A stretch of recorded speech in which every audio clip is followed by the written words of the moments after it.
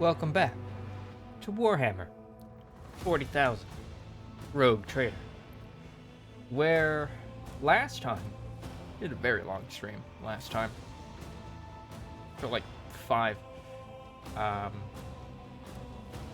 Last time a lot of things happened. I believe we had just gotten Pascal and sort of lots of long streams. Yeah, those are going to be ending tomorrow. Or this will be the last long stream for a while.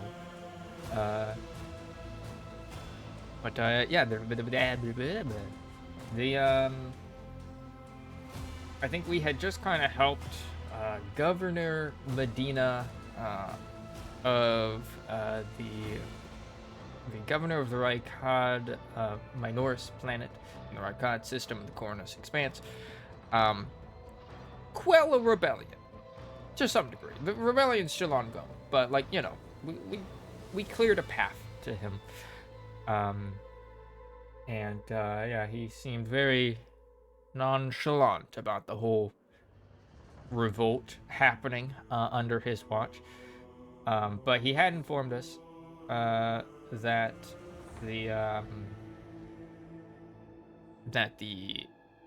Inquisitor that we've been looking for, Heinrich von Kallax, is at the, what is it called, like the electrodynamic cenobium, which is basically a tech priest of an Adeptus Mechanicus temple, and a reactor that kind of fuels, like supplies energy, like a holy artifact that supplies energy to basically the entire system. That was apparently under assault, or about to be under assault, by the rebels. So, with that learned, we of course did not rush to do that, and instead went back out into space, because that's how we roll, baby. Yeah, there was this mysterious void ship that was near the planet in the asteroid belt that we kind of flew on over to, yeah, when we got to it, we learned that it was nearly destroyed, like shot the shit, and pretty much like on the verge of becoming, like, you know, blowing up. We tried hailing it because we knew that there were some signals coming from it when we scanned the ship. So like we hailed it, and a bunch of people on the other side were like, "Hey, no problems here. We're just repairing our ship or something." Yeah, they were being very evasive about getting help, getting rescued, and we pretty much pieced together that they were in fact pirates. And then they just eventually straight up told us, when we pressed them on it, that they were indeed pirates from the what is it called, like Fellowship of the Void, I believe they were called. Yeah, they were not looking for any sort of help from an Imperial ship, but they would trade with us, which we did, a little bit. Yeah, after we traded with them a little bit, we left and went to Rykad Majoris, because we had learned through our explorations that there was a Xenos ship that was in the system that might have something to do with the rebellion, or having like influenced it or something, that had landed on the planet. So we went over to it, and we found the ship. It had not so much landed as it had crashed onto the planet, and the entire crew did not survive. Yeah, we had a decision of like what to do with it. Like we could like explore the ship for like any surviving Xenos or Xenotech that might hint at why they were here in the Raikadi system, or we could basically like plunder the entire ship um, or goods, or like just straight up destroy it from orbit, because it was heretical. We decided to like look for any surviving Xenos or Xenotech, and yeah, we managed to recover some things, but nothing of real value. We didn't learn why they were in the system or anything. But yeah, that little mini event was done. And then after that, we went to the planet or planetoid Raikadi Philia, which was a prison planet, a prison world. That was also having a revolt, a prison riot was happening that we had been told of by the governor. So we went there, and we met this, but we also knew that one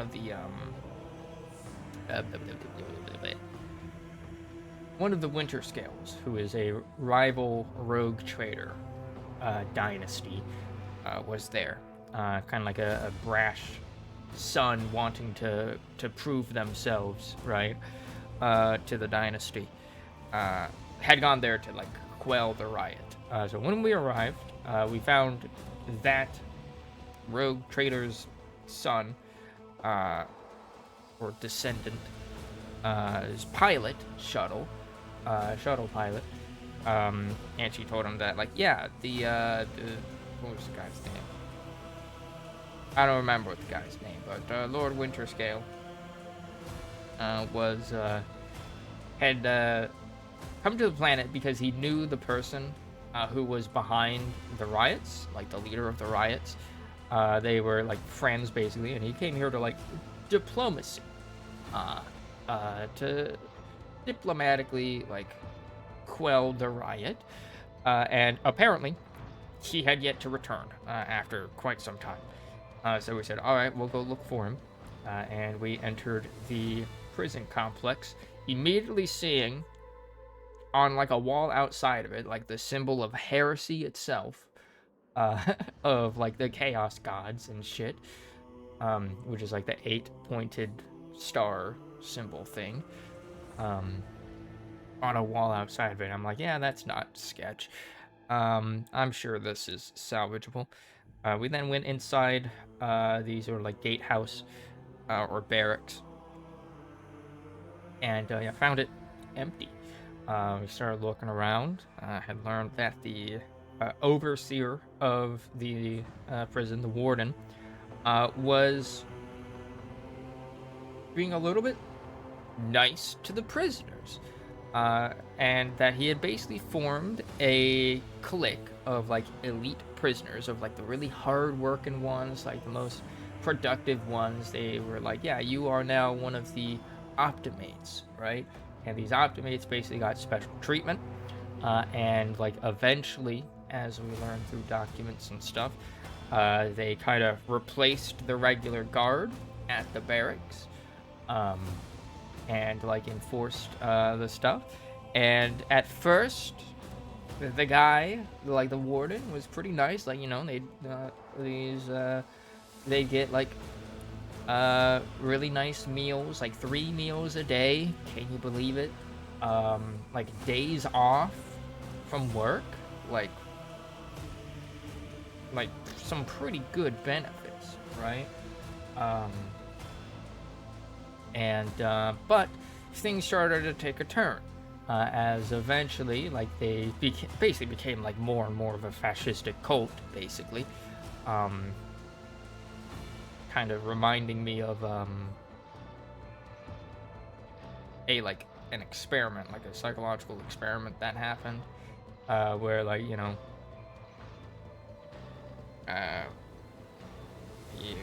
a class was like split up based off of certain immutable characteristics. I believe it was like eye color, or hair color or something. And it's like, yeah, people with these eyes or hair color are like better than these ones, and it led to, like, basically a little miniature fascist state. Um, and yeah, the it reminded me of that experiment. Um, and yeah, the that's basically what happened. But then it became more extreme as they would start, like, torturing and killing people and humiliating them. And yeah, it basically turned into a chaos cult. Um, and which is very bad. And we also got attacked by some of them as well as we entered. Or as we got to, like, the bunk area of the barracks. So yeah, after defeating them, kind of went down into, like, this quarry. We had learned that the warden had found some artifact, which we suspected was heretical in nature, and corrupted the guy. And yeah, we found him, kind of experimenting on some captives, some former prisoners, as well as the young Winter Scale himself.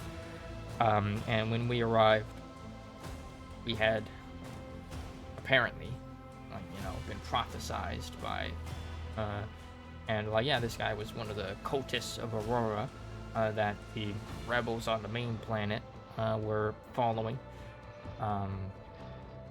And we talked with them, tried to glean their motives.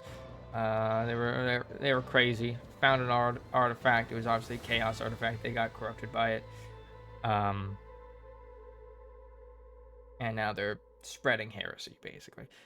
So yeah, we attacked them. They had, like, these little warp lenses around the field that I destroyed. We learned that when you killed the main guy, the warden, he would just get, like, revived at one of these. But I had already started destroying them when that had happened. So we destroyed all the mirror lenses things and then killed the guy, and rescued Winter Scale. He was thankful, and then passed the fuck out, and we had some people from our crew pick him up. After that, we headed on over to Raikadi Minoris to deal with that electrodynamic synobium thing.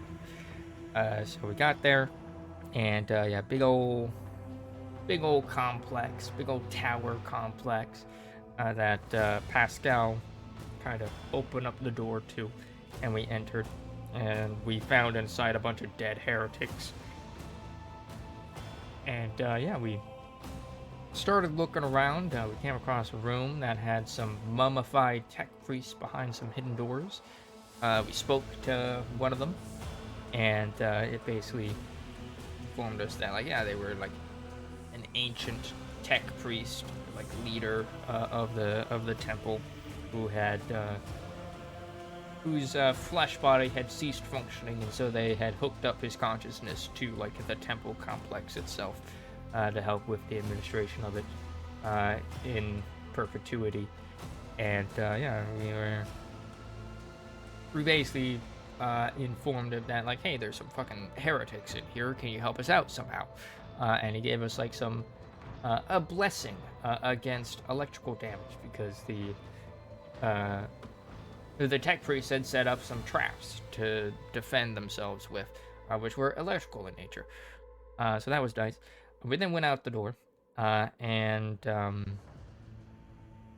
approached this console. Got attacked by some tech priests.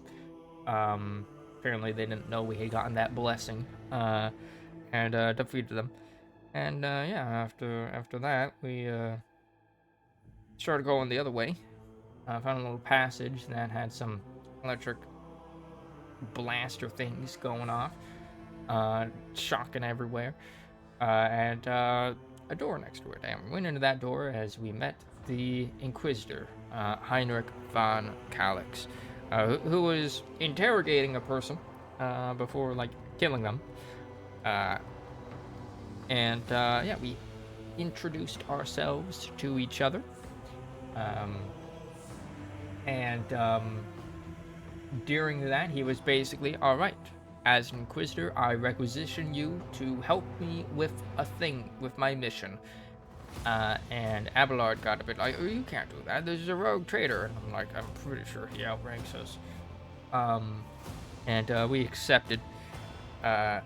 His mission was basically deal with the heretics here. And find some sort of artifact. Some, like, secure some sort of, like, heretical artifact. And we're like, all right, we'll help you with that. And then we went to where those little electric generators were and kind of timed it, going between them to get out there. There was also some combat that happened in the midst of that. And we defeated the heretics. And then we got to like this big old room with a bunch of people in it that we noticed they were torturing one of the tech priests that they had captured. And Pascal thought that this tech priest was his mentor, Arbanat.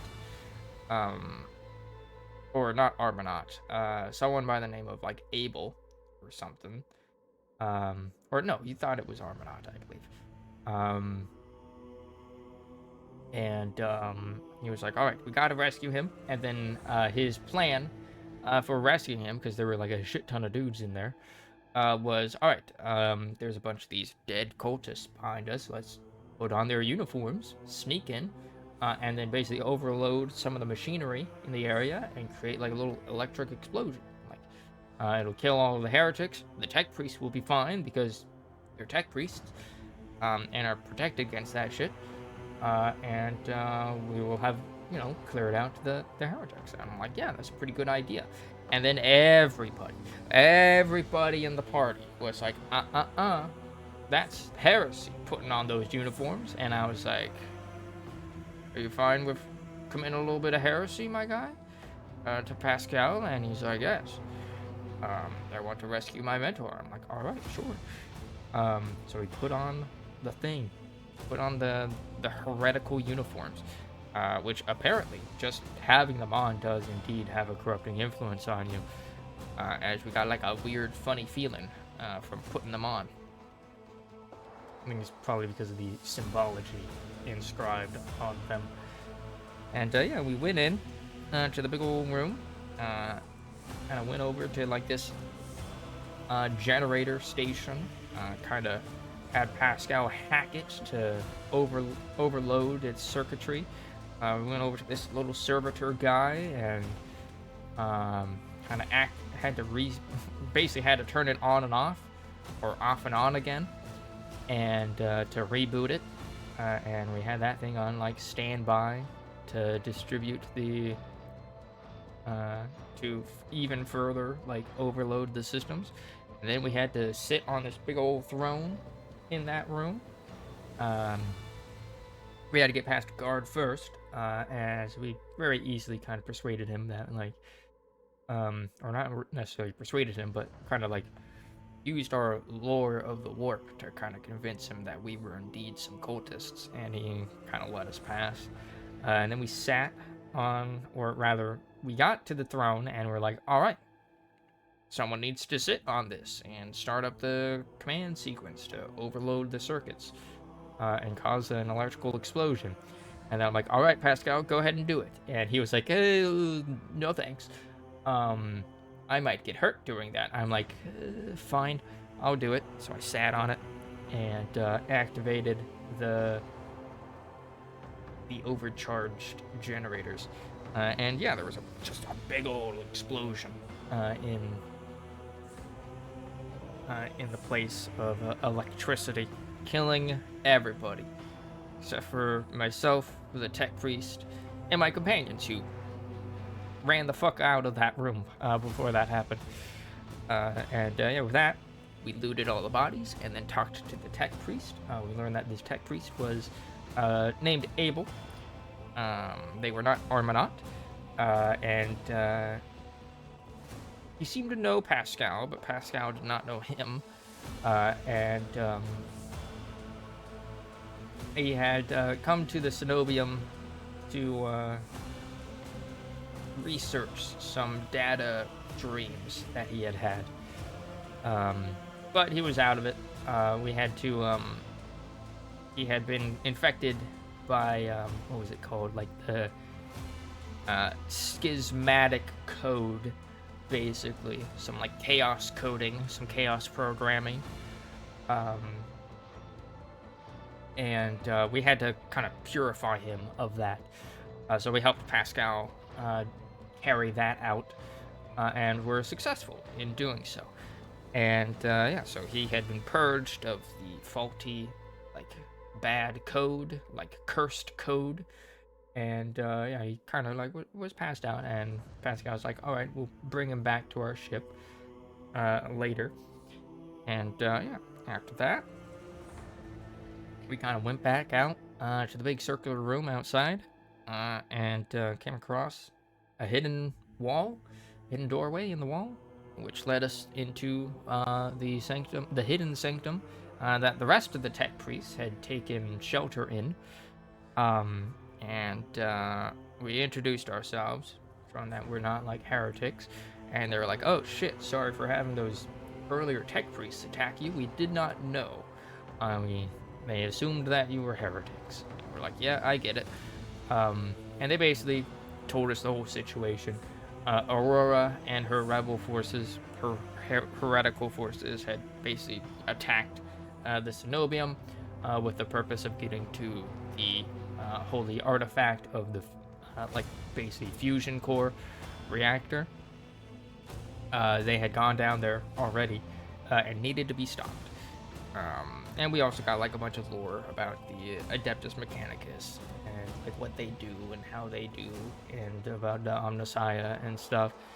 But yeah, we agreed to help them take down Aurora and make sure that the fusion reactor doesn't blow up and destroy the planet. So they opened up a hidden passage that would just basically be a shortcut to the reactor. And yeah, we went down it and came across like Aurora at the reactor. She had taken several tech priests hostage, and we're basically forcing them to overload the reactor's like generators, I guess, in order to cause it to explode. And yeah, she like kind of protected herself with this like force field, and we basically, in that combat, we had to go around the room, kind of split the party 2 ways, and just kill all of the tech priests. And yeah, we did so, and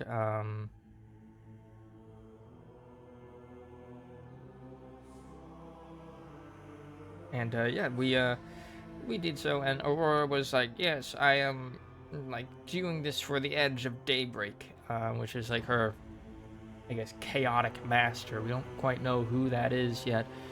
My theory is it's Zinch, but one of the Chaos gods, but yet to be confirmed. And yeah,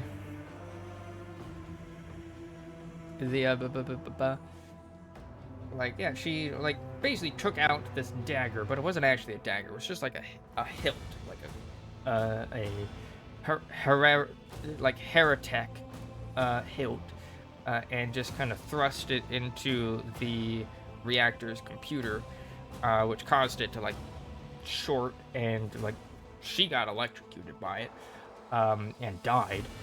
So that was a bit anticlimactic. I was expecting like some sort of boss fight or something, but nope.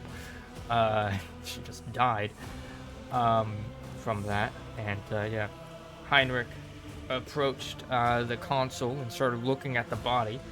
Meanwhile, I looked at the dagger and had the option of taking the dagger, or which was the heretical thing, giving the dagger over to Heinrich, because that's what he was searching for, which was the dogmatic option, or just like grabbing the heretic dagger hilt and just throwing it away, which was the iconoclast one. And I was going to pick that one, but I'm like, that seems like a bad idea. Like just tossing that into like the mechanical abyss of the generators, like that could cause damage and further corrupt the thing. So I decided to pick the dogmatic option and just hand it over to Heinrich because he was searching for it anyways. And he thanked us for handing it over. After that, mission complete. Aurora defeated. We went out. The Electro Priests thanked us for basically liberating them and stopping the generator from dying. Yeah,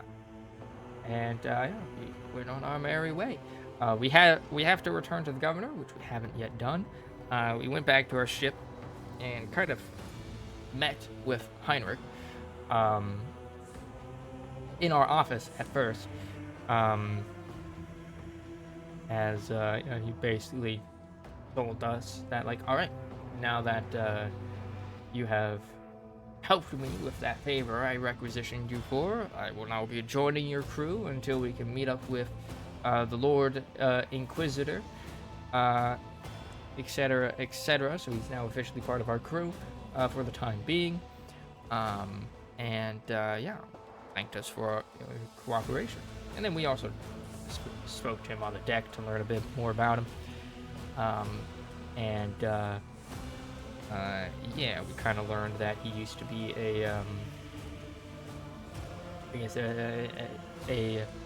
he was a psyker, and he had kind of been, taken by one of the black ships of the Imperium, which are like the ones that kind of take you to the be sacrificed to the God Emperor.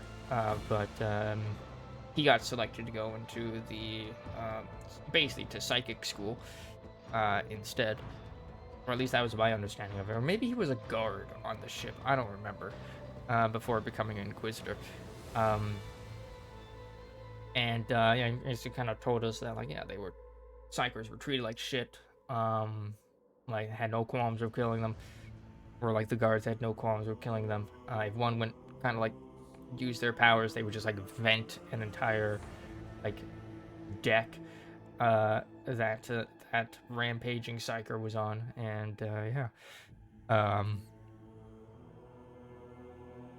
he'd been an Inquisitor for quite some time, and we accidentally started a romance with him, I guess, by saying something that I didn't think was flirty.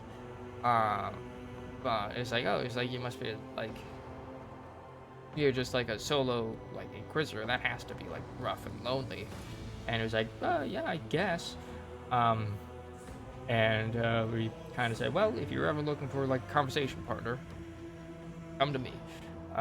And apparently that started a romance. I thought that was the platonic way of saying like, hey, I'm here for you, because there was very much an openly flirtatious option you could pick. I'm like, oh, okay, I'll go for the more platonic one. Apparently, but then I got an achievement that was like romance. I'm like, huh? And then I believe we ended it around there. Went around to all of our...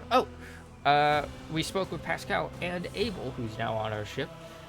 They were kind of at like this console, kind of trying to figure out what Abel's all about.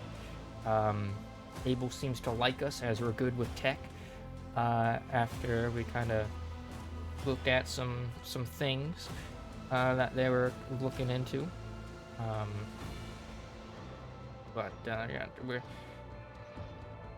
He was also a student of Armanet, and Armanet had basically been his mentor. Pascal's mentor had basically been... He was a bit of a heretic in the way that he had some contrary beliefs among the Adeptus Mechanicus. Like, he basically wanted information to be more freely available, which was basically heretical to the Adeptus Mechanicus, and he got basically excommunicated for from the Order. And Pascal had betrayed him and brought, like, when he thought that, like, Armanaut's, like, ideology had gone and actions had gone too far outside the norm for a priest of the Adeptus Mechanicus.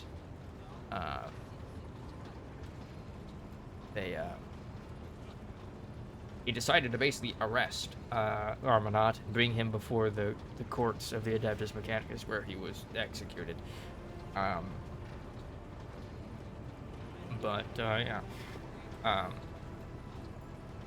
We're also learning that, like, he might not have been sent to the system by Armanaut, and that he had instead brought himself there somehow. So, like, I'm thinking this is a guy with, like, some multiple personalities. The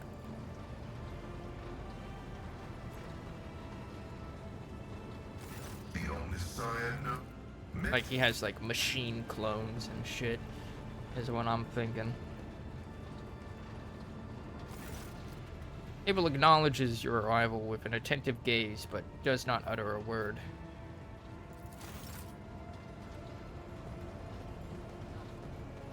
That just... Why is there a random dead guy here?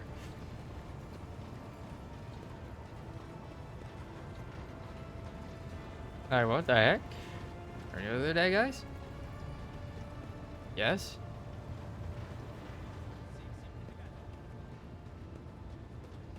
Hello?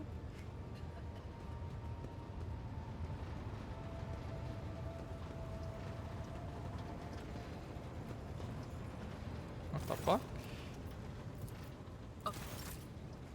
Are these the servitors that were malfunctioning a while ago?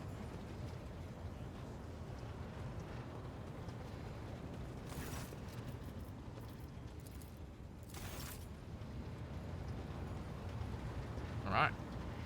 Alright. I think we've got, like, nothing to really do except for...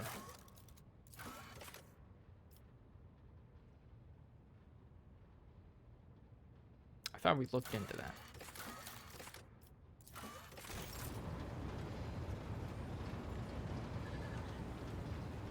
Lord Captain.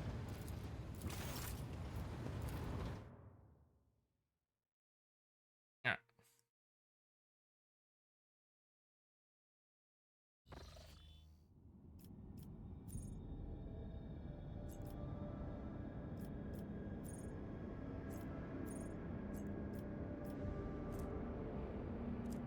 Yeah, already explored, already explored.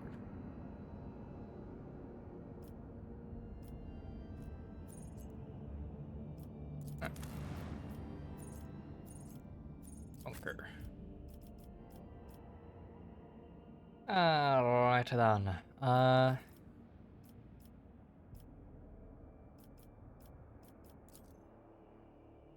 We do need to level up Adira.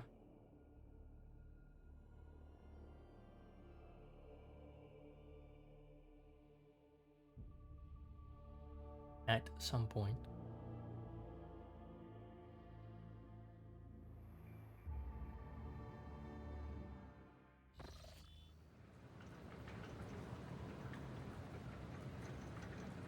Alright.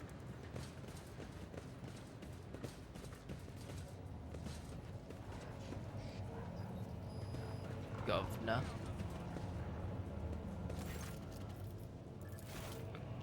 There. Oh, Acolyte. I'm like, that guy has a long name. Greetings again, your ladyship. Governor Medina offers Heinrich a somewhat strained smile. Master von Calix, it pleases me to see you in good health. I hope that you accomplished what you intended to at the electrodynamic cenobium. The interrogator nods without saying a word. After an uncomfortably long pause, Medina clears his throat and quickly turns to you. I can't express how grateful I am for your help. Now that the insidious heretic's designs have been thwarted, nothing stands in the way of my plans or yours. With Aurora dead, the spirit of revolt is waning.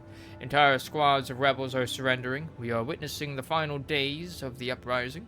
I have already signed the order to allocate 2,000 first-class Voidfarers to you. Their transfer to your ship should begin any minute now. Profit factor gained 5. Nice.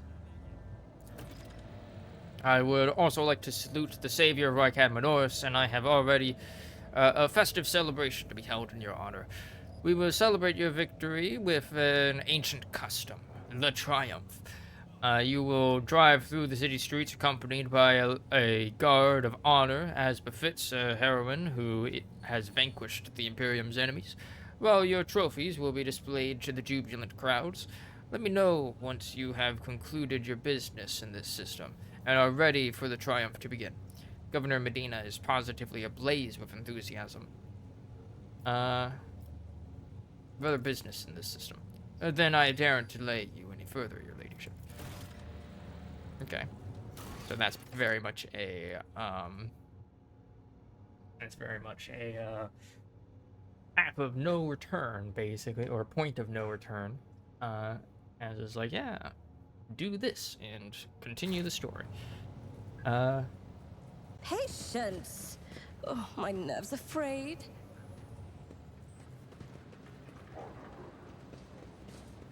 I'm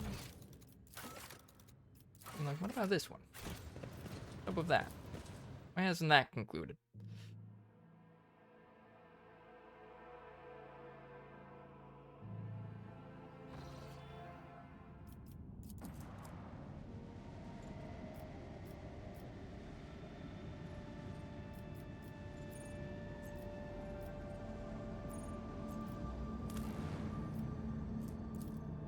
Extract them.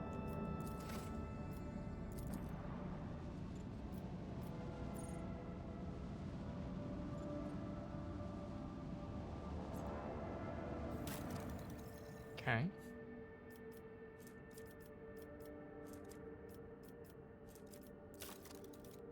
Alright, let's see. Not show untradeable stuff. I wonder who's gonna really like want that stuff.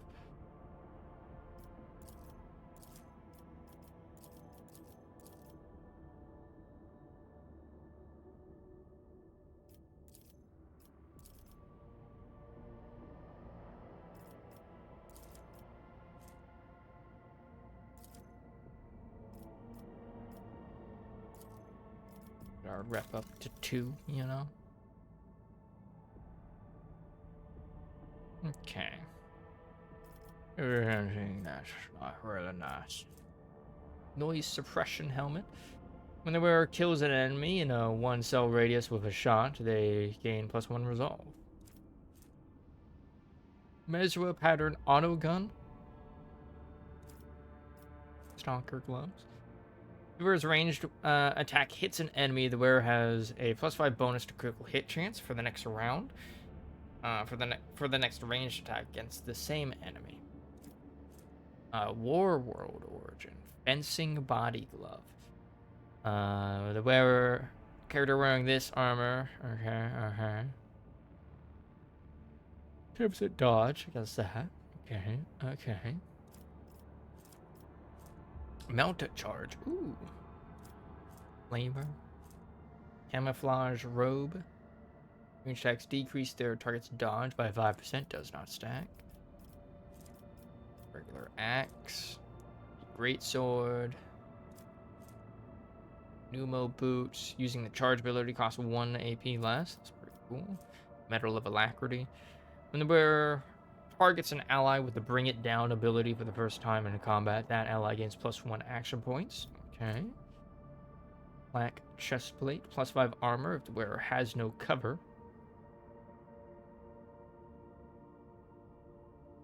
Might be good for Abelard. I believe we did also kind of... Oh, what's the Reaper Cape? +12 dodge reduction to the wearer's next melee attack. Okay. Good for melee peeps. Got it.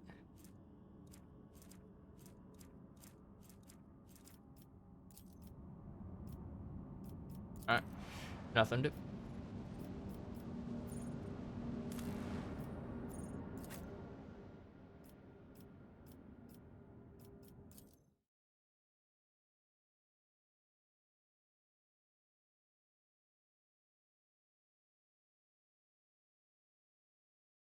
Had to make sure, you know?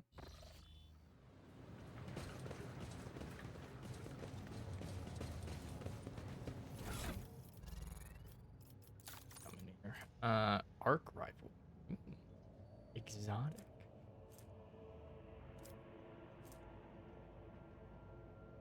Diviner staff. Ooh, we can give that to Brendo, Adira. Add that to cargo.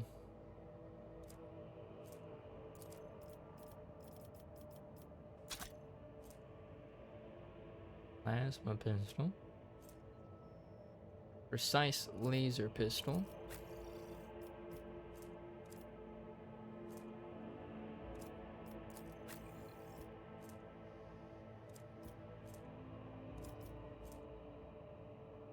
An auto.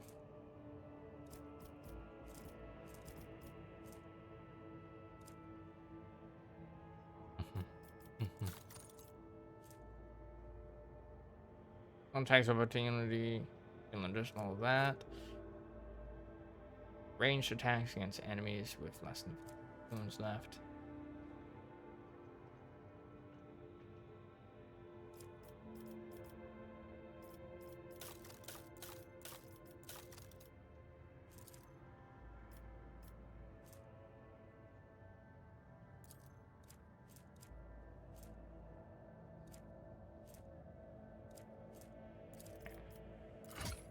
Cargo. Cargo. Cargo. Cargo. Cargo. Older. Hits a target with an arc rifle. They also attack all enemies within 2 cells of the target. That sounds pretty cool.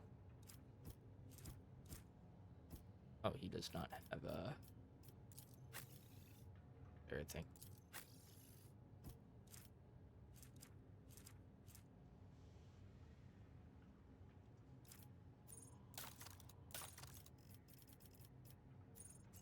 Flash.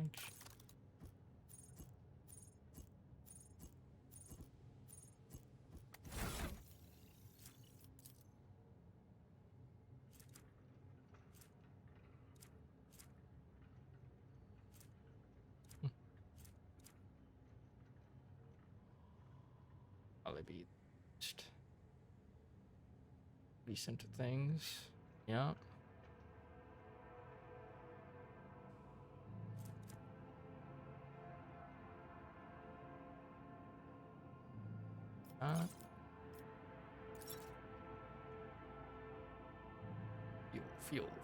Fuel.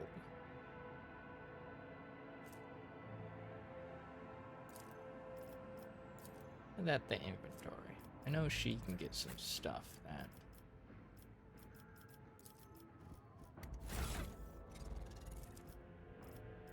benefits like her flamer damage and whatnot.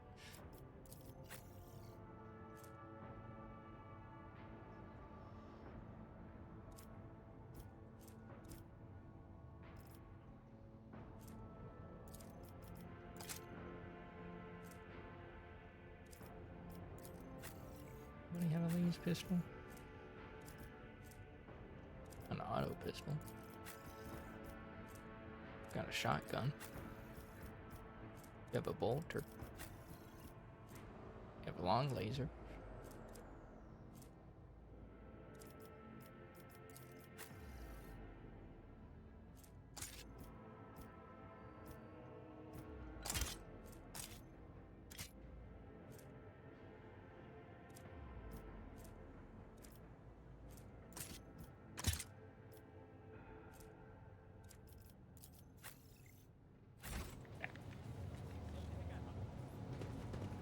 One step at a time, amidst the madness.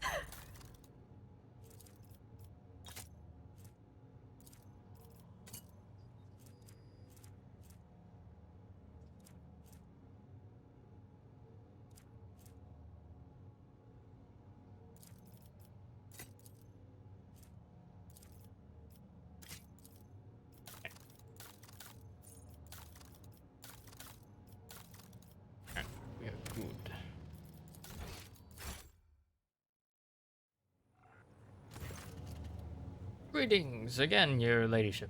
Ready for my triumph? Excellent. We'll see each other at the square, then.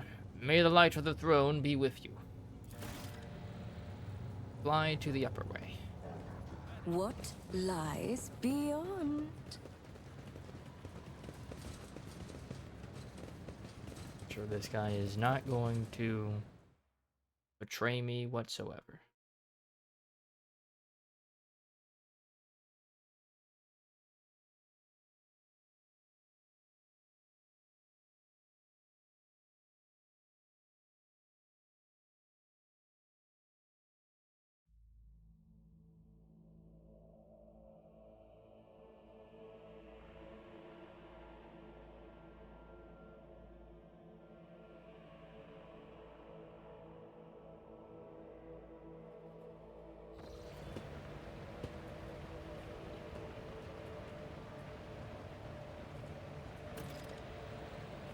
Talk to the Master of Ceremonies.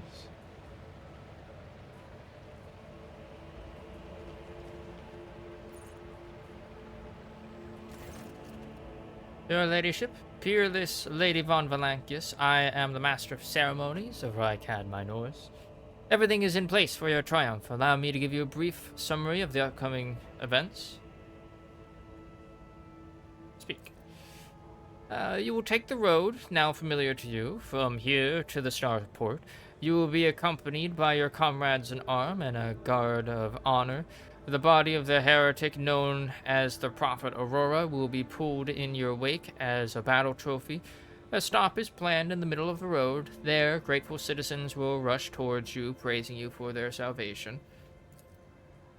Not to worry, this is a thoroughly choreographed interlude.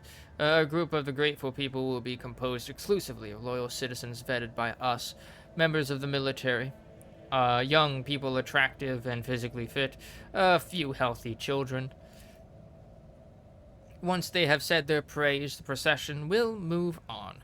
Governor Medina will await you by the starport. It is also where the pyre has been built for burning the body of the heretic known as Aurora. You will be handed a flamer blessed by a representative of the ecclesiarchy. You can choose to personally perform the burning, but if you wish to underscore the amiable alliance between House von Valancius and House Winterscale, it will be fitting to pass the honor of the burning to Governor Medina. However, the choice is yours.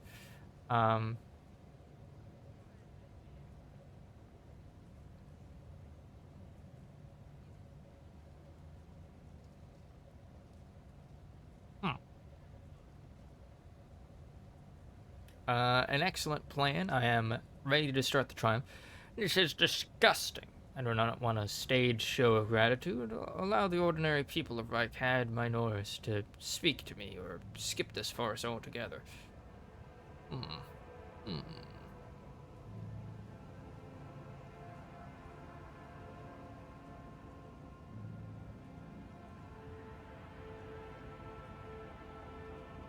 I'm noticing,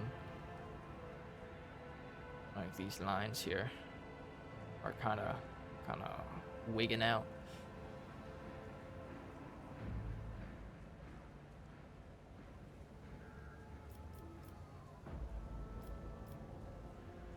All right.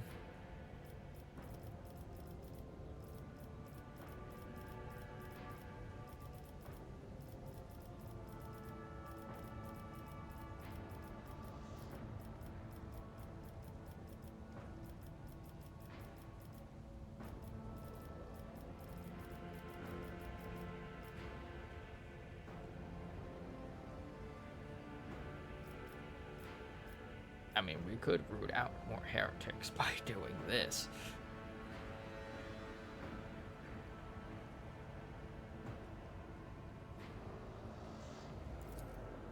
Master of Ceremonies' eyes widens. My sincerest apologies, your ladyship. No thought could be further from my mind than incurring your anger. Let the ordinary people through, you say. I'll see what can be done. This is not gonna go to shit, no. 100%. Alright. There will be no peace in my wake. Right. Surrounded by evil, repelling emblems, Aurora's corpse looks like a tiny island of gloom in the glorious ocean of your impending triumph. The governor's people must have put a lot of work into protecting the body from decay, as well as sawing off the grim iron face mask. The dead prophet has a weary, unremarkable face of an utterly nondescript commoner. The one aberration of her appearance is the many small mouths on her cheeks and forehead. They have been painstakingly sewn shut with a thick thread and plastered over with a layer of face powder. Cosmetics transform the heretic's face into an eerie mask. The corner of her mouth is frozen in a hint of a grin, wryly mirrored by her lesser mouths. "Are you pleased, enemy mine?" the grin seems to ask. "Everyone and you have perished along with your plans. Hunt down all of your accomplices, wherever they may be, and they will all follow you into the fire. I wish I could learn your secrets, Aurora. You died too soon and never revealed them to me."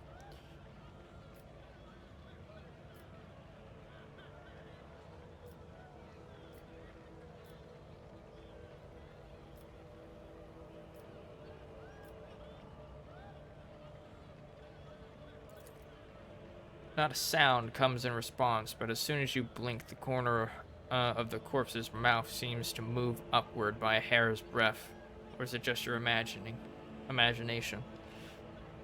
Step away from the corpse.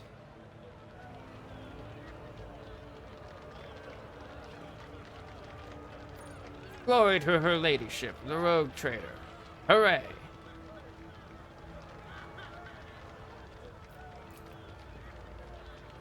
Mount the tank. Drive me closer. Why you all huddled together? I can't see a thing from back here. Glory to the Redeemer. Glory to the Von Valancius dynasty. And my Norris welcomes you. Look, a holy sister.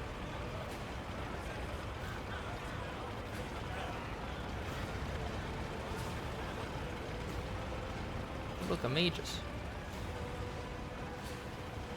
Found a spot by the starport.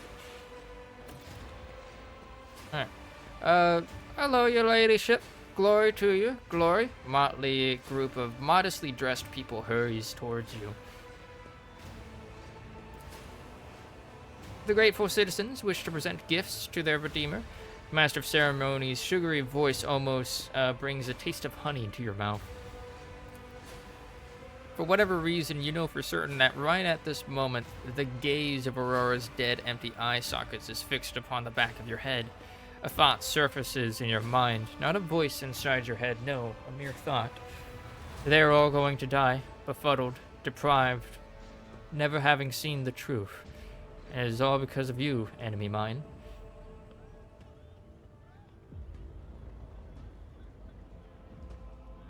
Greet the people. It is my pleasure to protect an Imperium world, and its honest inhabitants. May the light of the eternal terror shine upon us.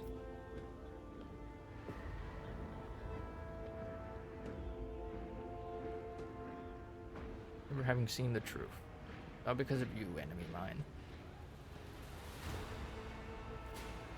Alright.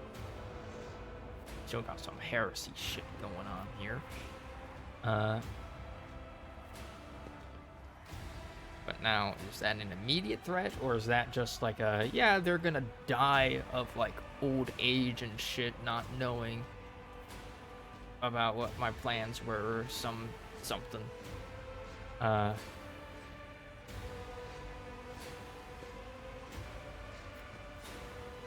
May the light of the eternal terror shine upon us. And my Norris honors the Emperor and bows to his most loyal servants, the rogue traders. I'm sensing something. Boundless, blue, golden, dark. A grimace contorts Heinrich's face. The interrogator lifts a hand to his temple as though struck by a sudden migraine. What? Behold! Behold! Behold the final dawn!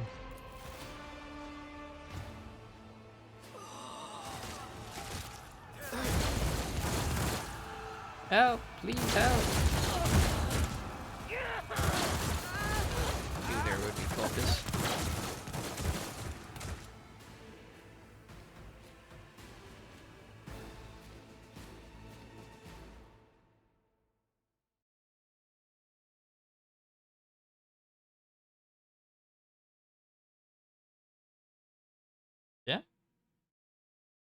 Loading screen?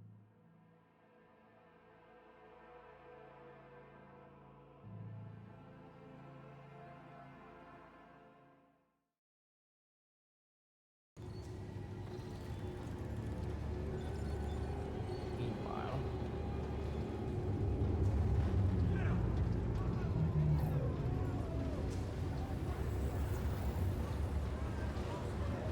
Oh!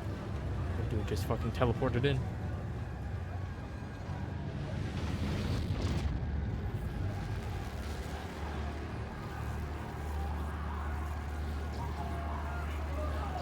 Card.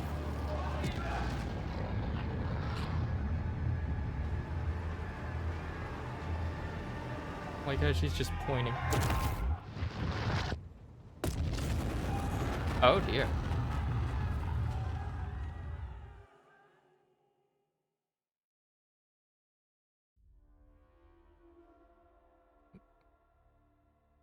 Gonna reach us in a couple minutes.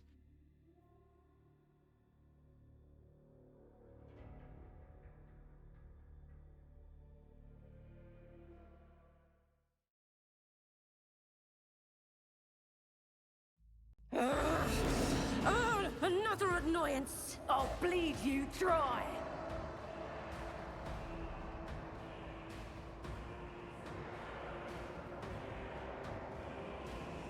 Okay. We actually can't move around.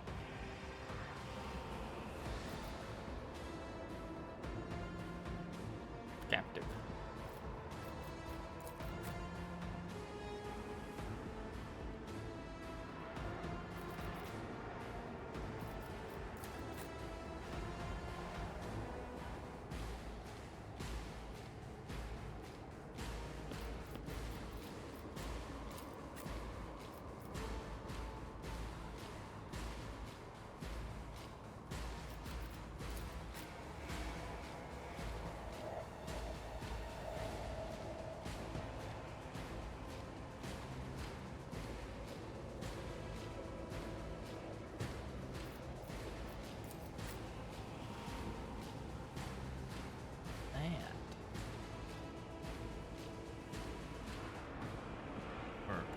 But have a lord over here. He's tanky as fuck.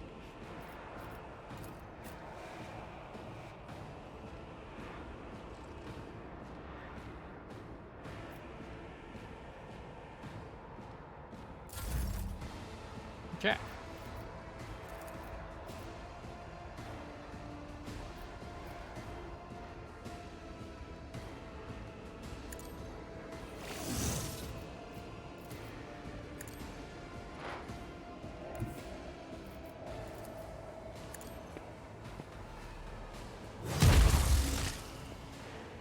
Get out of here, nerd.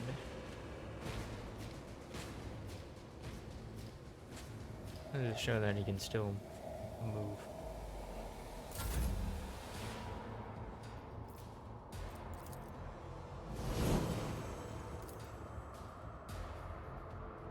Faith without deeds is worthless. Nice.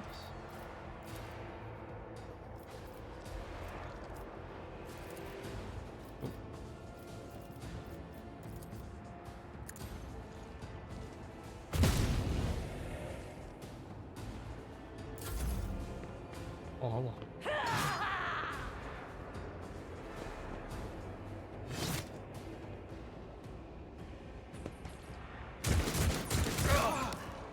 Pain and duty go hand in hand.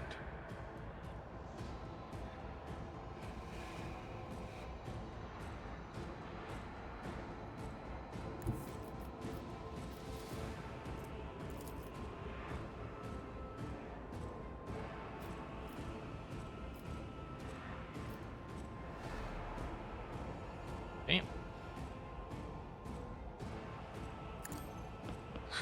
How Oh. dare you! What the fuck? Oh.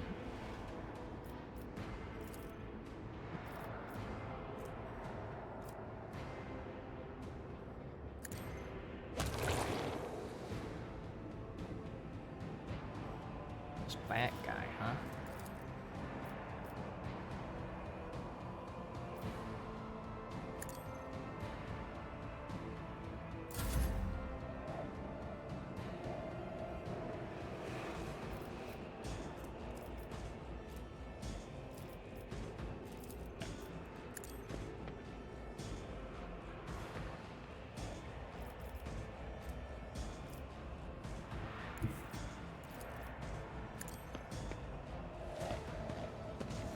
Oh, here just steps over. There's nothing.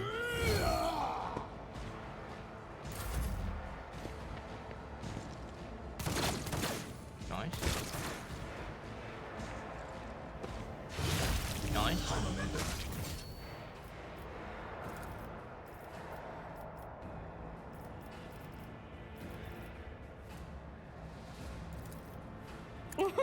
A wicked thought.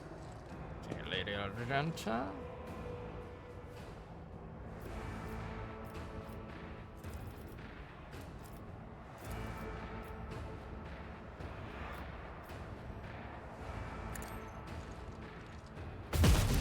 Nice. I'll do it. Power resides in the will of the righteous. Doubt is for the weak. I will not.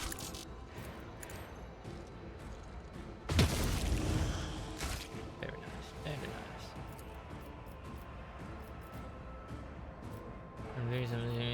Some fire. Some fire. As the Emperor commands, I am. Very delicious. Leader of the cultists.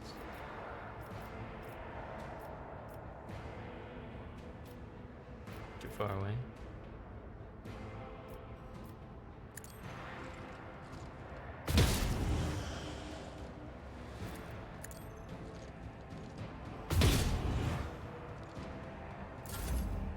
Alright.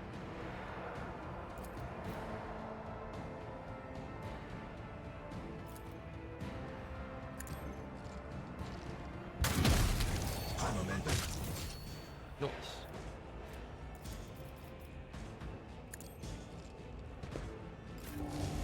Right.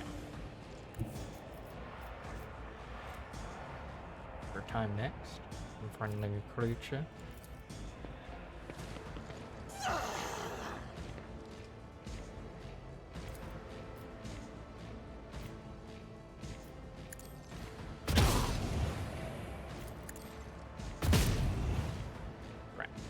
Faith without deed, none can escape the Emperor's judgment.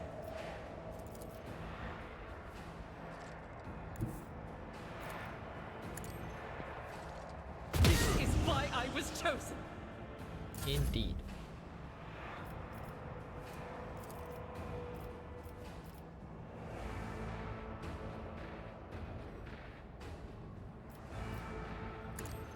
Back to Abelard.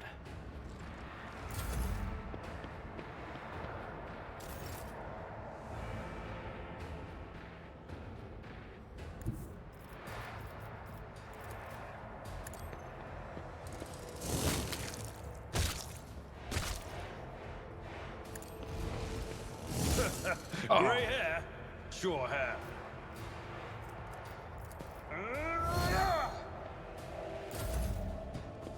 Get out of here, citizen.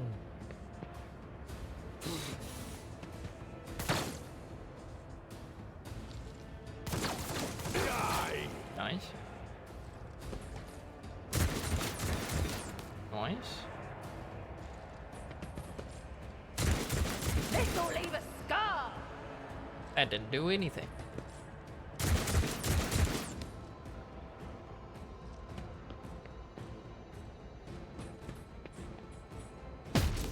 Ooh. Shit, they're fighting back.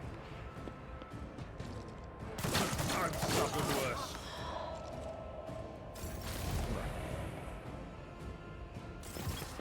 More of them.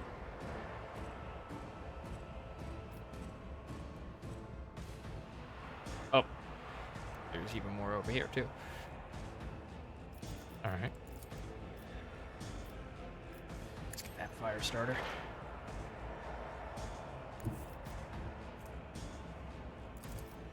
Heavy is the tread of his faith.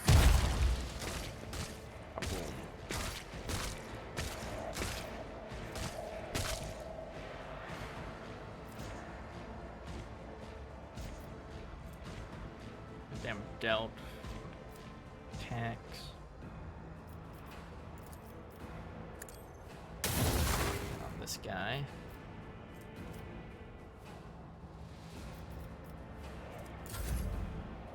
Alright. Lady Argent. Huh.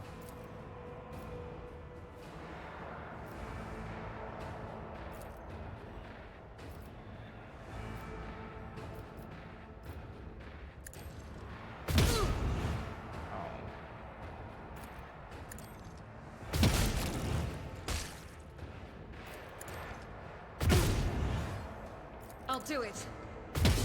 Oh.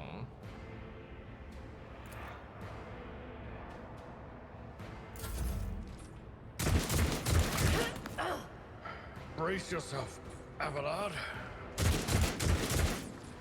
Takes no damage from them, dude. Love it.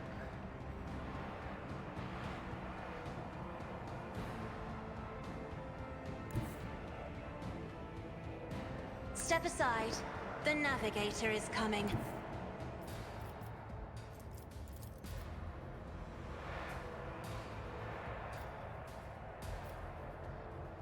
Right.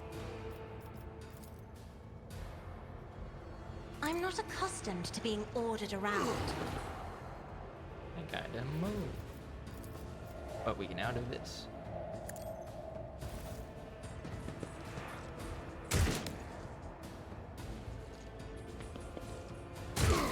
Nice. Nice.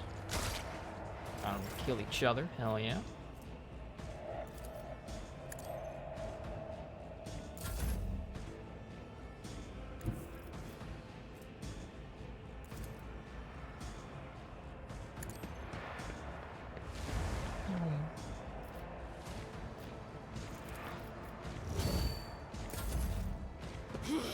Alright, stop walking into that.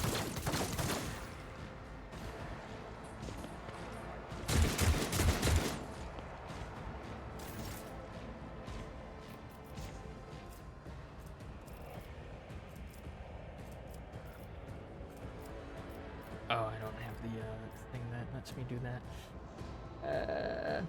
Ain't got nobody that's burning.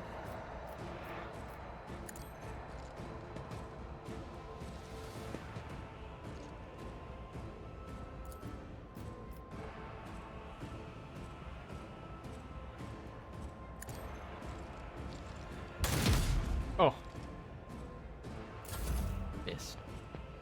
Yeah, they get harmed by that too. Oh, thanks for coming over to me. Yes, buddy. There. Then do that. Someone else can do this. Oh.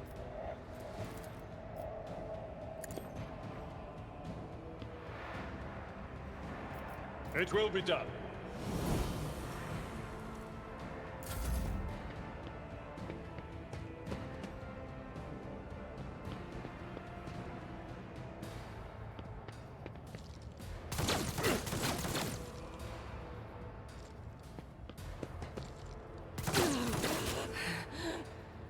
You killed the citizen.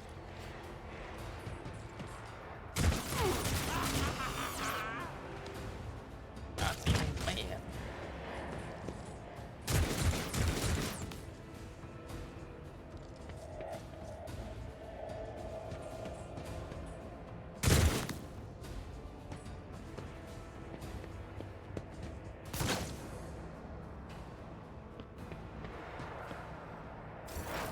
High momentum.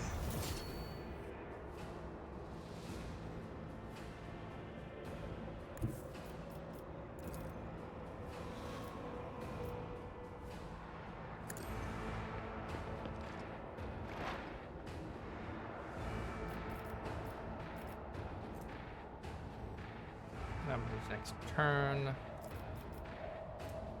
Okay. Kind of all I can really do.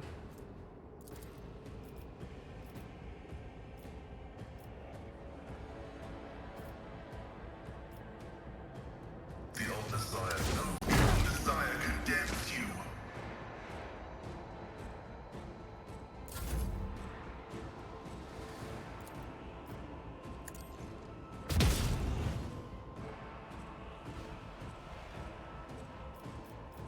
As the Emperor commands, I act.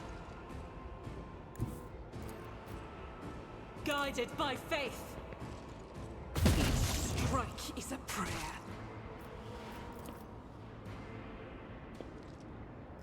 Rebel in the slaughter. This is unacceptable.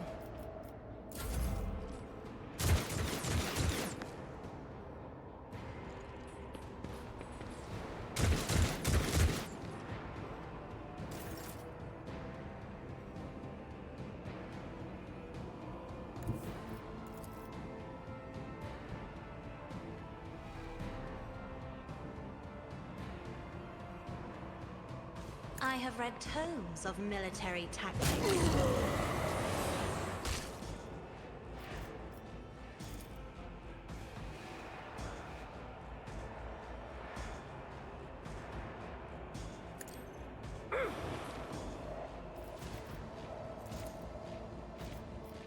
In the name of House Orselio, I shall prevail.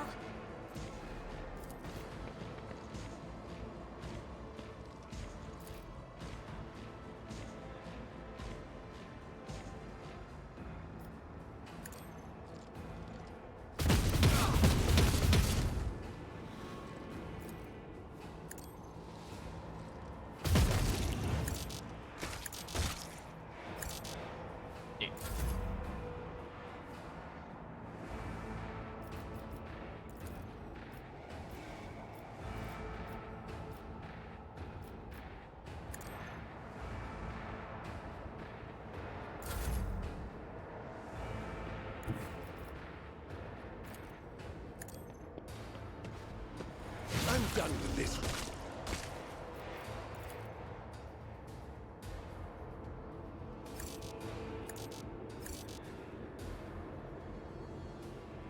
Oh, I'd be able to see it. Sucks.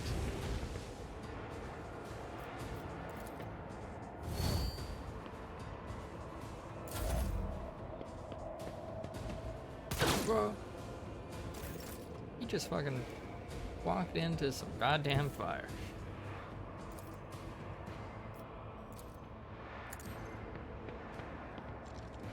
They claims. Trust these another dudes that one. are on their knees.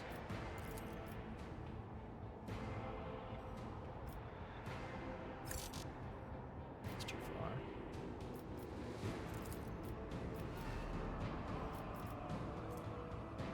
Alright, we'll do.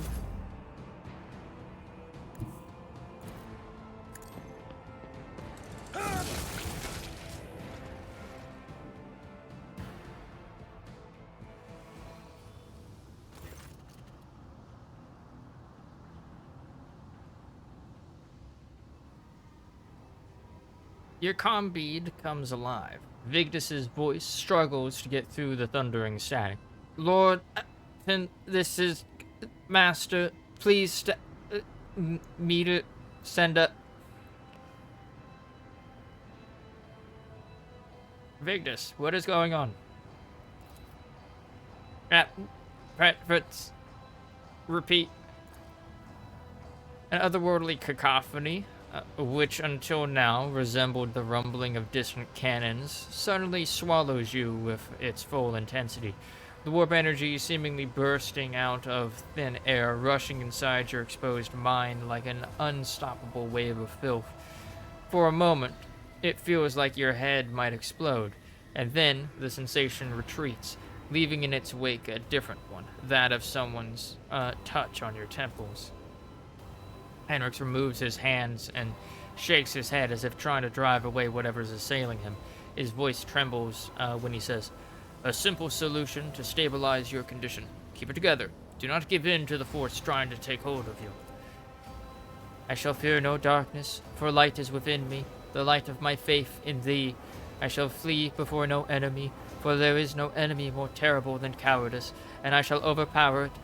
Argenta prays aloud, all the while checking her equipment with deft fingers. The old man peers at you gloomily. You told me my faith was false. You made me turn away from Aurora. Now what do you say, rogue trader? Who was right? Here it is, the final dawn. He makes a sweeping gesture with his hand. Hold your tongue, Arnold. Dawn or no dawn, I'll die before I let those eyeless freaks maim me. So keep quiet and do as her ladyship says. She'll tell us what to do. Red, black, and lots of blinding white fear. The whole city's quaking. No, the whole world. Less talk, more action. What's Vigdis saying, Lord Captain? Are they going to send a shuttle for us? We must move out toward the starport at once. The shuttles aren't going to find us here, even if the comm leak stabilizes, which it won't. We're en route to the starport.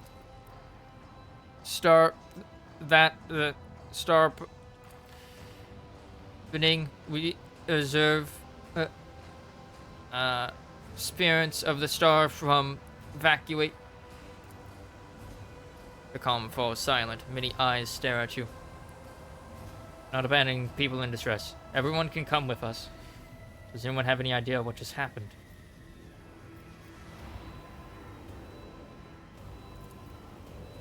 The final dawn, Argenta says furiously. We stopped short of puzzling out the enemy's entire plan. Oh, Emperor, forgive us for this negligence. I swear we will find a way to right it.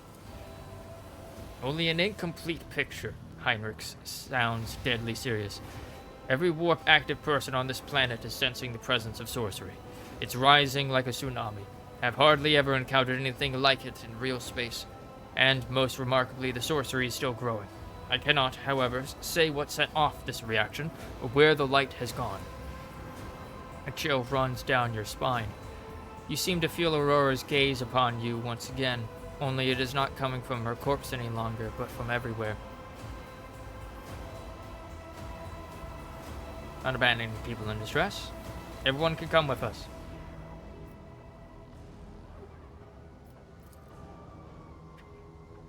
I'm no fast walker, but I'll hobble after you. If you get into a fight, it's not like you'll want an old woman to get in your way anyway, and I think there will be more fighting. There sure will be. Looks like some of my former comrades are still on the loose. The old man's voice sounds lethargic and almost robotic. The sense of alarm is now almost physically drilling through your temples. The fleeting little whispers are at the edge of your hearing are sinister and gleeful. All we can do now is make it to the starport. Bad news, but not unexpected.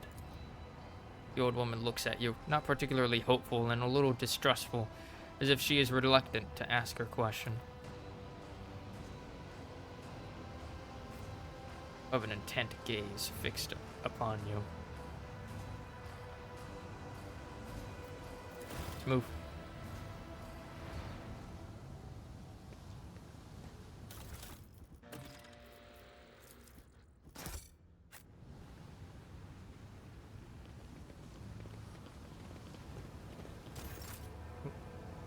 What I wanted.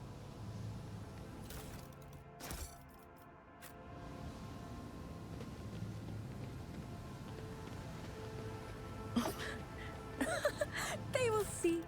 Oh, yes, they all will see.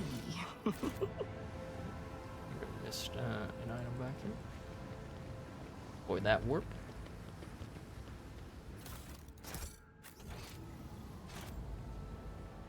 Curiosity sings in my veins.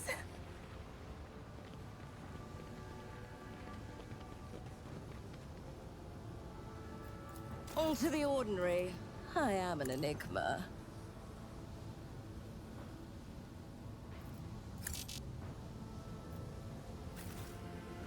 Ah. Eastern side. Oh. Apparently. Scrappy auto gone. Leave location. I like that it does. Like, hey, there's some loot that you might have missed. Would you like to collect it all? That's a nice little feature. I think they had that in Wrath of the Righteous too.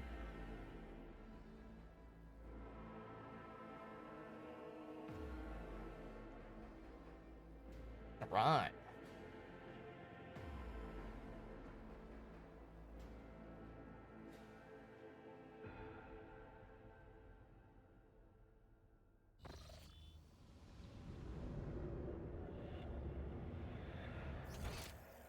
Oh, right, this map. Oh. There not be people. Again. In this tapestry of a world, I am the rogue thread. Did you think you had one enemy mine? You vanquished Twilight. You cut down Aurora, but she was only one of us. You hear me?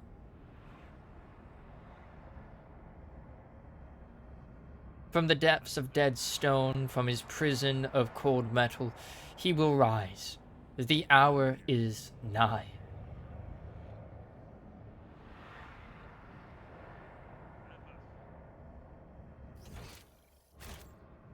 One step at a time, amidst the madness.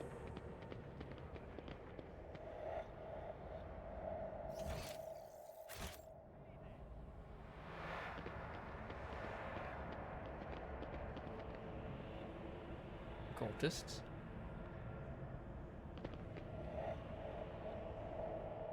I can sense a slight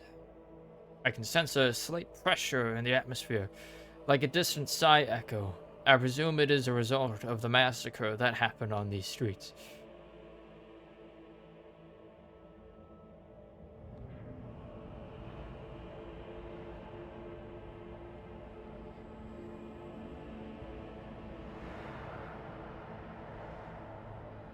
Just waiting to see if there's any follow-up dialogue here.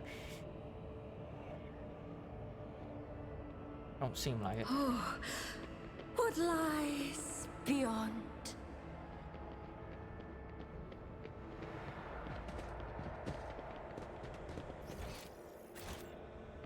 Doesn't seem like They will see. Oh yes, they all will see.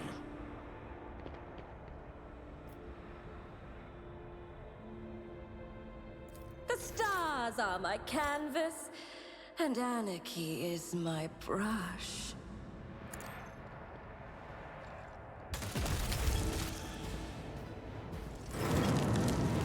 Oh.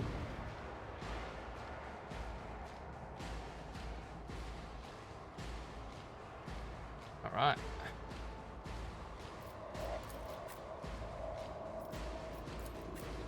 All our melee is up as far as possible.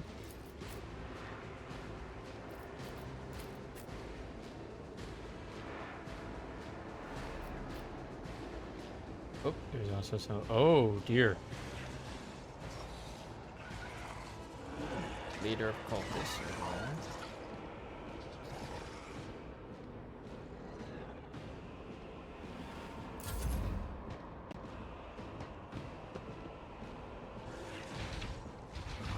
There's some big old monsters.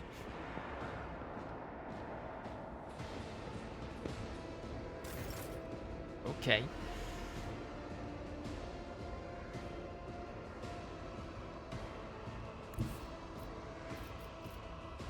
I'll do it. Trying to fire. We've done that first. In a 5 cell radius. 1, 2, 3, 4, 5. Doubt is for the weak.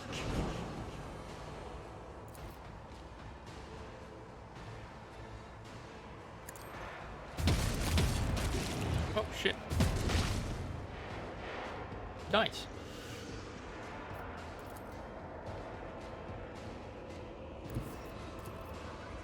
Oh, too far away.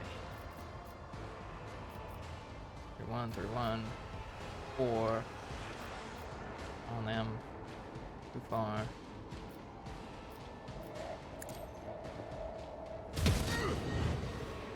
Almost got him. Chaos spawns.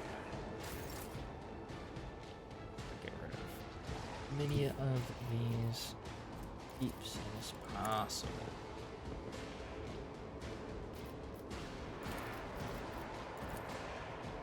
Aww.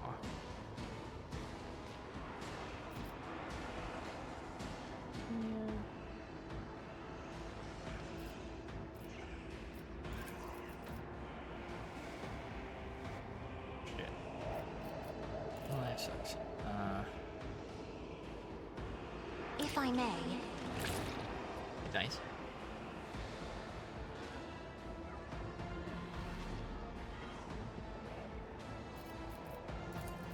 It's not. Shoot your friend. You didn't shoot. You ran. Alright, Abelard. I'm gonna need you to be a tanky boy.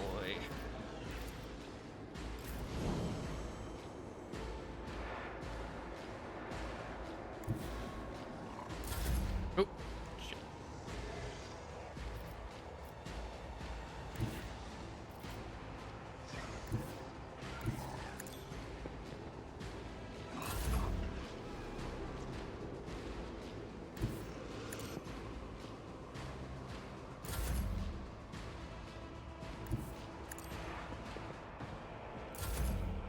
Alright. What's left now? Victory is imminent.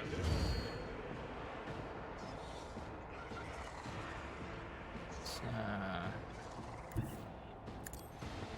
him right there. High momentum.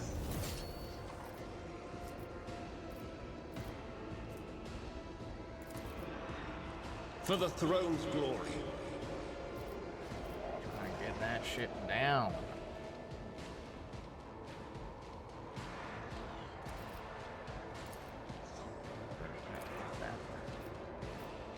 Outside his range.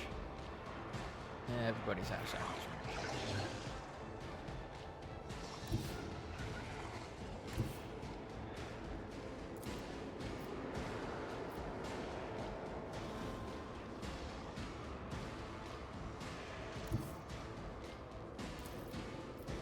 Naturally.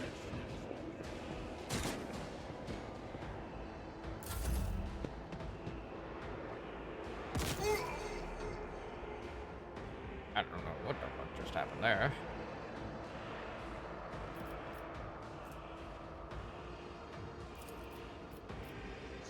But he has that.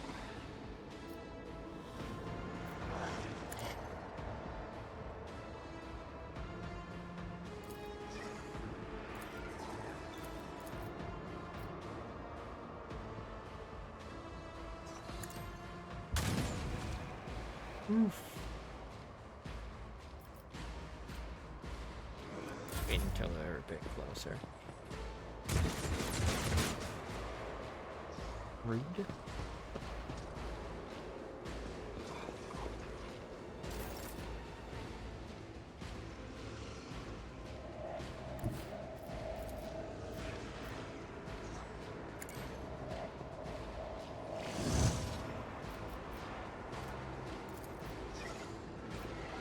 Just outside. Running binary That, however, override. is not.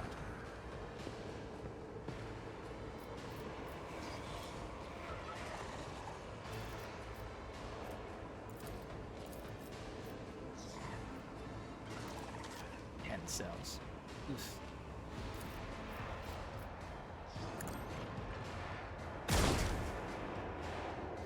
Spec.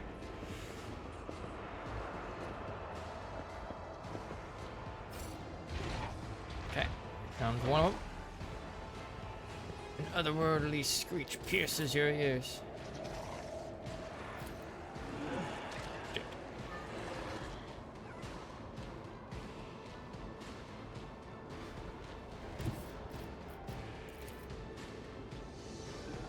E2, 18. As the Emperor commands, I act.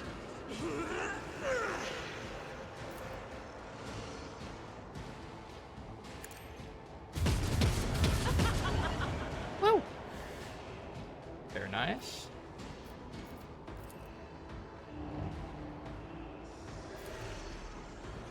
faith Let's try without to deed. get this one down as much as possible. That is not the Emperor's will.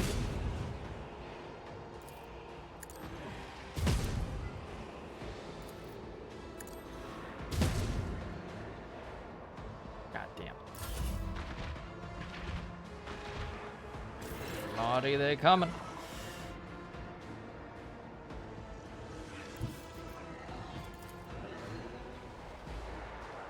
Be careful not to cross my gaze. Okay. Oh. They resisted. Shit.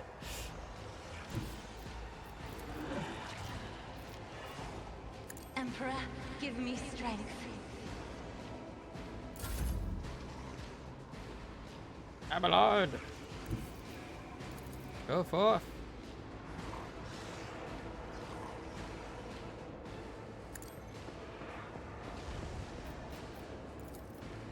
One of these says less HP in that one.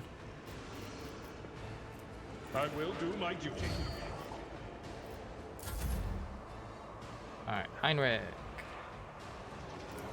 Ooh. Don't have a good hit chance.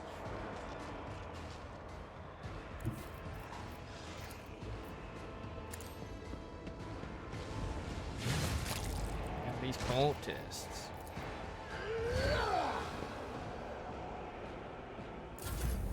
Oh shit, he had another attack. 95.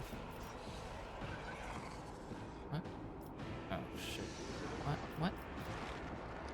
Pressed the wrong button. Lady Argenta? You would?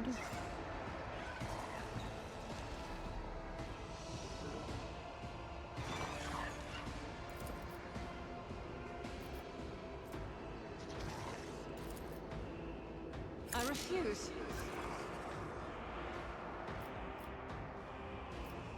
That one.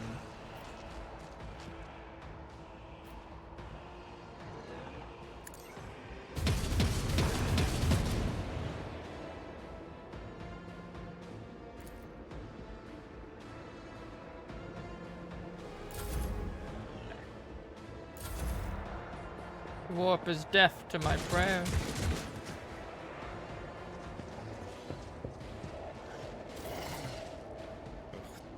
Keep on doing that.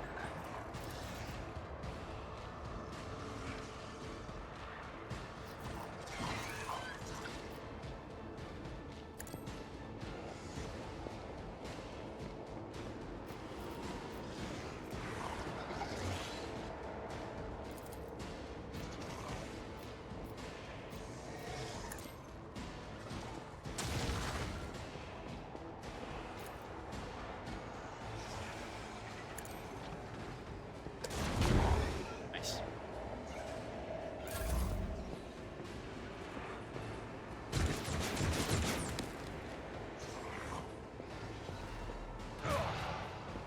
I've suffered worse. Nice. Excellent. Beautiful. As the Emperor commands, I act. Hold on. How, there we go. 60. This is why I was chosen. Indeed it is.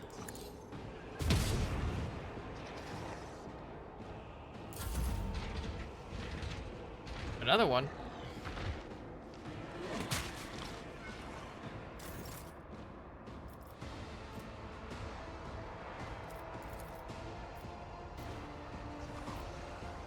Having them attack each other.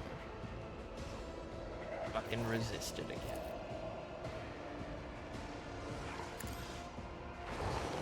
Reduce One to of them? dust. Yes. Let's go.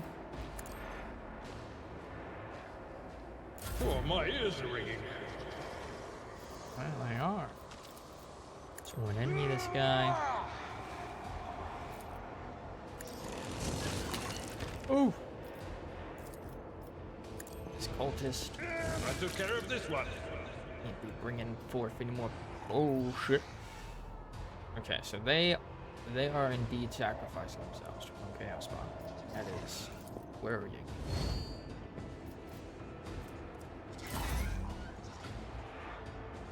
Rex. Fool.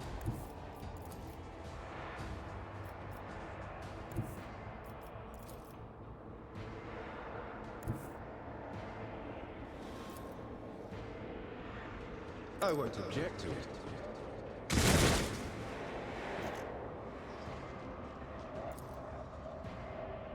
Big rip. Let's see to it.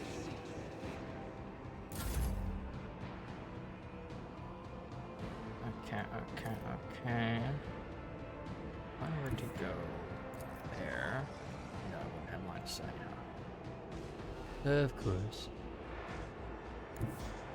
There, however, I would.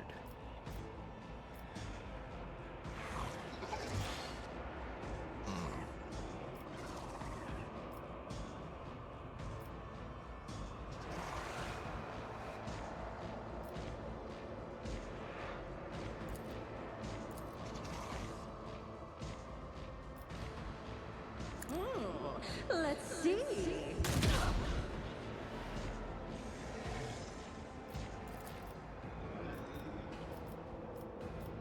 Oh, a genius at work.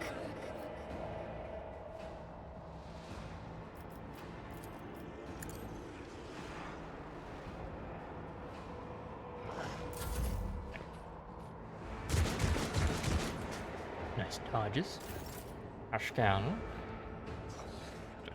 Moving forward. Those weakness on this guy. Uh-oh. Uh-oh. Uh-oh.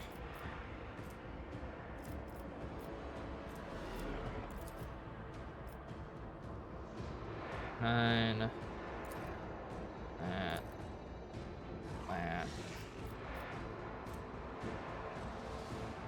Overheats plasma.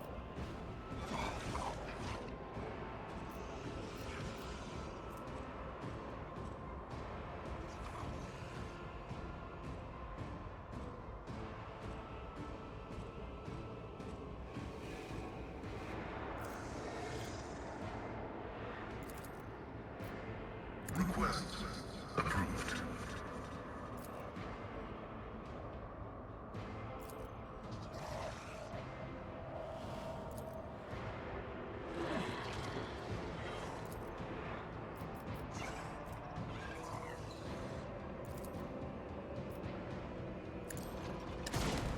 Yeah. I think so.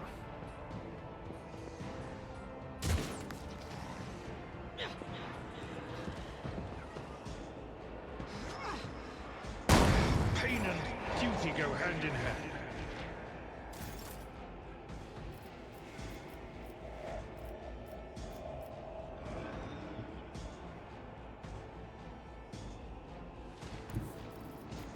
I'll do it.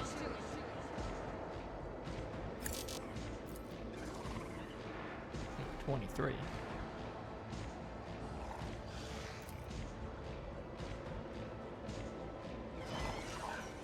As the Emperor commands, I act.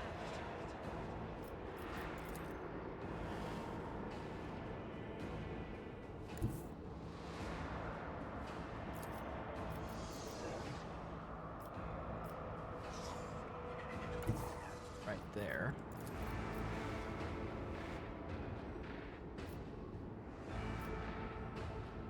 The enemies of the Emperor will be undone. Okay. Got you. Very good.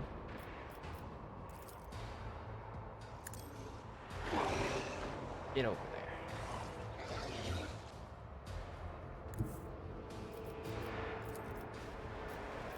Step aside. The navigator is coming.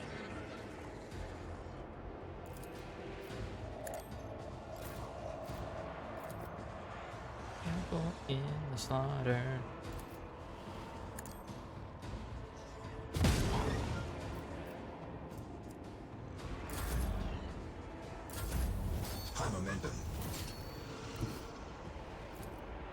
My place is at the fore.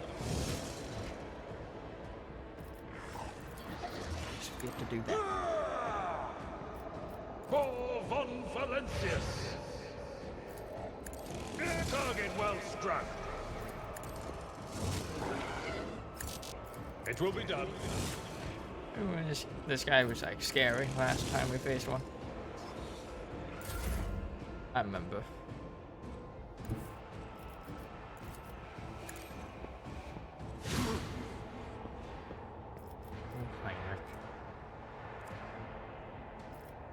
For the throne's glory.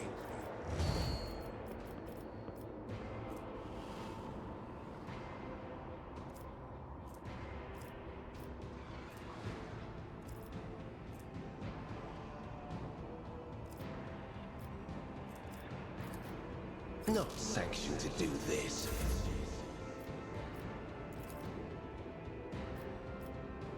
Oh shit. I could snipe him.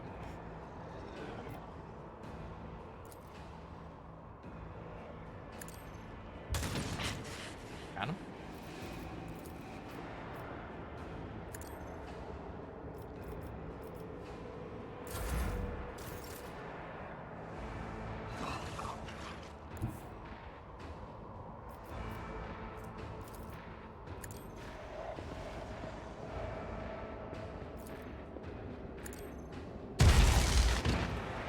Chaos Bomb.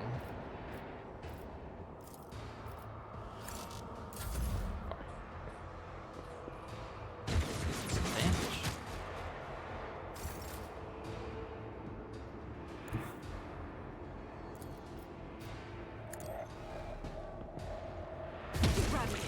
Got him.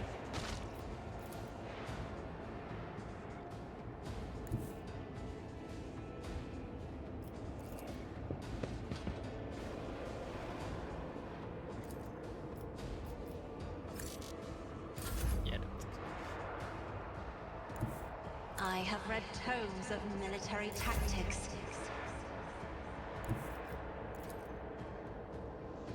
Tried and tested tactics are the best ones.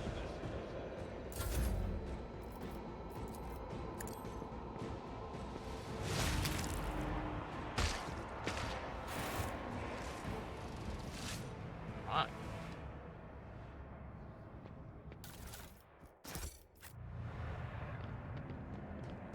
Curiosity sings in my veins.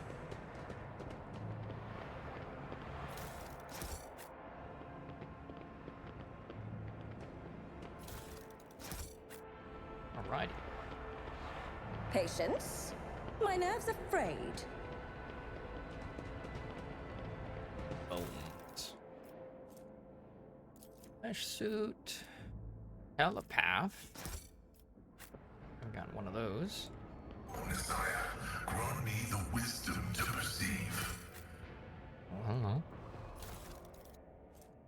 Emergency injector. When the wearer must fall unconscious, a stasis field immediately recovers toughness bonus wounds instead. The wearer loses all MP but gains 30% dodge for 1 round. That's interesting. Little emergency pack. One step at a time, amidst the madness.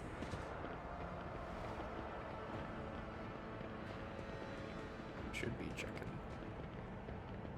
Oh no. There will be no Yeah, peace just in case. in my wake.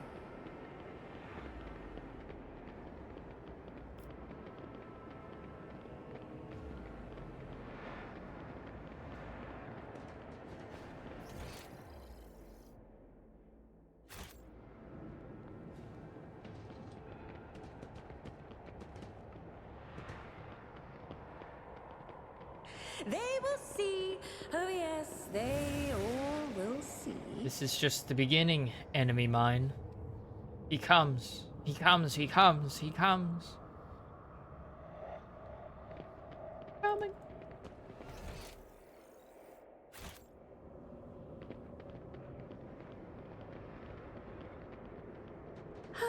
In this tapestry of a world, I am the rogue threat.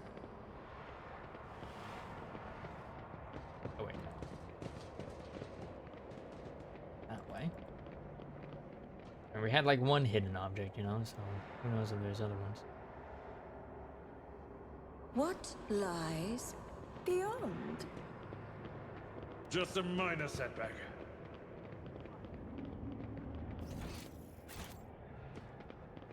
Look like it.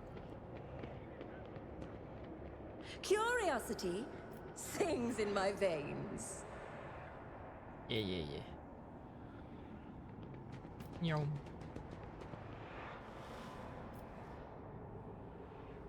Oh, one of us got stuck on something. One step at a time, amidst the madness.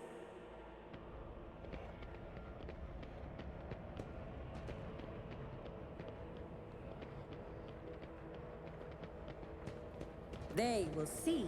Oh yes, they all will see. They are coming, one following in the other's footsteps, the aurora of the morning and the aurora of the evening. Yeah?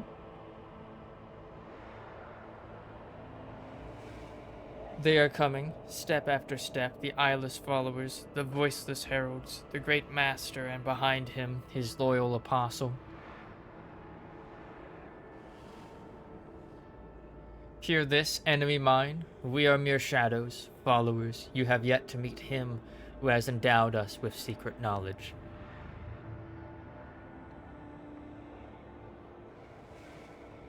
That is, of course, if you survive this day, the day of the coming of the final dawn.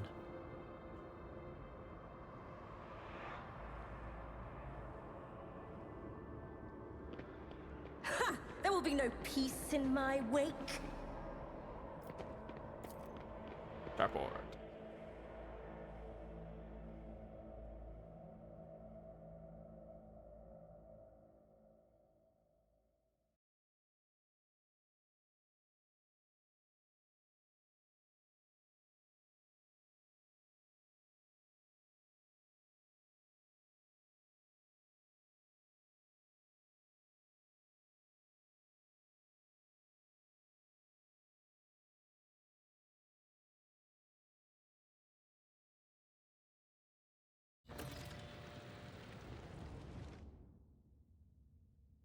Who's speaking here?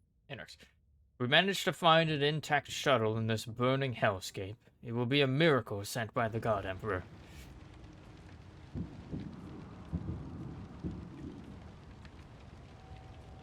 I mean, we got mine.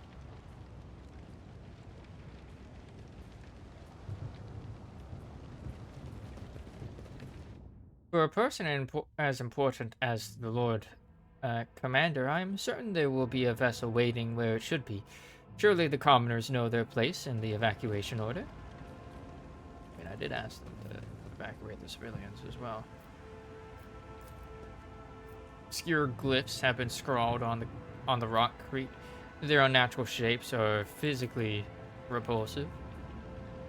In this tapestry of a world, I am the rogue thread.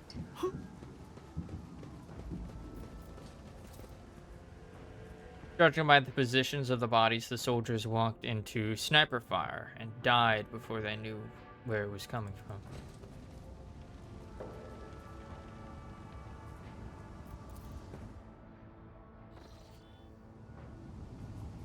Curiosity sings. I mean, like, you in could my totally veins. just, like, jump down there. I'm just saying.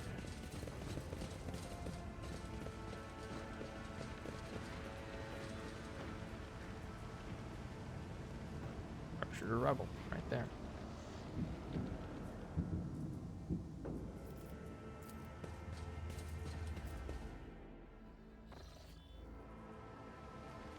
One step at a time, amidst the madness.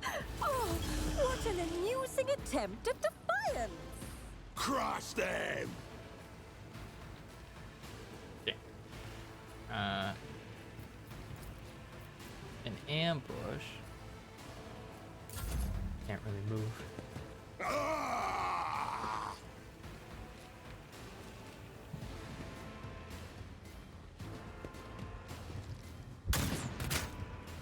Abelard, no.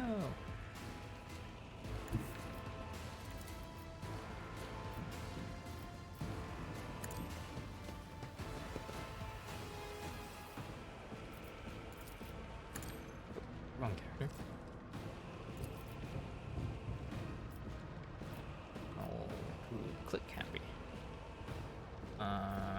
95.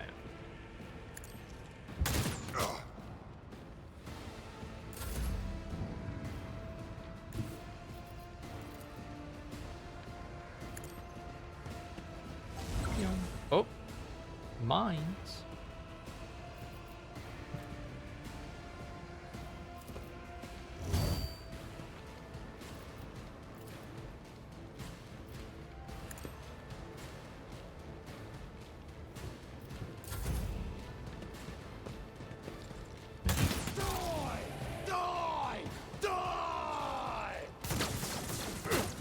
Nice. Nice. Got their own ally. Alright.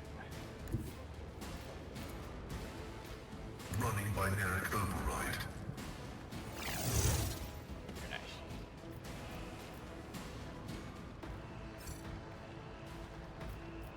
Away action. Cogitation fails.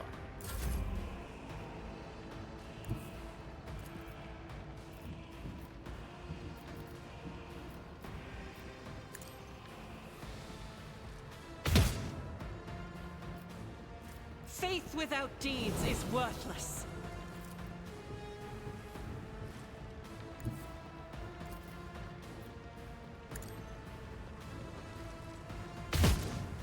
Another miss. Oop.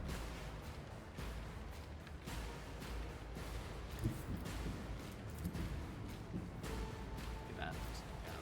Have range. Or to get closer.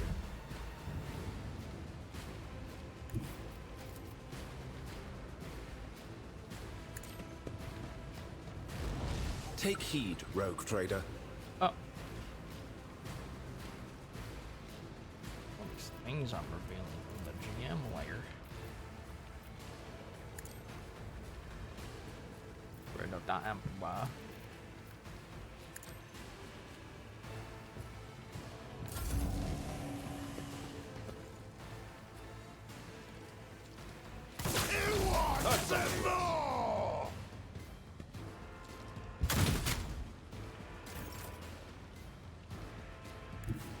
Okay.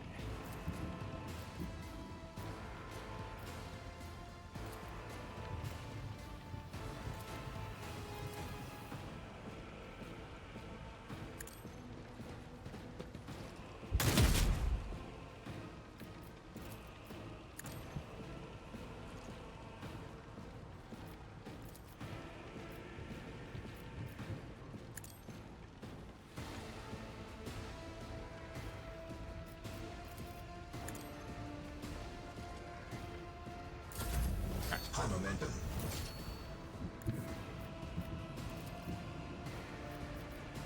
Already sworn enemy. That. This Ultra Impulse was a worthwhile investment.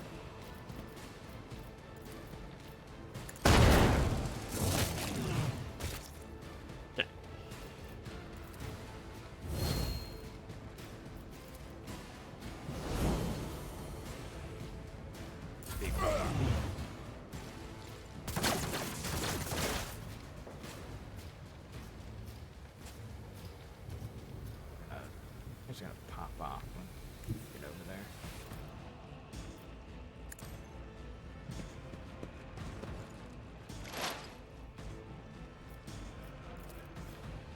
Crap. Oh, you see, I've already been destroyed. God Emperor, move through me. Be the fire in my heart. In thy light I stand, and thy light I crave. Nice. I'll do it. Each strike is a Nice. prayer. Huh? There's still like one dude.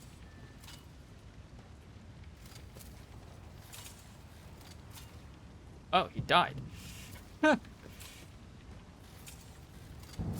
didn't even notice that. Oh, what curiosity unveils itself before me.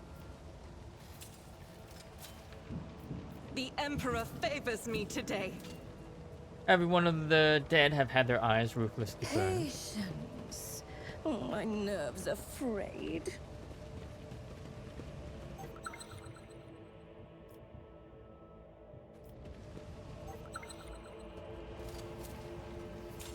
This guy set up lamps.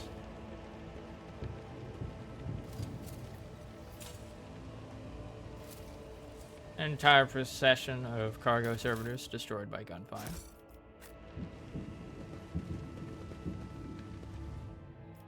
I have a different perspective. What if? They're supposed to shift.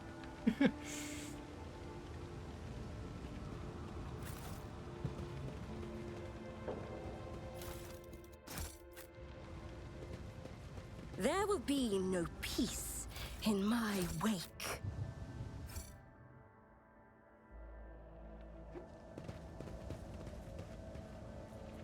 Oh, the guard.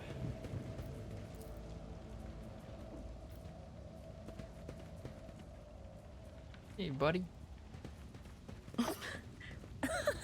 They will see. Oh, yes, they all will see. What are y'all doing over here? Stop sniveling, recruit. You're addressing a rogue trader. Your ladyship, permission to report. We've been posted to guard the field infirmary. The governor and Sergeant Malgar are over at the landing pads planning the evacuation.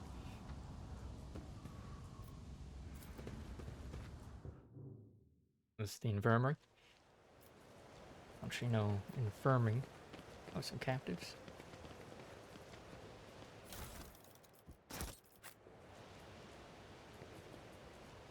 It hurts. Someone give me IO before I go. Come on, lads. Don't send me off without some IO. It was the enemy. It was our own. They ran me over, scum.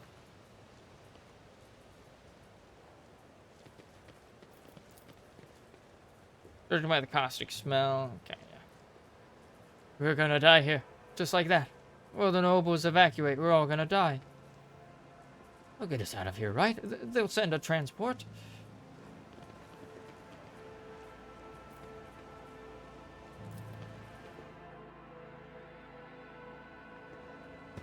What lies Ooh, beyond? laggy. It's laggy as it. Oh, hello. I missed this the first time around. I don't think I even noticed this.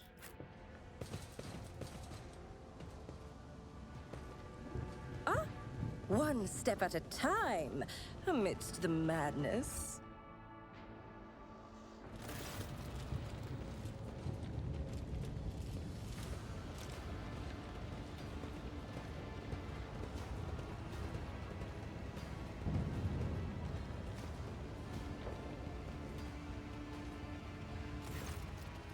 Stench of Bisoline and blood blankets. The starport. Echoes of shouts and gunfire drift over the landing pads.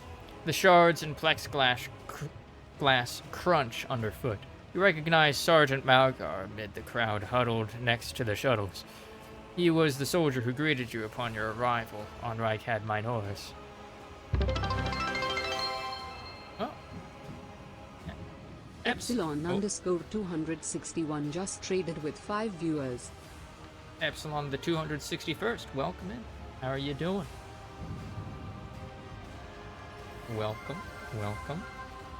Thank you for the follow. Or are you streaming? How was your stream? You're playing Warhammer 40k Rogue Trader. For the Emperor. Yeah, for the Emperor. Praise me.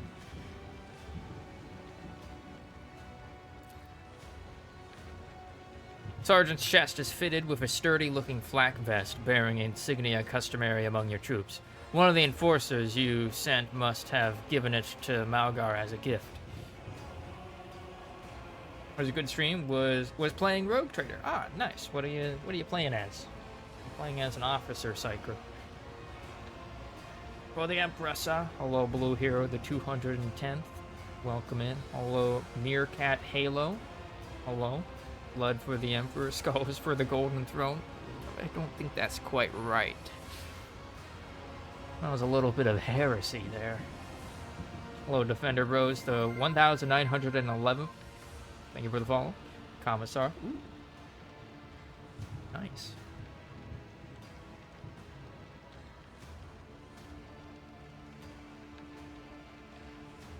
No spoilers, of course. But, in case you are trying to yourself avoid spoilers, I am at the, I presume, the end of Chapter 1?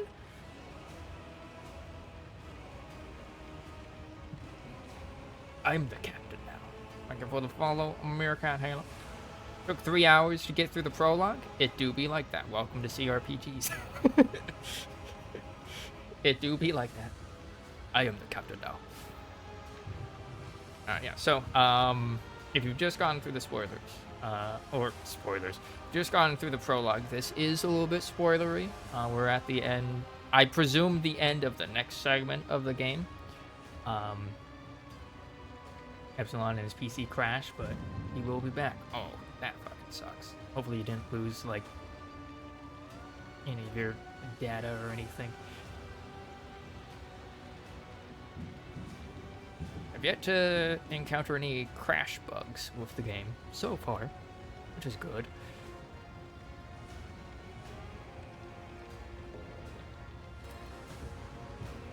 Let's see. A group of bloodied and frightened people is wedged between Malgar's wardens and the shuttles. You recognize them as the governor of the planet and the members of his high-ranking entourage. Their expensive attire has been torn in the fight, and many bear wounds left by bayonets. Wait, is this Malgar? That's some fancy stuff. Oh no, I think that's Malgar.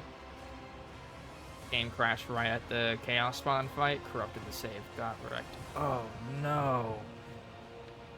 Hopefully you had some quick saves or something before then. Whenever I make a new save, I just like do like a straight up new one. Right, this game doesn't let you save during cutscenes. Back, sorry, I crashed. Oh no. Welcome back. So yeah, spoilers. We're a little bit ahead of you. So, you know, if you're avoiding spoilers, you might want to, you know, mute the stream or something. You thought about not crashing. Might be a good idea. Examine the people in front of the shuttle. Some of the nobles are paralyzed with fear, of course. Others have succumbed to this despair, of course. 2 corpses are lying on the ground with their arms outstretched. Black blood has pooled under one of them. The other's skull has been split open like a nut, encircled by a pinkish crimson halo of bone splinters and bits of brain matter. Jesus. That guy's neck looks funky.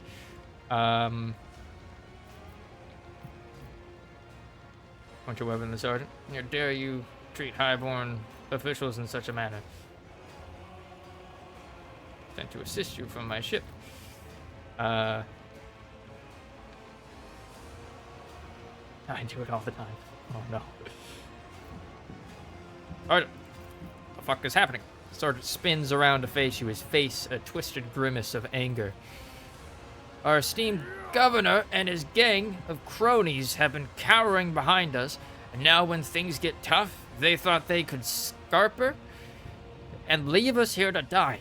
We've shed our blood for him and broken our backs to provide for him, and after all this, you think that's fair, you piece of grok shit?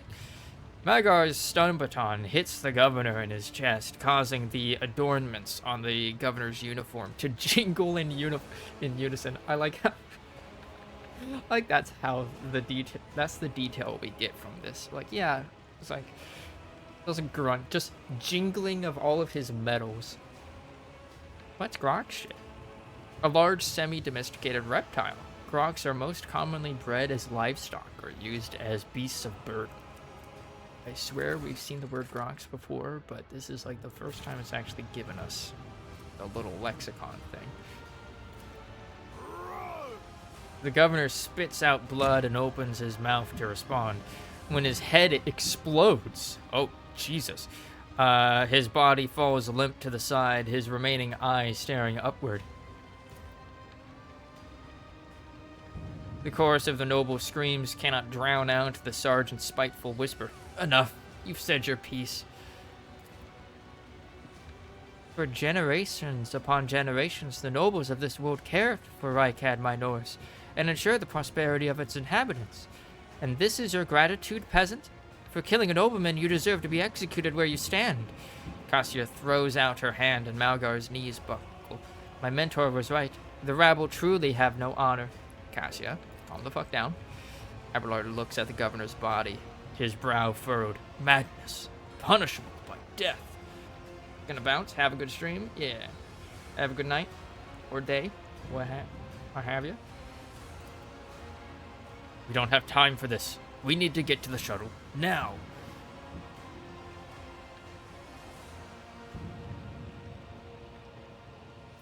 Okay.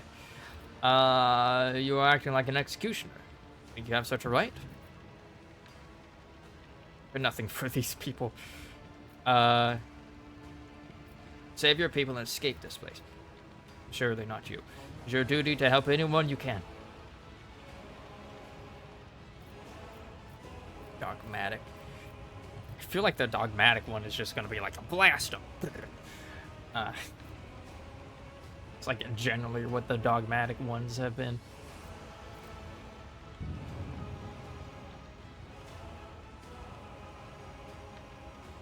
You have such a right? As much right as they do when they act as our executioners. We are but common subjects of the Imperium. Anyone like to say anything to Sergeant Malgar? Seem you intend to rise up against the very foundations of the Imperium. Do you truly wish to see them dead? Each and every one of them. An angry murmur runs through the group of nobles. Some are uttering the deceased governor's name in horror. Others are begging you to kill the deranged warden. Some are hoarsely wishing eternal torment upon Malgar, but none dare to raise their voice and answer you. Seems you intend to rise up against the very foundation of the Imperium. That's not true. I am loyal to the Imperium of man, the Imperium of the Golden Throne. I am ready to fight the darkness among the stars and aid his servants so that his design may triumph. But I refuse to believe that the Imperium needs a bunch of arrogant nobles more than us honest workers and warriors. Hell yeah, rise up, unionize, baby. You truly wish to see them dead. Each and every one of them. I do. The decision to leave the commoners on the planet did come from the Emperor, but they supported it. Or it did come from the governor, and they supported it. They're accomplices. No one tried to stand up for us. Nothing left to discuss. Malgar nods.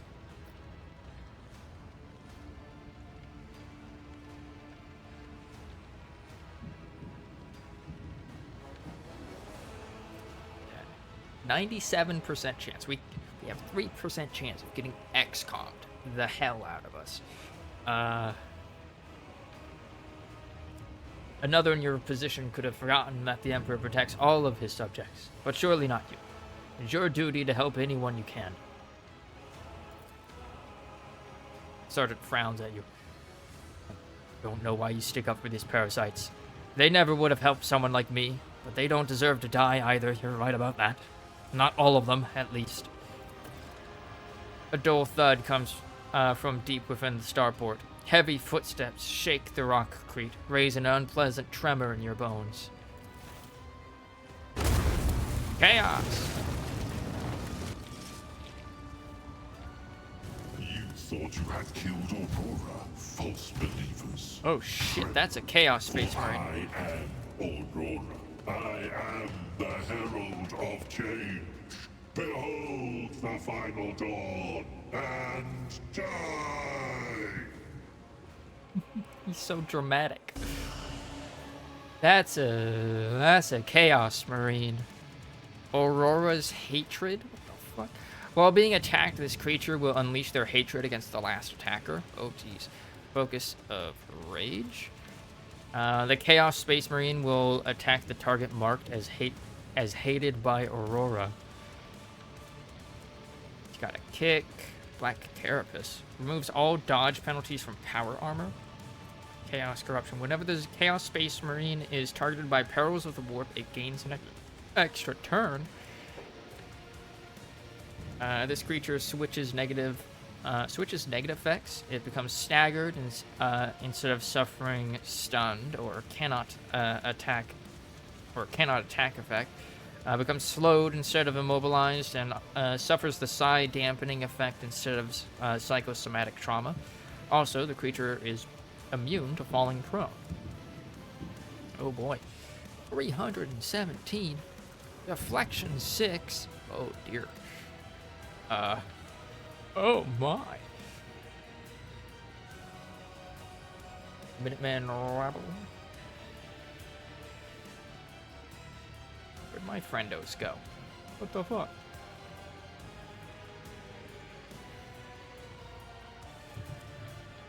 They were like, fuck this shit, I'm out. Medea right over there. Abelard. Who goes first? Aurora goes first.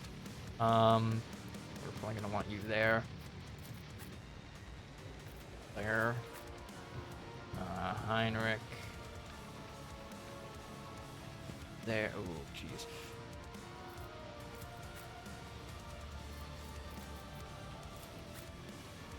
Not the best placements. Hold on. Switch these two, actually. We want Lady Argenta to just be wrecking shit.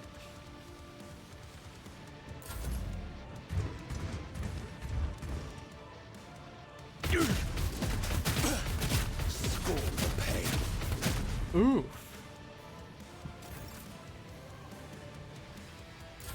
Oh, fuck. I accidentally skipped his turn.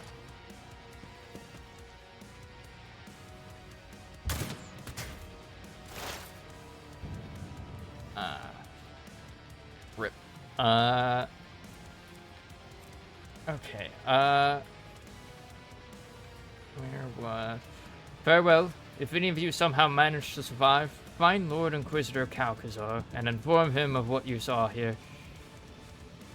My threat analysis indicates insurmountable superiority. Survival prognosis is disheartening. Alright, if we were to do that, ooh, we could.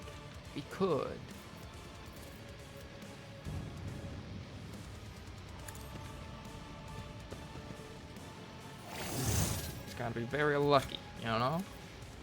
Put that on him. Then carried it. Shit. What is that monster? Its image. It is twisted by corruption. Oh, Emperor, is my life meant to end so soon?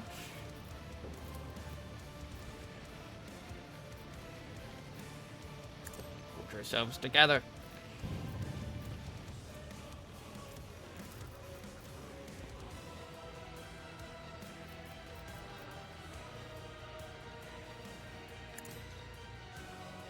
Make them fight each other. Made the save. Fuck.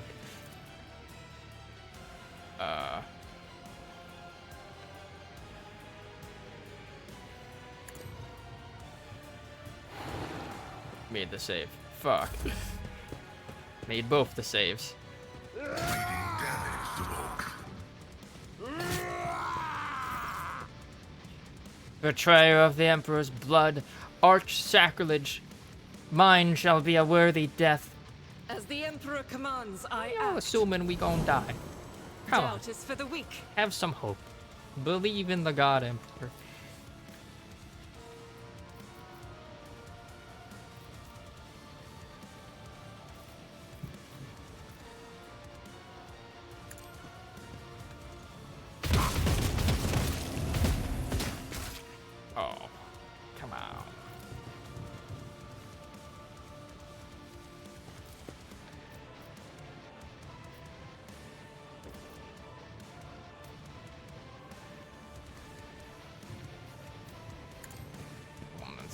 low health. Eradicated.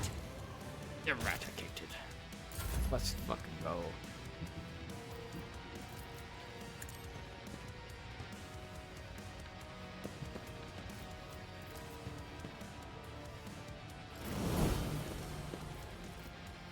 Right.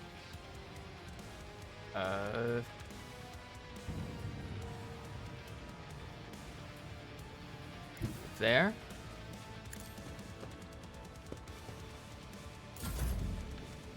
Okay.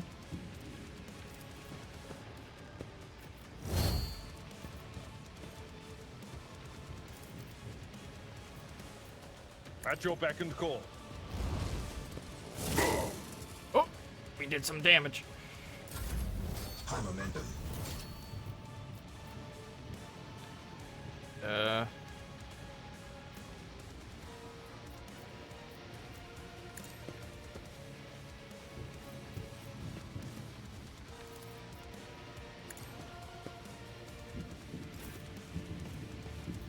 Okay. Okay. Yeah. Sworn enemy on. Okay. Good, good, good, good, good.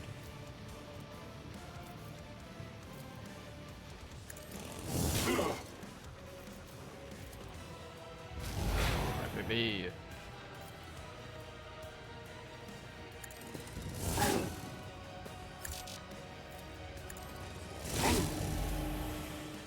Haven't survived that much. Still It will same be amount. done.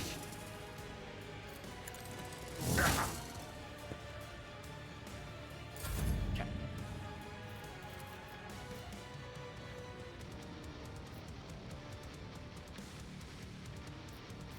Healing rather than that. A wicked thought. Oh. Nice. Lord. Coming.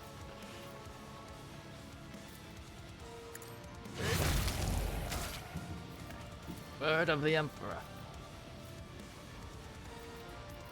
What happens if enemies are in this? All allies in a circle. Alright. Crap. Okay. We'll resolve.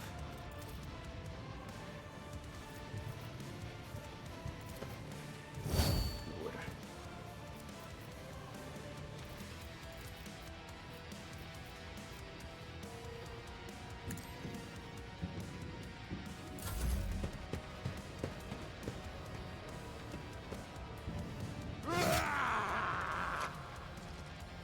Rebel leader.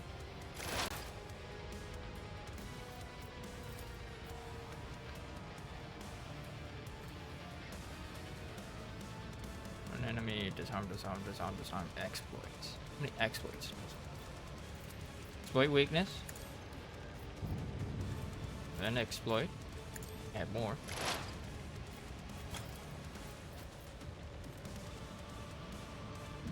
There's attacks. Okay. Debuff him. Debuff the shit out of him. The Omnissiah.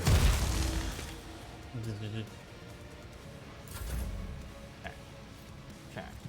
Okay.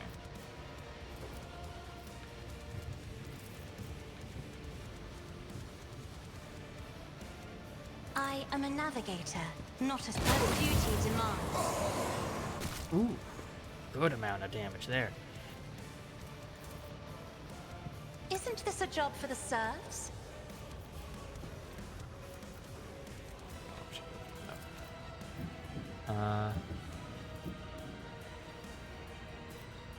Random ass rebel leader. High momentum.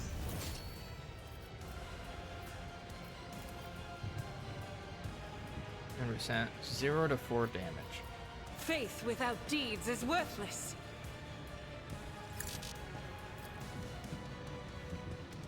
Four to 10.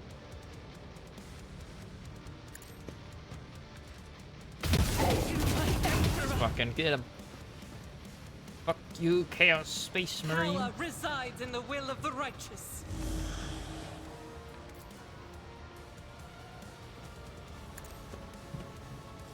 This is why I was chosen.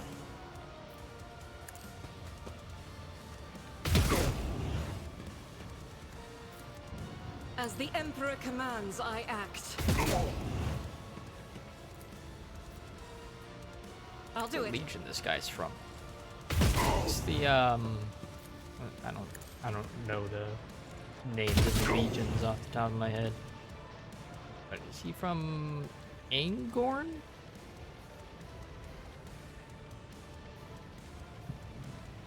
Is he red? Angie boys? I'll move you there, and then there. Sworn enemy, this guy again. There we go. 4 by him. Nice, nice, nice. Nice, nice.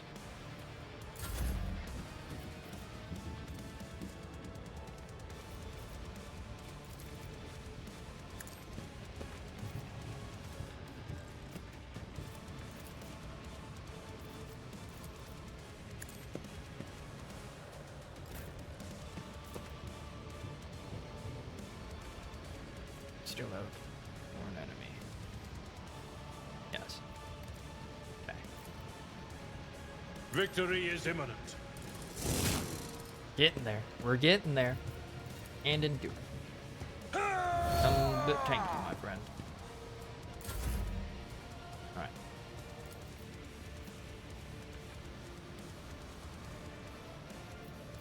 This motherfucker.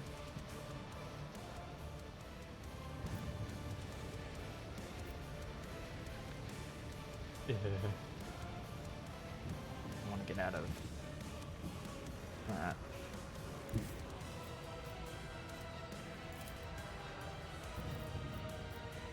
Don't know.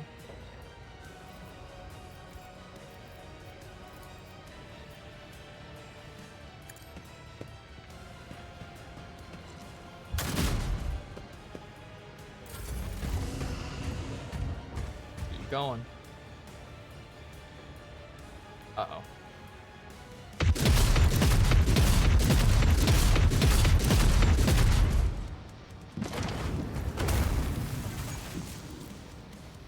Yeah, buddy?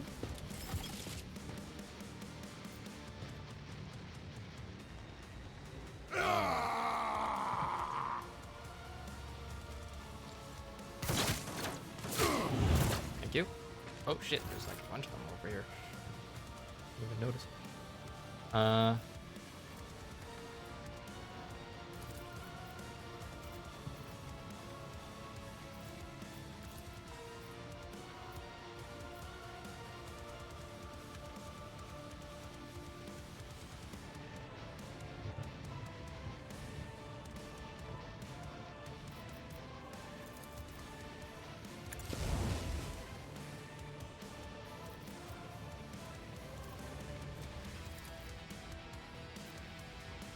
Crap.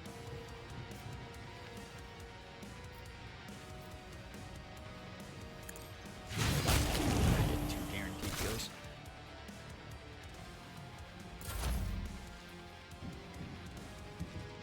Don't do that. Oh, thank you. Thank you again.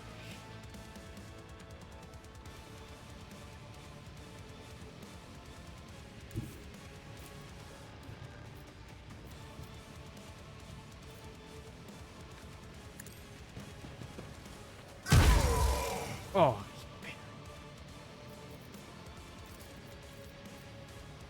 My vow is to serve.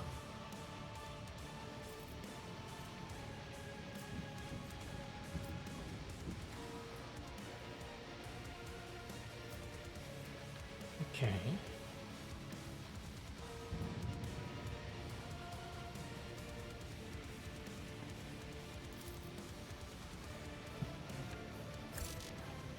Unavailable. Running binary override.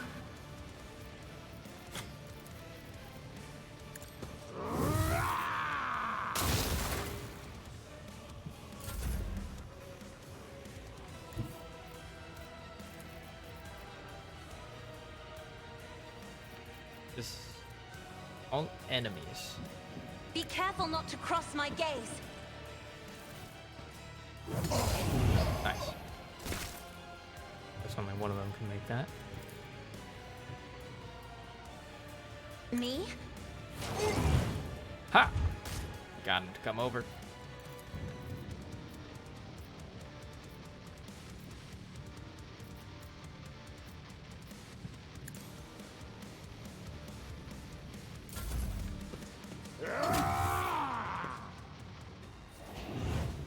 I just took a shit out of there.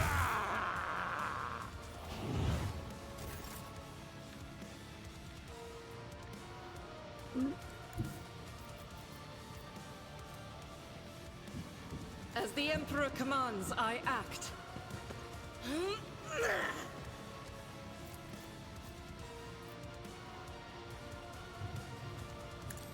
Go. Let's fucking go. Alright, Rebel Leader, you little shit. Doubt is for the weak.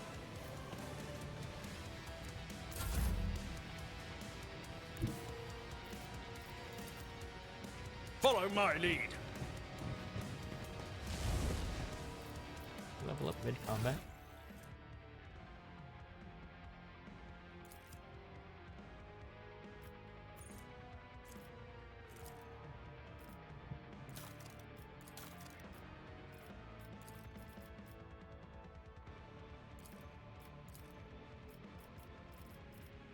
Yeah.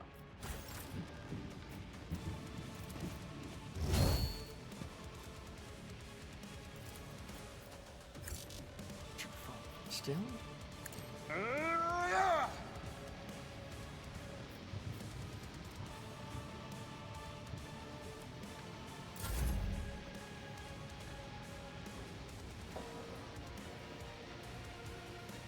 He doesn't. No. No. There we go.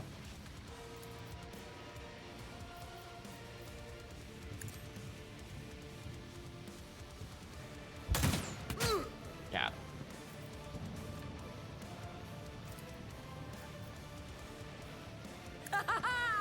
Another stroke of genius!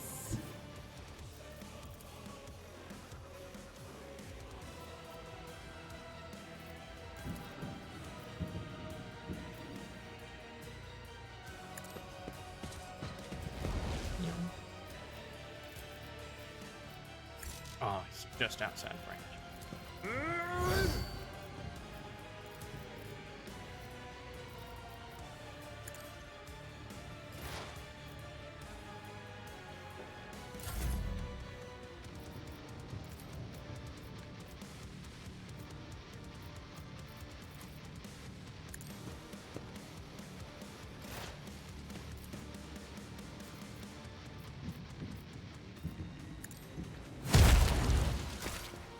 Smash.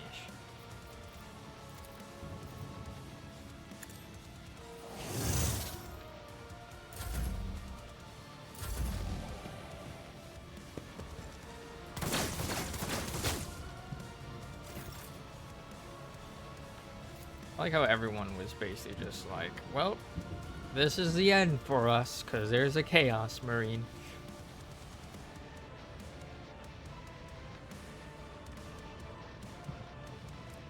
But ha! Yeah, good stuff. Yeah, come up.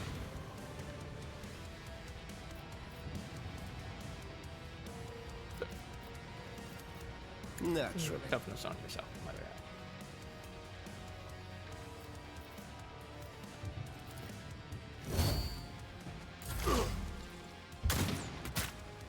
Oh!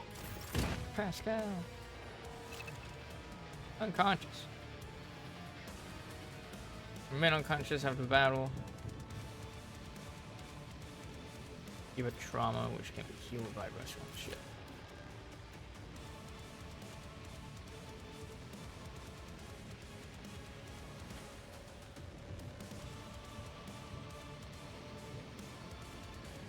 Big moves.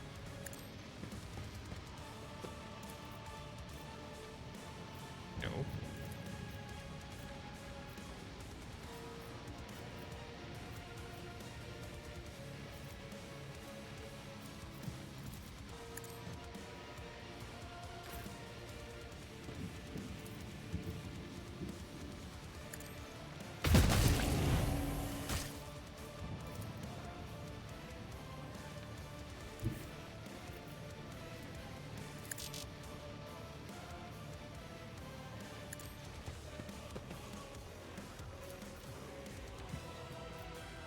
accustomed to do.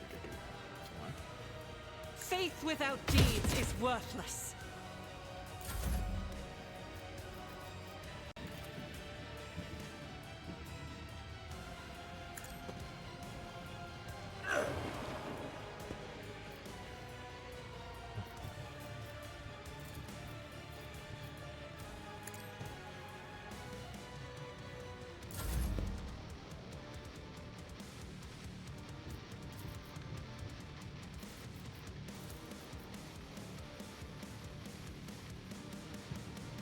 This is unacceptable. Wounds requirement not. Okay. Rejoice in battle!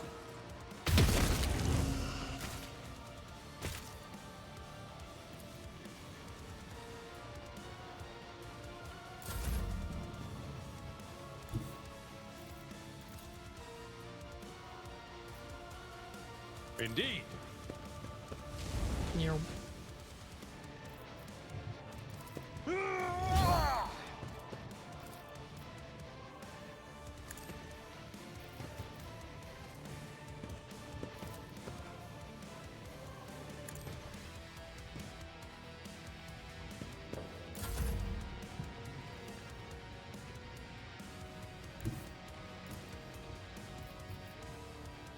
Four. Of course I miss.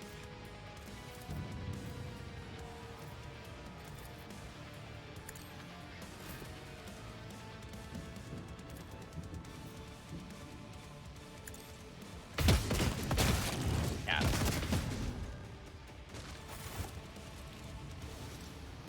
Incredible. You have survived an encounter with a heretic Astartes. His colors were a blazing, raging crimson. I'm gonna say Christmas. Thank the Emperor that our souls are unburned.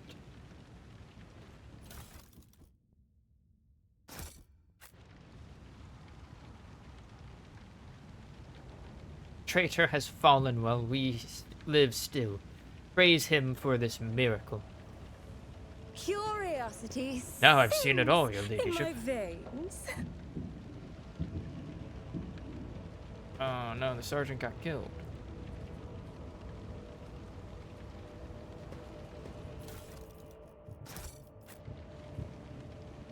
That's what happened. In this tapestry of a world, I Aurora. am the rogue thread. Ooh, heavy bolter. Life-draining sword? On a successful hit with this sword, the target must pass a toughness resistance test with a -5 penalty. On failure, the target suffers the bleeding effect. Veil degradation is increased by 1. Conviction heretical. Shot, burst fire. Alright. Sick.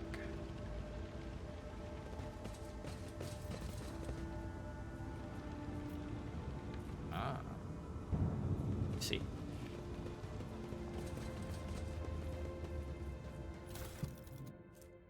Rebels sniper rifle.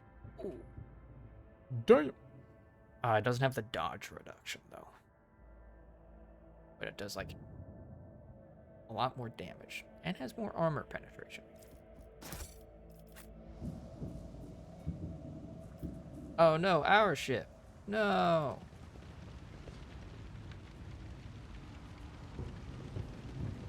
Patience. My nerves are frayed.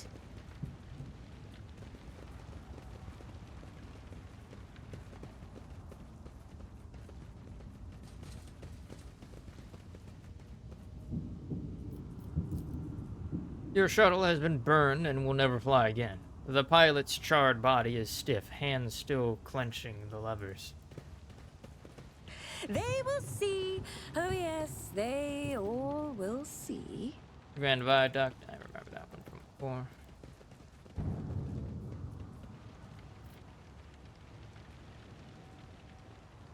Are the guards over here still alive? Okay, they are.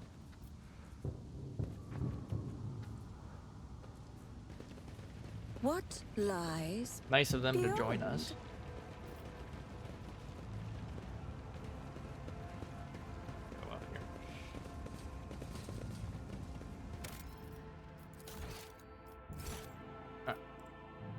Level up. Level up. Ooh. Vanguard, an unstoppable force on the front line and a beacon for their allies. Even when facing extremely heavy fire, Vanguard only grows stronger in the crucible of battle. Core focus, frontline leader, defensive support, temporary wounds, absorbing attacks, attack redirection. Nope. I want like more sniper. Always in the thick of battle, using their leadership and combat prowess, master tacticians are able to harness the momentum of their party to enhance the combat effectiveness of their allies and themselves. Core focus, scaling with party success, long-term single target buffs, momentum versatility. I guess I should look at what their abilities actually do. Unyielding beacon. Each attack against the Vanguard grants a +1 stack of unyielding beacon. Each stack increases their resolve by +1 up to a maximum of 15. All allies in a 2-cell radius around the Vanguard gain 1/5 of that bonus. Temporary wounds applied to the Vanguard now stack, but only remain stacked until the start of the Vanguard's turn. At the start of their turn, the remaining temporary wounds are reduced to the largest amount granted by one applied effect. If the remaining number of temporary wounds is less than the number of stacks of unyielding beacon, it becomes equal to the number of those stacks, even if the Vanguard has no temporary wounds at the start of their turn. Okay. Looks like it uses Fellowship. Why is the font on these two, like, why is the font size smaller? Unyielding Guard. Until their next turn, the Vanguard attacks each enemy that attacks the Vanguard's allies in a 3-cell radius around the Vanguard. Additionally, until their next turn, the Vanguard always retaliates when attacked. And then the Desperate one. Until their next turn, the Vanguard attacks each enemy that attacks... Until the end of combat, the Vanguard suffers +30% damage. Okay. Master Tactician, press the advantage. Master Tactician empowers their next attack to deal +4% additional damage for every stack of tactical advantage the Master Tactician has, and loses half of their stack of tactical advantage. Okay, tactical advantage. Gains +1 stack of tactical advantage for every 5 momentum gained by the Master Tactician or their allies. The Master Tactician begins combat with the amount of tactical advantage stacks equal to their Fellowship bonus, which would be 6 right now. Okay. Orchestrated Firestorm. Master Tactician selects a 3x3 zone on the battlefield. All allies, including Master Tactician, that have line of sight to any enemy inside the selected zone make an immediate single attack against a random enemy within this zone that they can target with their weapons. Okay. Let's see, main skill, agility. Okay. And then last volley. Until the beginning of the Master Tactician's next turn, all allies that attacked as part of the last volley suffer a -20 penalty to their ballistics and weapon skills, while the Master Tactician's Fellowship is reduced by 40. Okay. Grand Strategist. Masters of battlefield positioning for themselves and their allies, the Grand Strategist is able to increase the battle effectiveness of their party by designating and strengthening important parts of the battlefield. Core focus battlefield control, ally buffs, unique utility, enemy debuffs. Okay. Combat tactics. Grand Strategist analyzes the battlefield and can create specific areas providing bonuses to all allies, including the Grand Strategist, frontline, backline, and rear.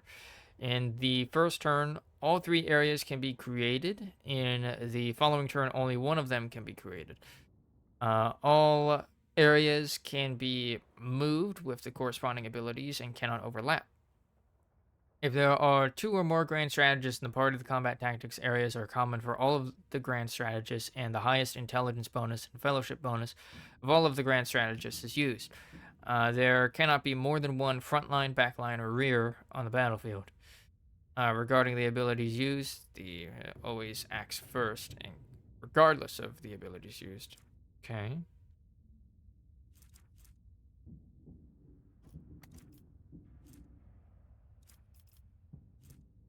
quite sure I understand how that works. The Grand Strategist chooses one combat tactics area. Every ally inside that area gains an additional turn with 1 AP and 2 movement at the start of the Grand Strategist's next turn. For every enemy that was killed in the selected combat tactics area, the additional AP is increased by 1 up to a maximum of 3, and the additional MP is increased by 2 up to a maximum of 6. Meanwhile, desperate, the Grand Strategist MP is reduced to 1 until the end of combat. Uses Fellowship.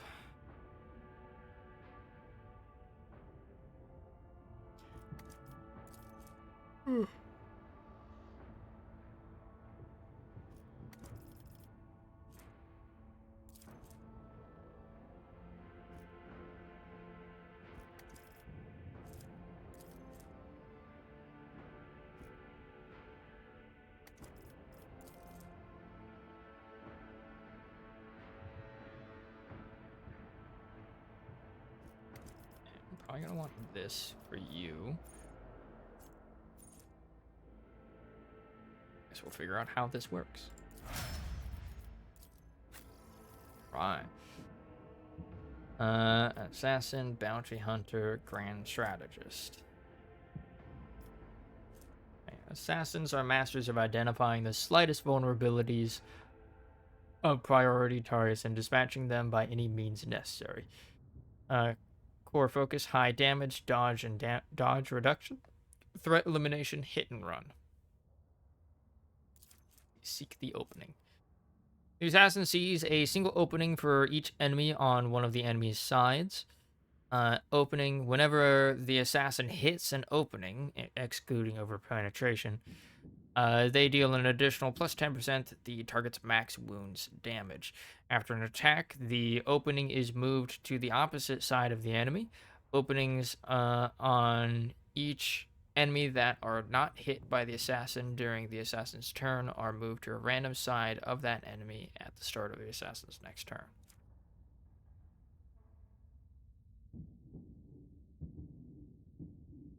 Okay. The assassin makes an attack with the current weapon against the enemy. This attack cannot miss and deals plus 50% more damage. It also deals additional damage equal to 25% of the target's missing wounds. The assassin's dodge reduction, armor penetration, and parry reduction are doubled for this attack. And then the bad effect suffers 100% more damage at the end of.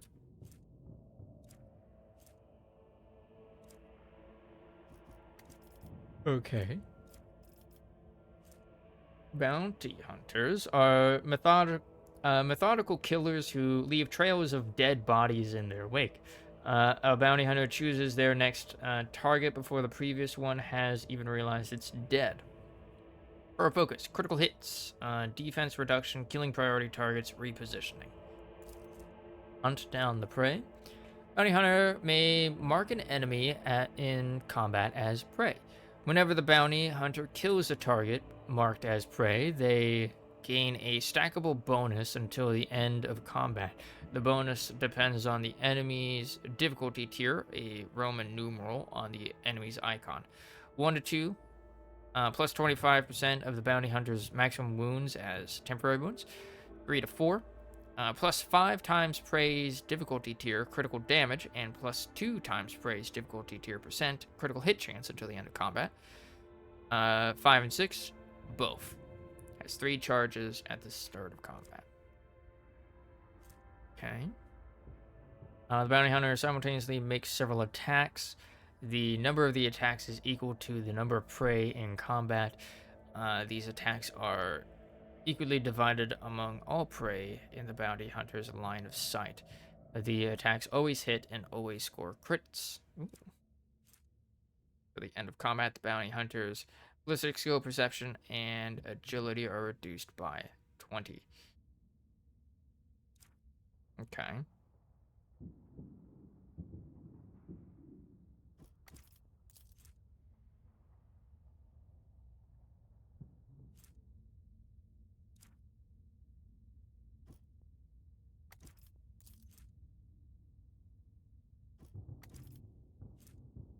And same Where's that? Uh.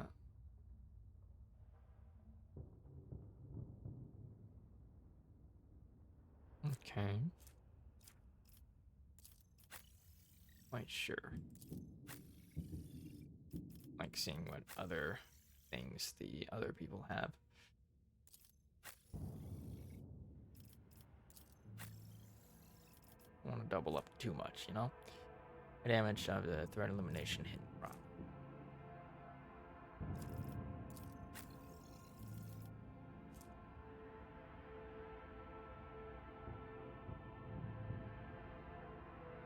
Yeah, we'll probably want him on Vanguard duty. Large area attack. That's gonna be that's gonna be Argenta.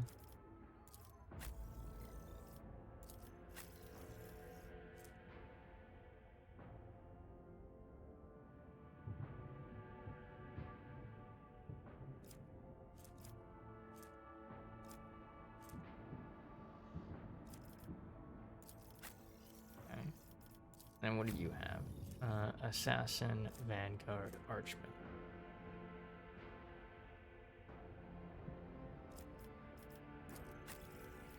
Alright, I think I might have...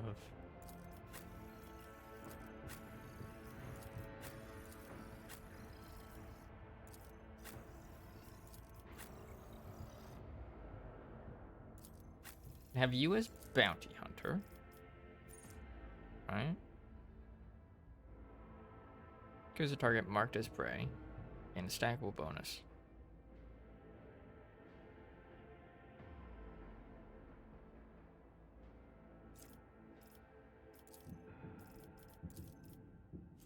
Or do I want this? High damage, dodge, threat elimination. Seek the opening.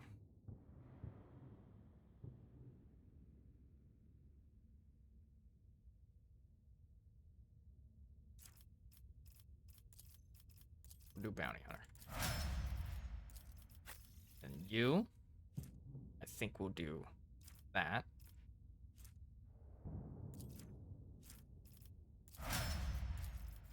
You, Vanguard. You, Arch Militant. You, Master Tactician. There we go. Bleep bloop. The Rise. You gained a 2nd tier doctrine. Nice. Then we'll have to figure out what we're gonna give Adira.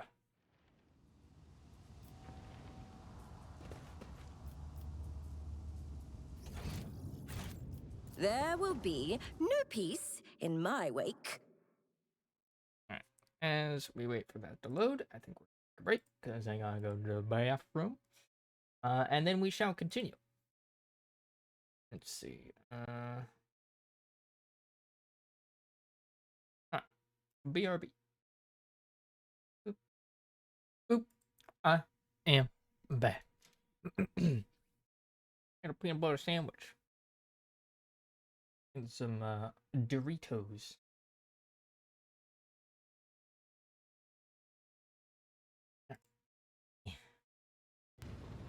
They were pretty good. Alright.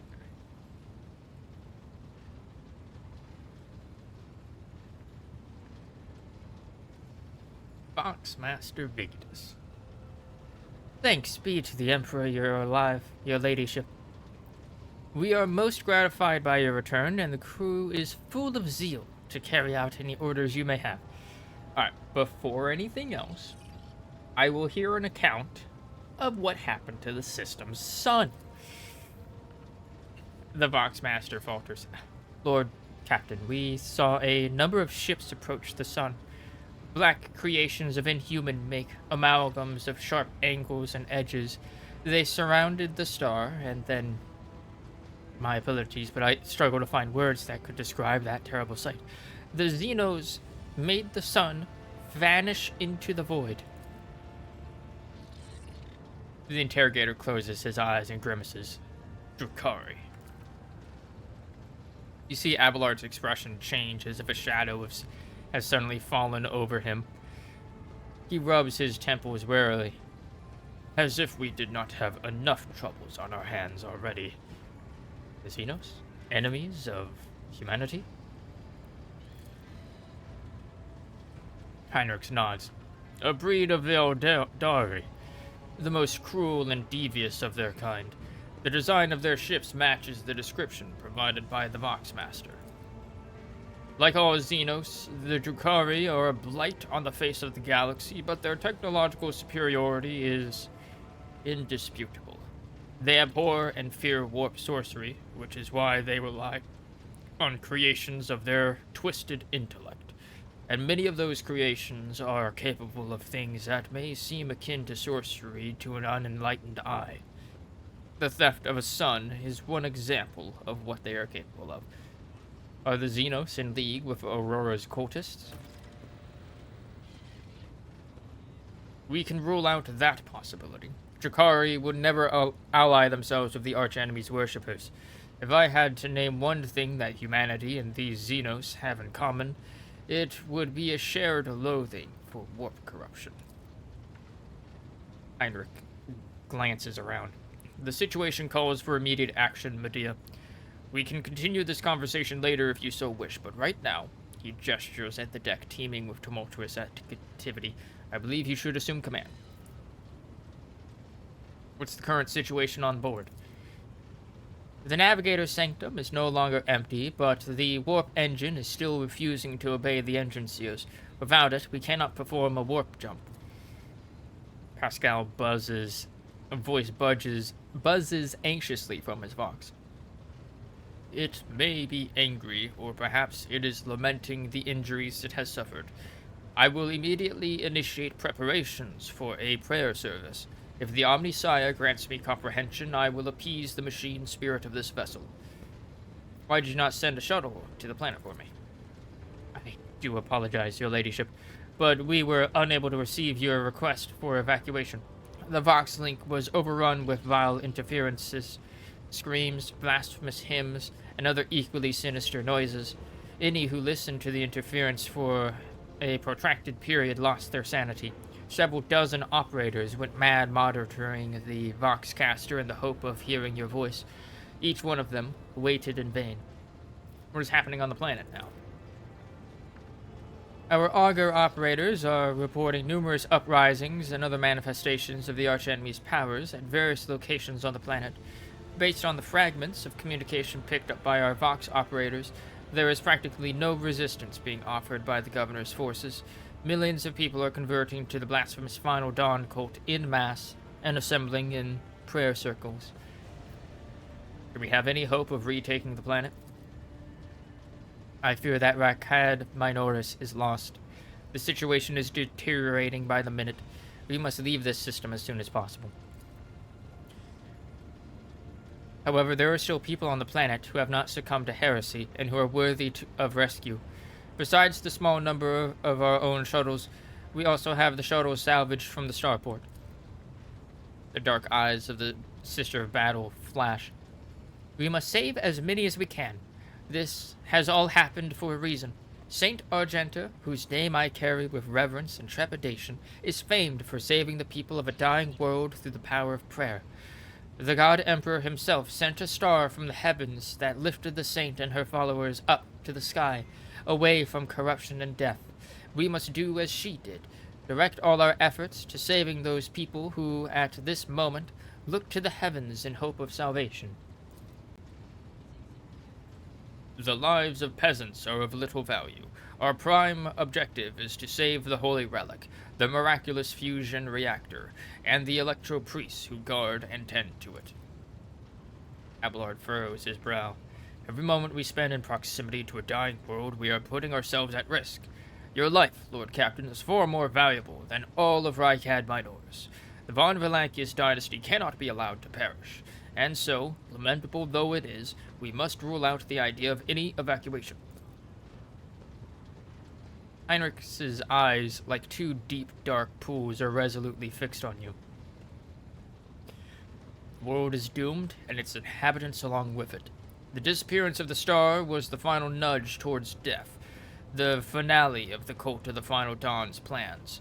I once witnessed a similar event. A world that had surrendered to the servants of the archenemy and permitted corruption to enter too deep. At this moment, millions of people are bowing down before those who promised them salvation, and they are willingly giving over their souls to chaos. A sacrifice great enough to bring forth a demon world. Our only hope of stopping this process is to retreat to a safe distance from the planet and conduct targeted bombing of the Electro Priest Monastery. If we blow up the reactor, a thermonuclear reaction will follow. The world's oxygen will evaporate, killing off the entire biosphere. In doing this, we will save millions of souls from a far worse fate than death. And we will save Reichad Minoris from becoming an outpost of the arch-enemy. Whatever fate you choose for this world, I urge you to make haste, Lord Captain. The planet is burning in raging flashes of crimson and purple. I can see it even from orbit. As do I see that the storm is already upon us. With every moment that we waste, it grows ever more difficult and perilous to steer the ship through the warp's turbulent currents. I'm with the lady on this. Enough talking. We need to get out of here while we still can. Something lurking in the depths of your consciousness bristles at the passing thought of saving people. The spike of horror you feel takes your breath away. It is as if you are planning to steal the prey of a mighty predator. The planet is already wrapped in a thread stretching out from the warp. It deserves to have a new master.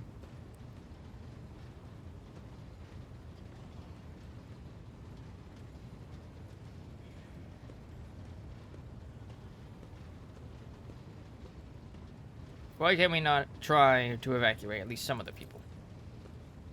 For the simple reason that the transformation process will soon become irreversible and our sole weapon against it useless. The energy released by the bombardment could stoke the warp energies. I have never witnessed the aftermath of bombing a demon world before, but there is enough evidence of such attempts for me to say with confidence that you do not want to see it.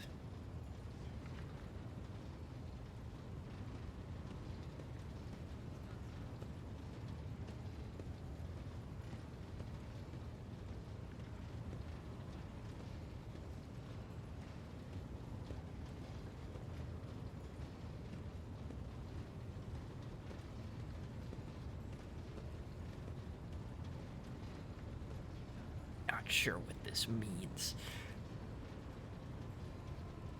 Which of the planet's inhabitants can we evacuate? The nobles you rescued at the starport have given the coordinates of shelters where we can find surviving aristocrats and their families. As for Sergeant Malgar's troops, they will help to control the crowds of frightened commoners and prevent the shuttles from being overloaded.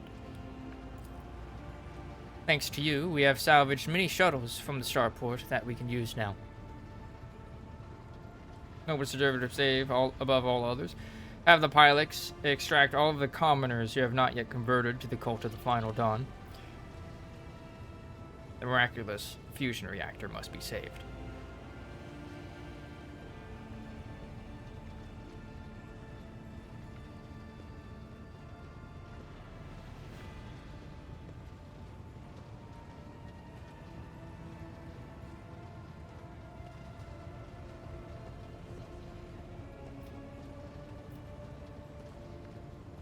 Have the pilots extract all the commoners who have not yet converted to the cult of the Final Dawn. Any delay caused by loading and transporting to the ship will cost us precious time. Do not deceive yourself, Medea. If you indulge your vanity, you will doom billions to eternal torment at the hands of the archenemy. Do not forget yourself, interrogator. One more objection from you, and I shall forget all about the need to deliver you to Footfall alive. I must do as I see fit. Perhaps I am acting foolishly in the Inquisition's eyes, but that is my decision to make.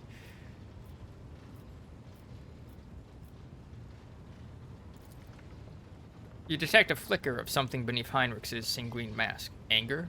Bitterness? Whatever it may be, it does not seep into the interrogator's dispassionate voice.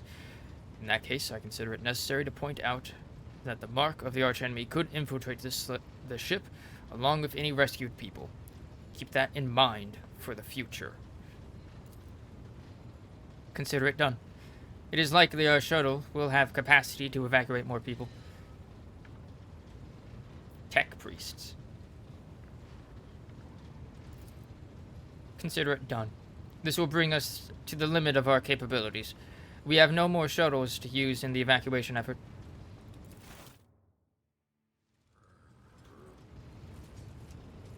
The bridge is in upheaval. The technomat's prayers mix together in a senseless cacophony, while servitors work hastily to remove a hardened crust of sacred unguents from the warp engine's components. In the middle of all this tumult stands Pascal with a data slate clutched in his hands, seemingly disconnected from the flurry of activity around him.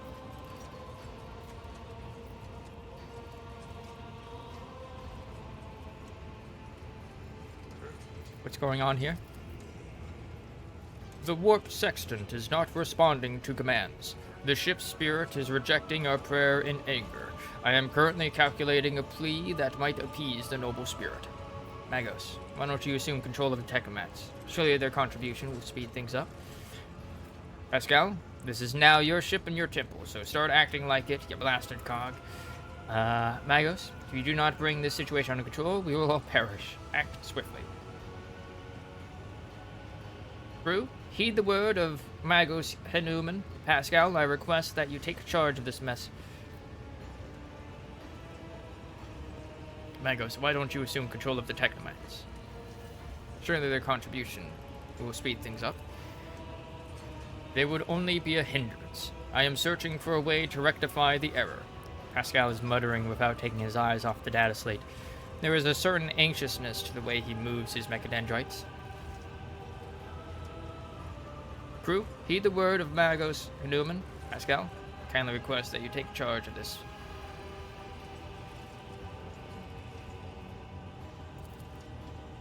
Thank you, your ladyship. You are right. Pascal's voice changes when he addresses the crew. He now speaks with authority and resolve. Tech comrades, heed my instruction. The mayhem immediately subsides, and the crew's actions fall into some discernible logic.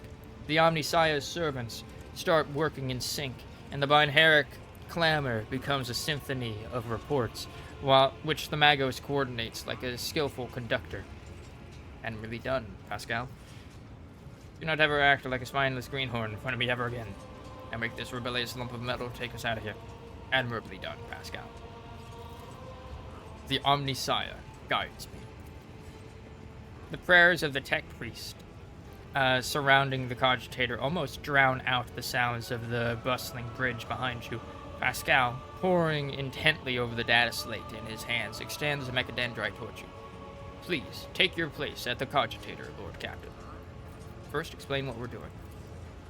I studied the data and discovered a machine node that was damaged as a result of the heretic's sabotage. The functioning of the warp sextant was tampered with, and the ship's spirit, aggrieved by this violation of the right of operation, is now rejecting its calculations. I sought a way to rectify this error and have concluded that your participation is necessary to do so. The cogitator system of this temple of the Omnissiah are subordinate to the shell whose repository serves the machine we see before us. A machine created for your predecessor, and one that uses the biological signatures of dynastic blood in its computations. The spirits should recognize the ship's mistress and submit to her will. Should. Pascal says the final word with a slight tremor in his synthesized voice. So basically, it's got a biometric lock. Like, all of that, just to say it has a biometric lock keyed to the Von Valankius family. That's it. That's all it is. I love it. That should sounded less than reassuring.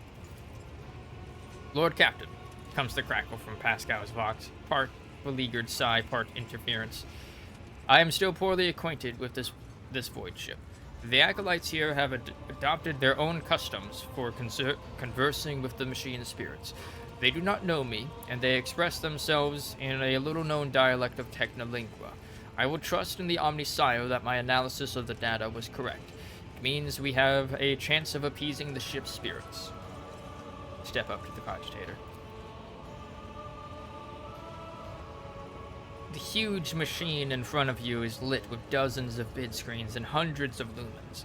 The blinking lights and endless rush of symbols and digits on the screen background make your eyes water, and a vague sense of alarm simmers in the depths of your mind. The typical reaction of a layperson when confronted with the magnitude of the Omnissiah's creation. Along with numerous controls, you see the mouth of a cyber gargoyle, the same as at the gate of the warrant chamber. Pascal's voice becomes imbued with imperious force. Servants of the machine god, heed my command. Acolytes, prepare the incense instrumentation for the liturgy of machine spirit propitiation. Senior technomats, recite the prayer to generate a current data report. Operations will be marked with a campanological protocol. Omnissiah rejoice. I must inform you that for the purposes of safety, complete reassembly of the warp sextant and updating of its data smith blessings are required. We got a Windows update. If this is not done, then at launch the volume of aggregate calculation errors could result in the destruction of the data crypts. But as we do not have 100 hours at our disposal, we must omit this procedure. Pascal looks down at the data slate in his hands. A minor deviation from the rights of operation for the sake of appeasing the spirit.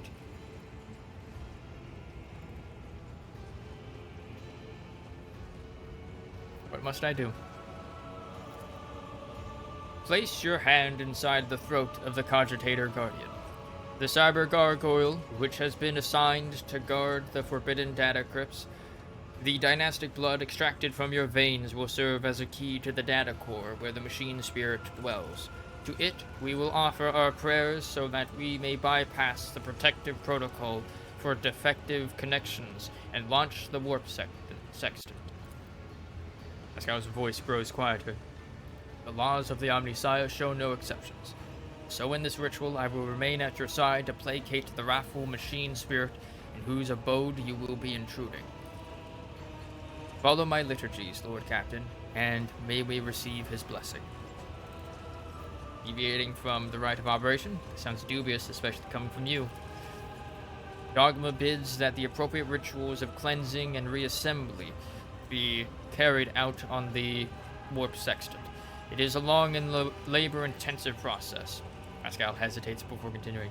Our best chance is to bypass the sacred prohibition on directly interfacing with the conduits of the motive force, a faster and less orthodox route. Lives in the entire crew may depend on my convincing the ship spirit to start up a broken opponent, is that right? Your interpretation is verging on tech heresy.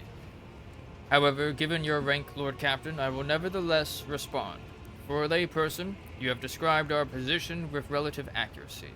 I believe my hopes in his revelations and humbly ask for his guidance.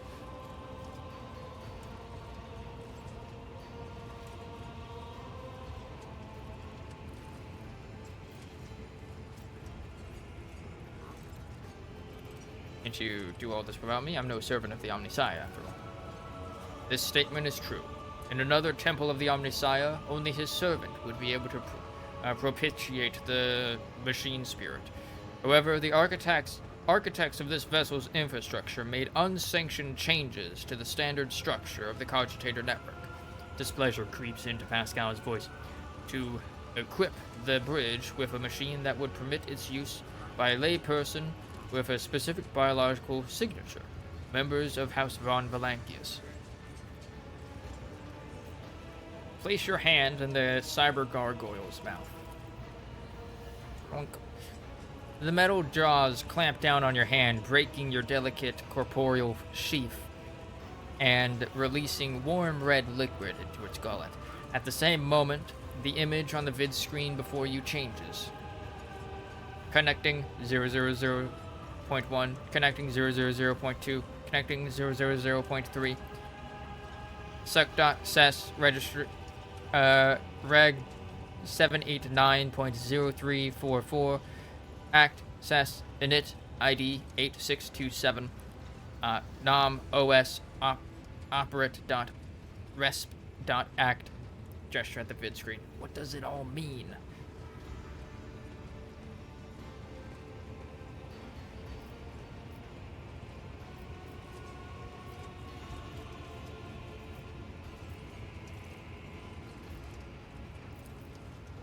At the sound of your voice, the cogitator's servant, whose bronze-bound skeleton is built into the cogitator housing, shudders. With a screech, its skull rotates towards you and then stops in that position. Benevolent code, a voice receptor. Pascal emits a sequence of binary signals and then is silent for several seconds. I hypothesize that the defect is located in the analyzer block. I register a reaction to the signal, but no processed response. A temporary override is permissible. Magos intently studies the vid screen. The shell was created on a forge world unknown to me. Initiating standard invocation of the machine spirit. Pascal leans over the adjacent instrument panel and sets his hands on the controls. At the same time, a quiet stream of machine code begins pouring forth from his vox. What should I do now?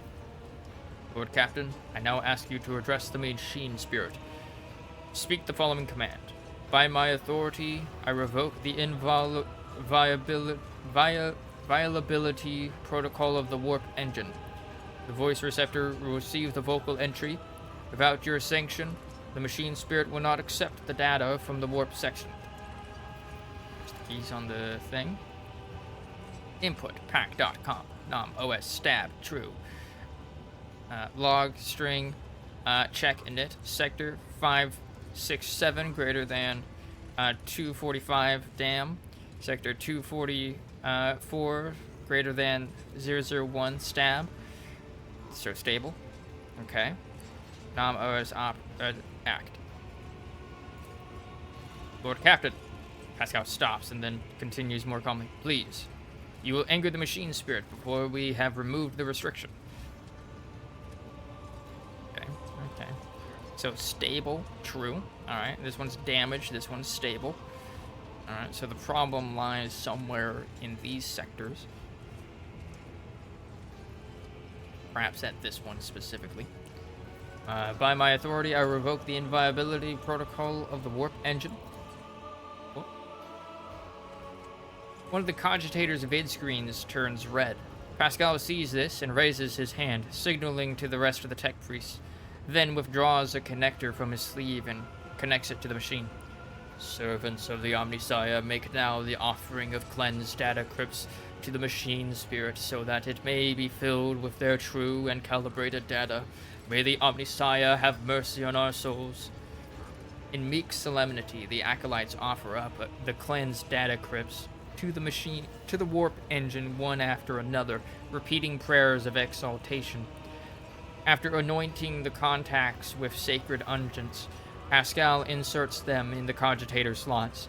Your head begins to spin from the holy censer's foul-smelling clouds of smoke, and from the loss of blood at the cyber gargoyle, the cyber gargoyle continues to drink from you, and the world swims before your eyes. Let this mechanism awaken in renewed purity. Pascal enters a sequence of commands and raises his head, watching the vid screens. Suddenly, he stops dead. No. His fingers fly over the command runes, entering command after command. His mechadendrites clicking their pincers, pull at one lever after another. The vid screens fill with strings of symbols, completely incomprehensible to you, but clearly conveying something to the Magos. What's happening? After a few seconds, one of the data crypts mounted on the cogitator begins to emit sparks. A moment later, another data crypt does the same. The next bursts into flame and gives off foul-smelling smoke. Around you, the Omnissiah servants break off from their prayers, and someone bursts into frantic pleading. Pascal mournfully grates out. The massive errors in the warp section's calculations is destroying the data repositories.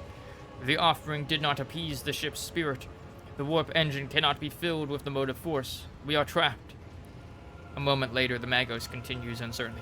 Perhaps an alternative Ryzan protocol, or an emergency launch of the auxiliary coils? The tech priest bends over the cogitator, but something in his pose and movements reveals his desperation.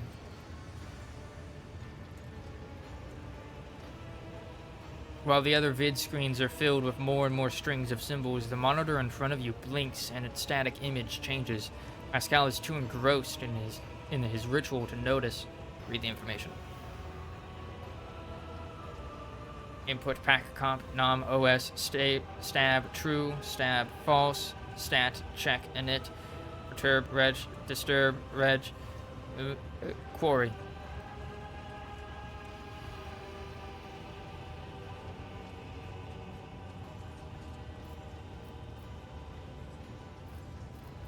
Query? What query? Matt goes to Newman. A moment, if you will. Pascal turns towards you. His flickering visor betraying his anxious state.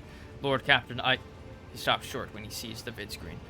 Distorted transmissions from the data core. Most likely, the residual cognitive functions of the built-in servitors. Omnissiah, shield us from machine ghosts. He returns to manipulating the cogitator's command runes. Query? Machine spirit, can you hear me? Cogitator servants creak quietly in its joints, a sound that is drowned out by the binheric hymns and the tapping of command runes.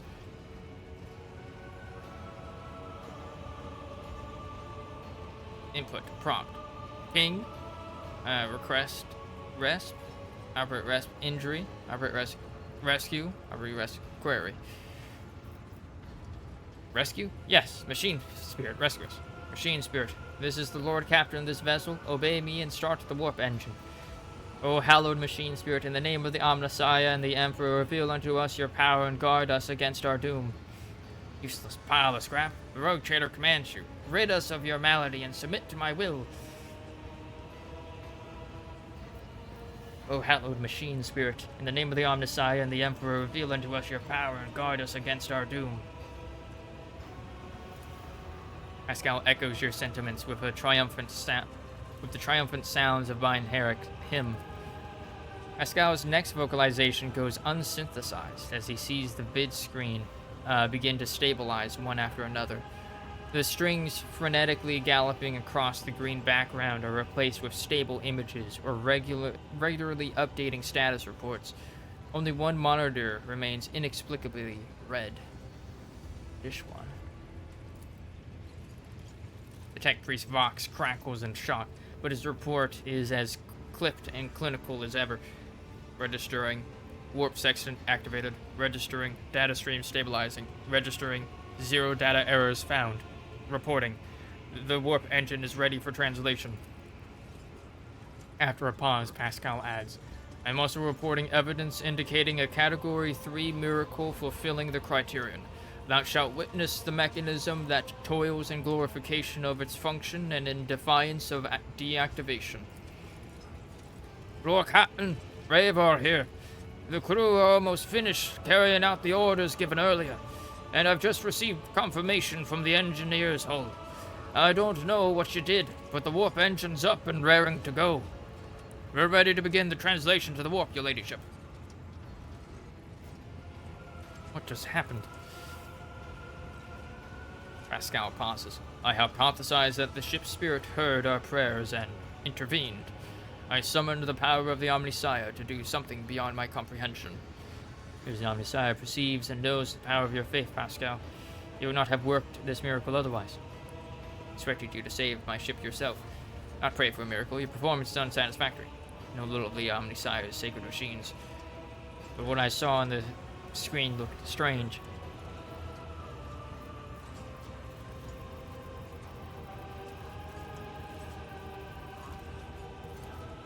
A non-standard output of information lost in the data core.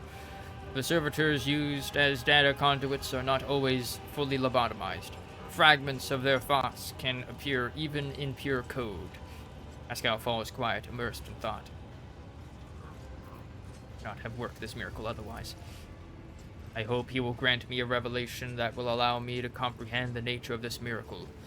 Pascal's vox buzzes with wonder and an undercurrent of exultation.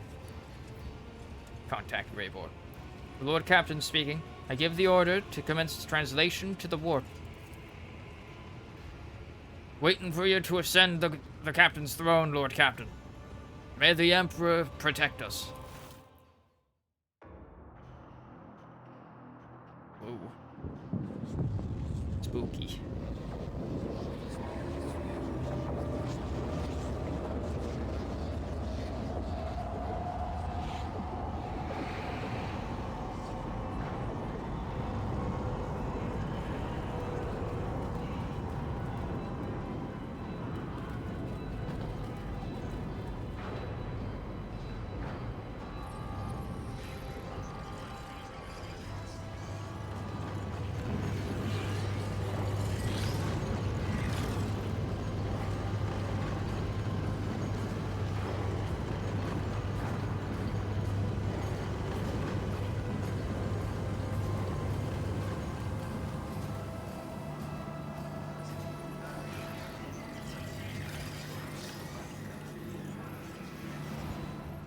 Screen is ominous, dude. Oh. Answer.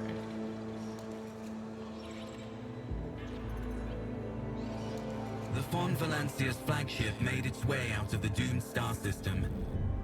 As the void ships plunged deeper into the Corona's expanse, the rogue trader's subjects bid a formal farewell to the late head of the dynasty, Theodora von Valancius.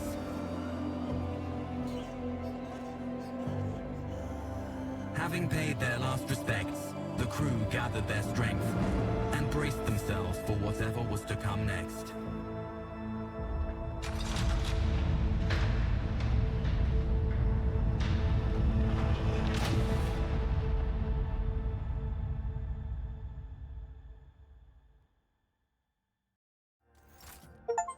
Fleet Loop, Stolen Star. You completed Chapter 1.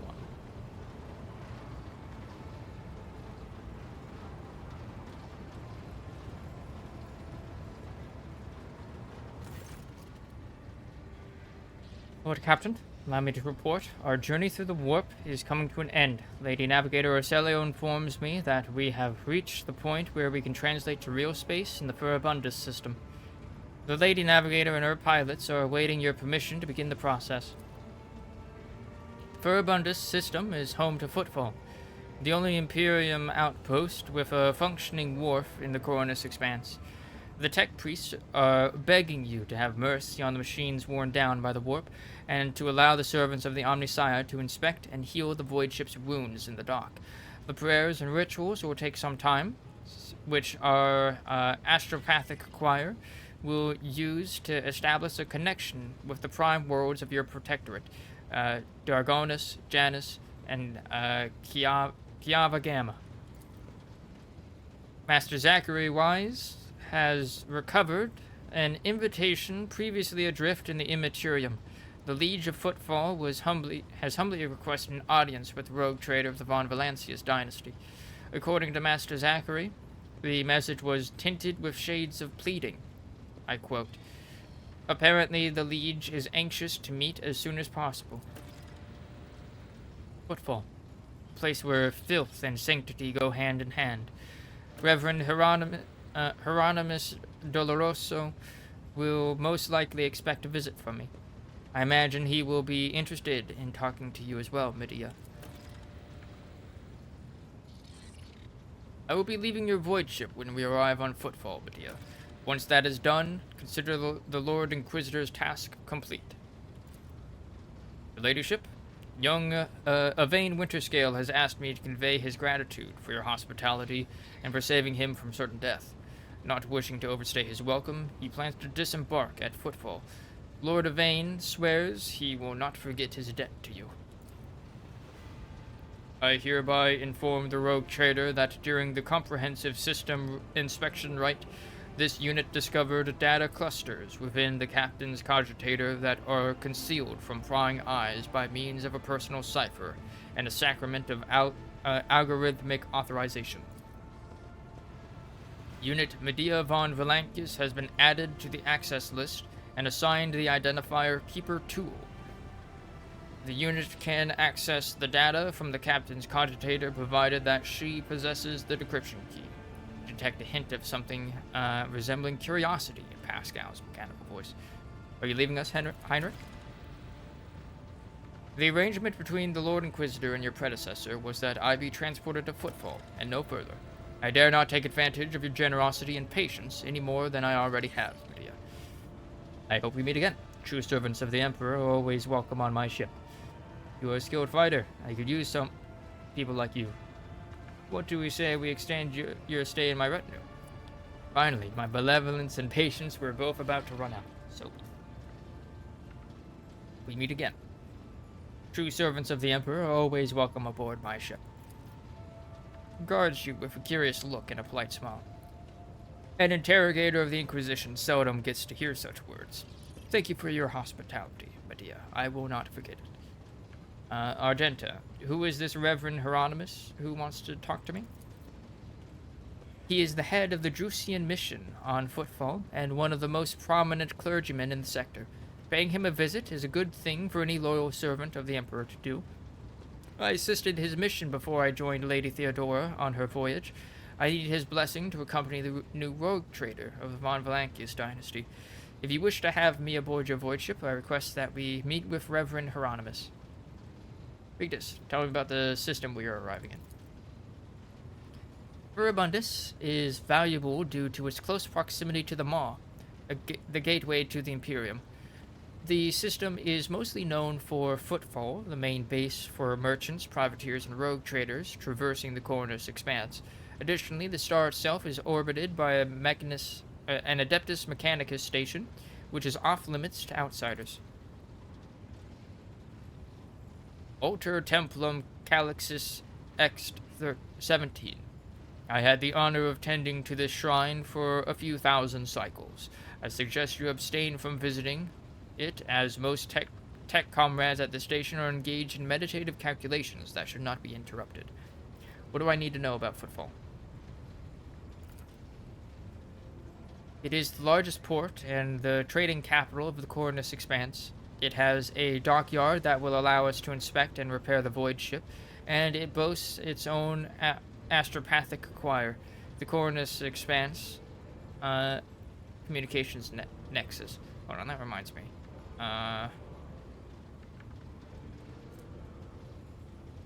Drusus, there was mention earlier. Astropathic.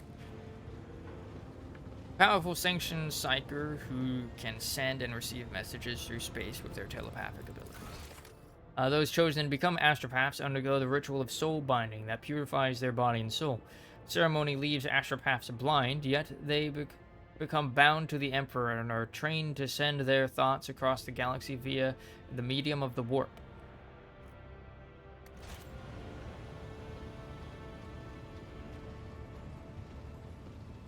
Okay. Not to mention pirate hideouts, smuggler caches, and forts belonging to a dozen gangs, groups, and factions. The Cornus Expanse, the Imperium relies on this as its outpost. The fringes of humanity's domain rarely resemble its central world, but so long as Footfall serves the God Emperor, insofar as it can, it will be considered a citadel of the Imperium. Although I have heard that the tithes it sends are underwhelming, to say the least. Due to Footfall's remoteness, it has developed its own rules and customs. Many of the goods that can be procured there would be considered heresy in the heart of the Imperium, enough to warrant summary execution. Moreover, Footfall is in the domain of the rogue traders, who transcend certain Imperial laws by virtue of the warrant they bear. Footfall is just a brief stop. What next? Soon as we solve the issues plaguing the ship and establish contact with the key worlds of your protectorate, the time will come for your Magnae Accessio, the official ceremony of donning the mantle of the rogue trader. It is mostly a formality at this point.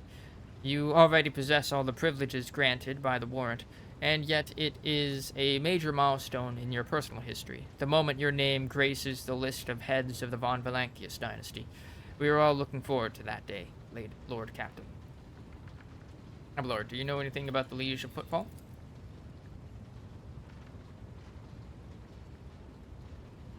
Vladimir Takara is a very peculiar young man. Consider your upcoming conversation a baptism of fire in Footfall's political arena. Such things are not spoken out loud, but Liege Takara is the appointee of the Kasbalika mission, the largest robber baron crime syndicate in the Calixis sector.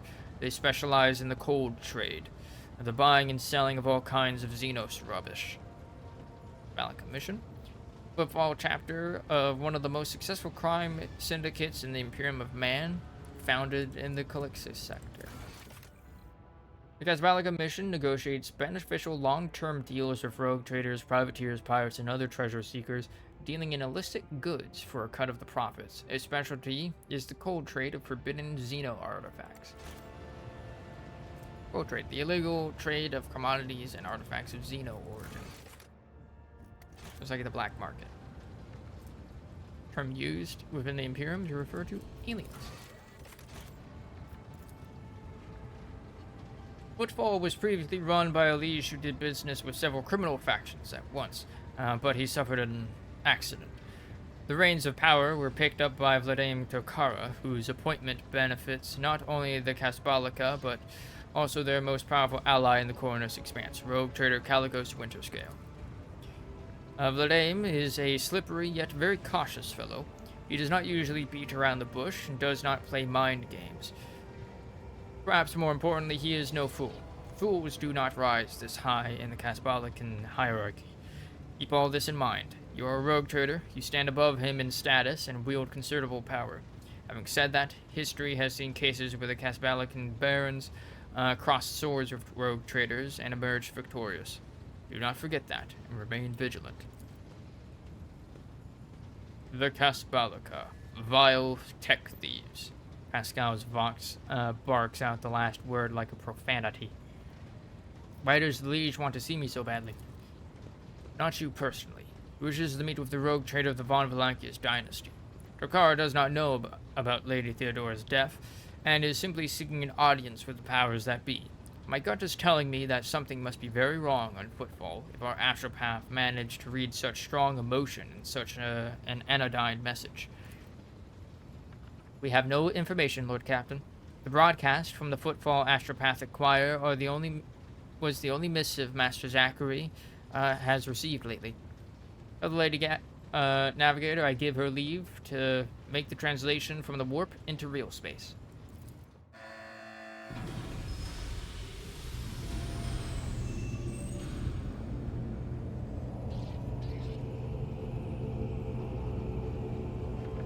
Vigdis begins issuing instructions. The massive ship appears to change with her every word. The bridge is set in motion as hundreds of people start to prepare for the shift to real space, and measured chanting fills the corridors to safeguard the vessel and its crew. Vigdis turns to you again. One more thing, Lord Captain. No one at the station knows about Lady Theodora's demise and you inheriting the title. Liege Takara will be informed. It is required so we can use the dock, and besides, he is expecting a personal audience with the rogue trader. He will not meet with an unknown person of unclear standing. However, there is still the matter of announcing your arrival. You can either arrive on the station with the proper pomp and ceremony, or choose to visit incognito. Let me detail how these choices will benefit me. According to Footfall's unwritten laws, rogue traders enjoy special privileges that exceed even the power of the Liege. However, they may choose not to exercise those privileges in certain situations. Arriving incognito will give you more room for maneuver, while an unofficial visit will allow you to directly intervene in local affairs.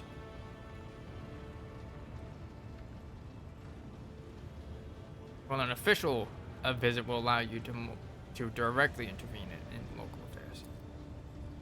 I shall explain, if you do not mind. As per this unwritten rule, every rogue trader arriving at the station has the right to veto any of the Liege's decisions. But there is a catch. Cornus Expanse is home to several influential rogue trader dynasties. Footfall is where their interests intersect. Of course, that does not prevent certain persons, namely Calicos Winterscale, from subtly pulling the strings in Footfall. If you, as a new rogue trader, start your career with an official landing and a parade in your honor, the other dynasties may see this gesture as the newcomer challenging their spheres of influence. I do not see that as a bad thing, necessarily. Old Man Winterscale may take slight offense. Corda will be put on her guard, but you have just risen to prominence, and most people in the Cornus Expanse have not even heard about Lady Theodora's departure yet. It must be made clear that the Baron of Von Valankius soars as high as ever. If I may, I would recommend arriving incognito. You have plenty of opportunities to save the sweetness and the burn of power, but right now is the last time you can take refuge in obscurity. This way, your arrival will not draw much attention, and the people will treat you as a person, and not the almighty sovereign anointed by the Emperor. It could turn some situations to your advantage, says the Inquisitor.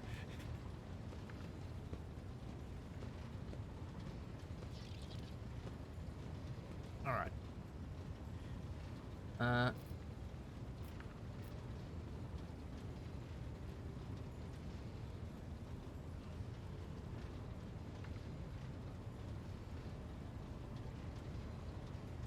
Treat you as a person and not the almighty sovereign anointed by the Emperor.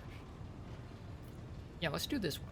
Tell the liege I will arrive incognito.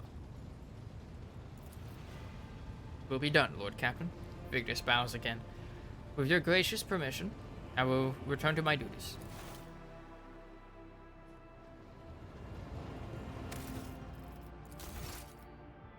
Save.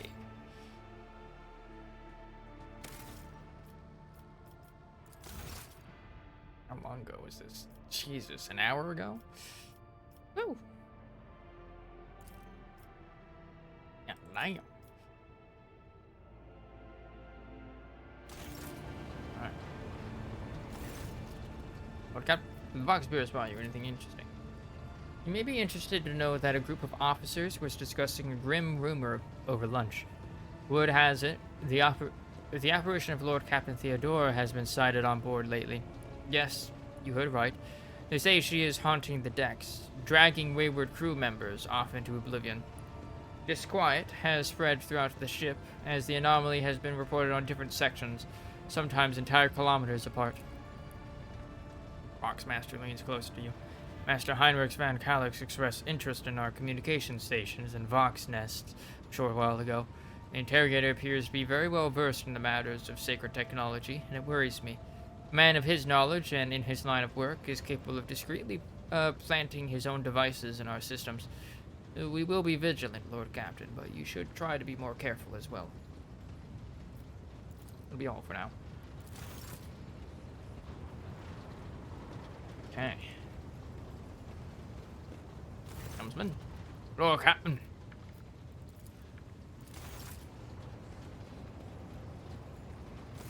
Greetings. Nothing new. Your ladyship. I have enjoyed. Servants. Recently replaced with a silver-plated box. When? Lord Captain. Nothing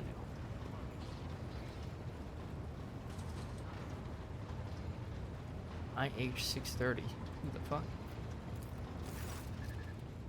The reflections of the bridge lights are playing on the unlit vid screens of the cogitator. Next to the machine stands a hunched tech priest who bows as you approach, his body nearly folding in half. Lord Captain, the machine spirit of this mechanism slumbers. Should you wish to awaken it, use the key of your blood. Who are you and what is your purpose here? My designation is IH-630. The tech priest points his only mechadendrite at the machine beside him. The venerated Engine Seer Prime has entrusted this sacred mechanism into my care. It is now my duty to assist the rogue trader's understanding of the hallowed code. What is this blood key I'm supposed to use? The key you seek is the dynastic blood that runs in your veins. It is the only way to rouse this cogitator's machine spirit. When you are ready to do so, place your hand onto the mouth of the guardian servitor on the blessed control panel. Sure. The servitor's powerful jaws close around your hand with a screeching clack. You feel the cold metal pierce your skin and draw blood. The vid screens in front of you flicker restlessly, filling with numerical combinations. Tech priest by the cogitator nods curtly. The sacred mechanism is awake and ready to receive your request, Lord Captain. Scal has informed me that the system has encrypted data stored inside. I wish to know its contents.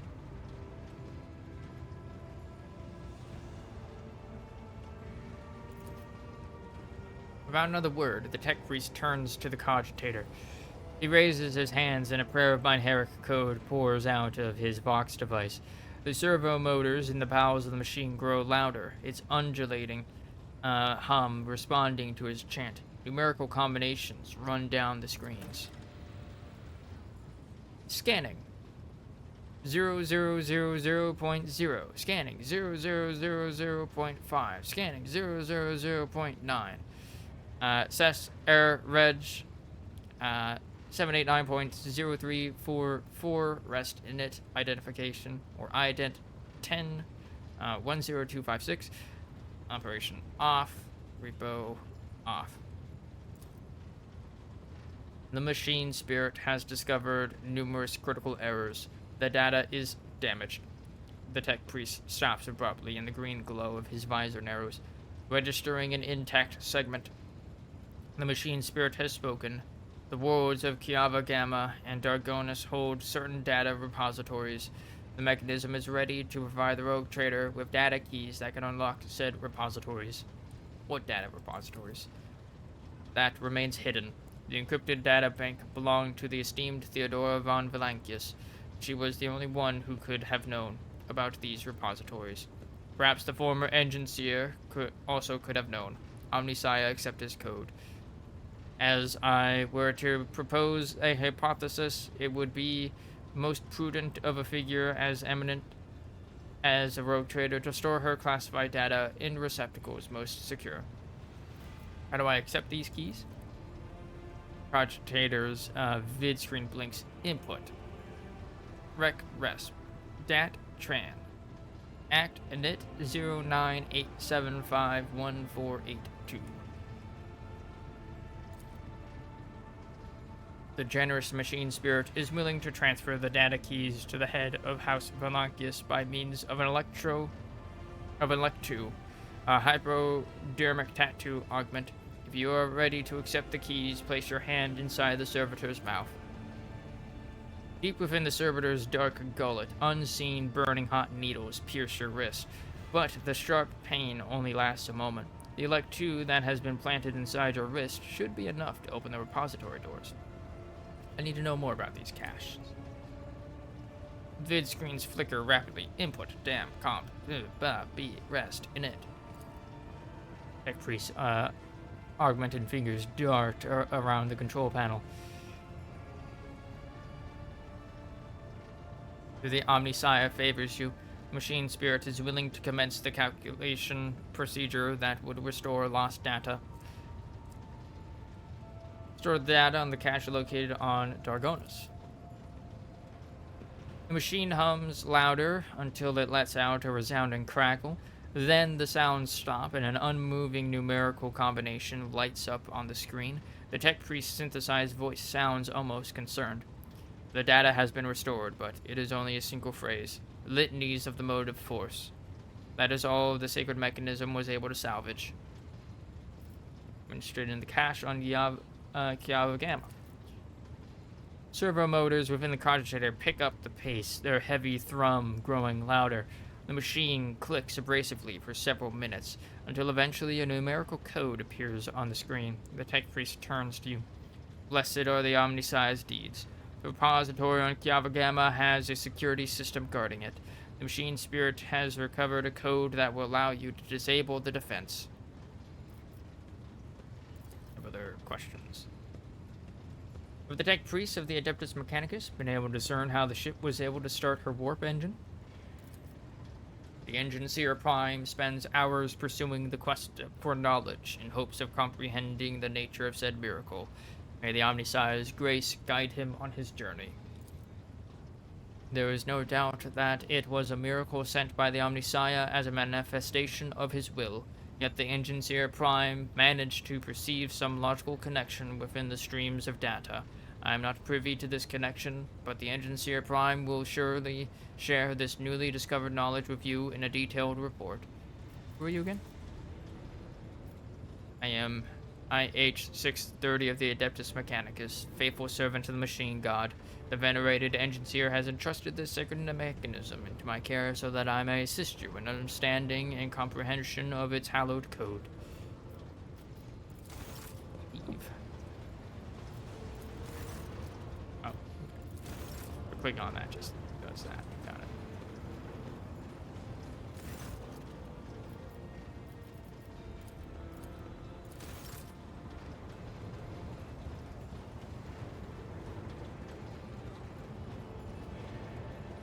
Oh, he's down.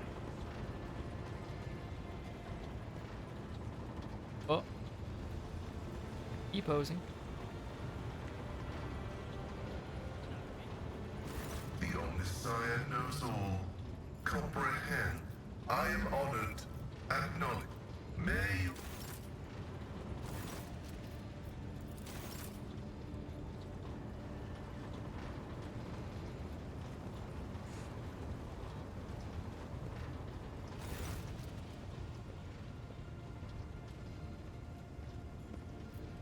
I've learned that there are caches left by Theodora somewhere on Dargonis and Kiava Gamma. Do you know anything about this? Me? Not a clue, Lord Captain. I don't know who Lady Theodora would have told about a thing like that, but it definitely wasn't me. Why would you whisper that to me now? Why? Theodora snorts, suppressing a laugh. She breaks off, appearing to listen to something. Grief passes over her face like a shadow. Lord Captain, I don't know anything about caches or Lady Theodora's secrets, but the voices have just reminded me about something. I was once given the chance to try some real wine. Lady Theodora gave me some. Not just any old synthetic booze, but her favorite plonk. She always drank it in her palace. It was golden in color, and its name was Flame of Purity. A silly name, but the flavor was so intense, and like nothing I'd ever tasted before or since. Apologies. It's probably not important, but I don't know anything more than that. Adira speaks quietly, her voice trembling. Sniffing sadly, Adira shakes her head. Of course. Fine.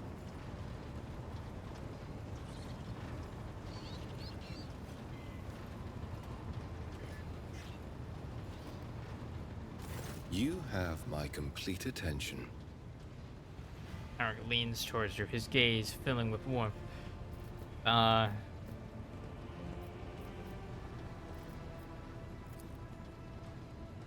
politely inclines his head in response.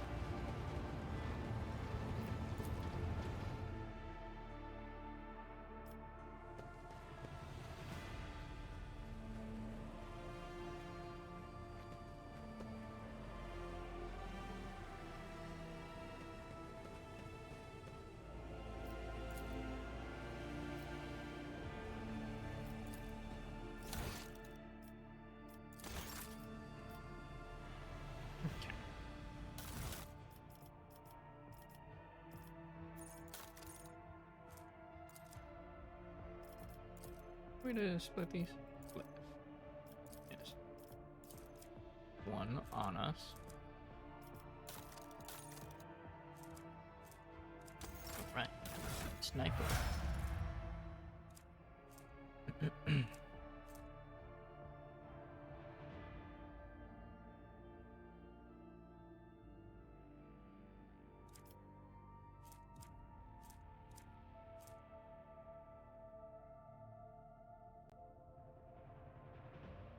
Parameter determines how much a character reduces enemies' chances to successfully dodge their attacks. And the higher the value of this parameter, the more effective the character's attacks will be. Big oof. Does more damage though. Any sort of aesthetic look. Yeah. Yellow roots. Oh, Madeira. 2 ranks available.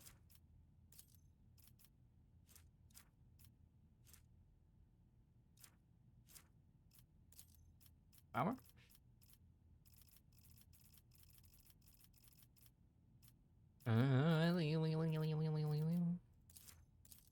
No need for this. Level 20.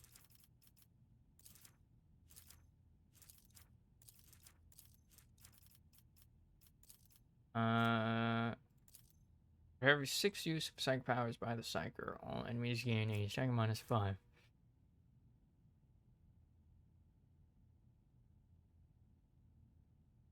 Enemies that become targets of the psyker gain a check dodge and parry.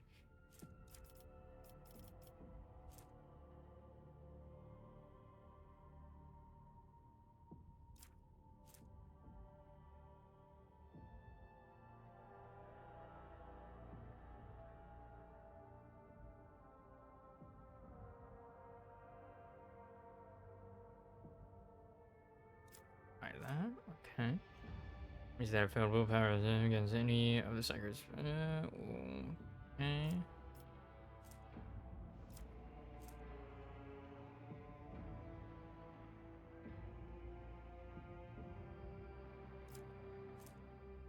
It deals mental damage from any source other than aftershock. It suffers half as much mental damage at the end of their next turn.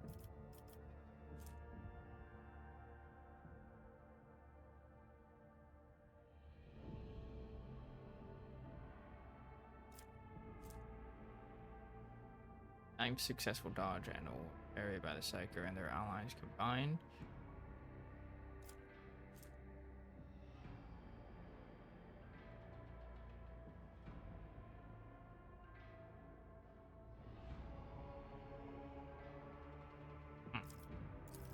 Aftershock.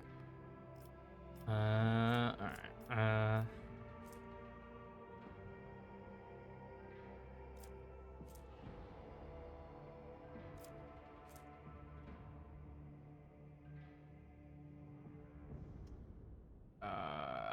Who's our other? Pascal.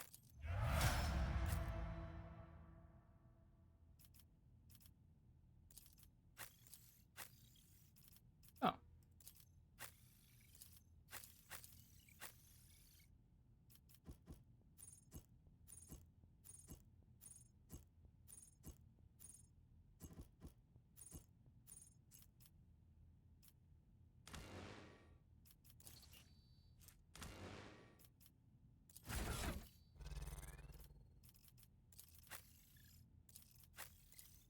Who did Pascal go?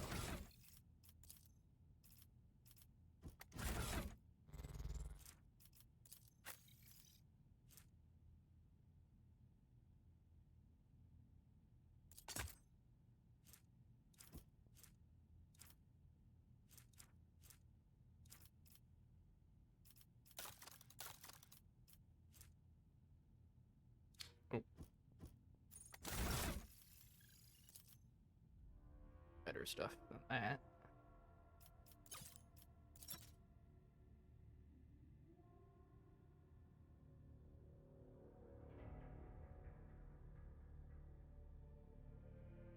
No, we got some of that improved synth skin.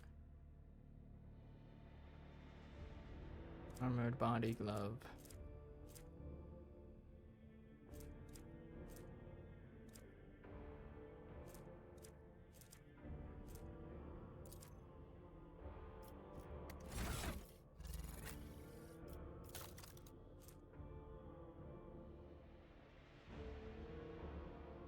Oh, no. What she has is actually better.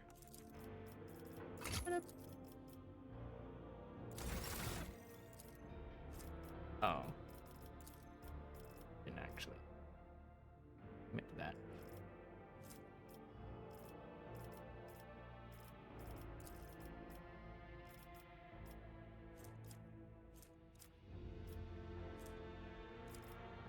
Or cannot move until the end of combat. That brings MP reduced by 3.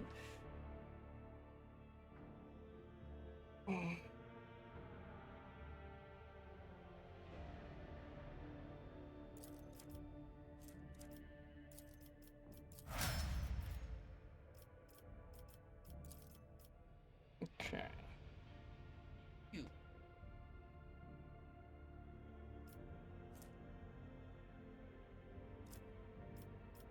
With assassin for you.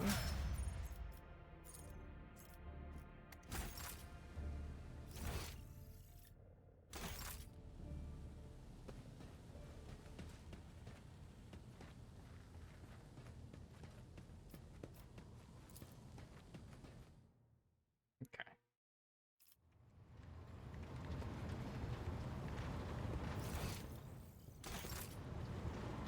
Possible cost down.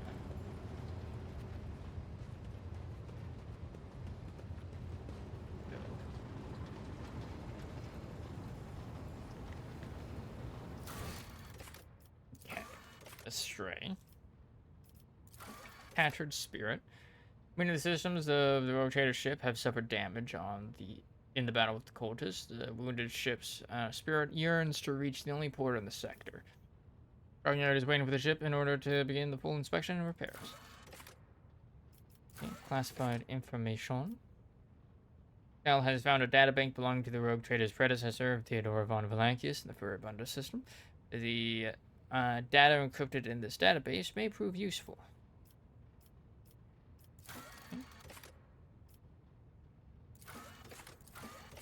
On extremely rare occasions, the Drakari have been observed stealing suns in the Cornus Expanse. Such notorious raids wreak devastation across entire solar systems, but it is the frequency in which these malicious Xenos are depriving humanity of valuable stars that raises suspicion. What could have prompted this increase in their rapacious activities?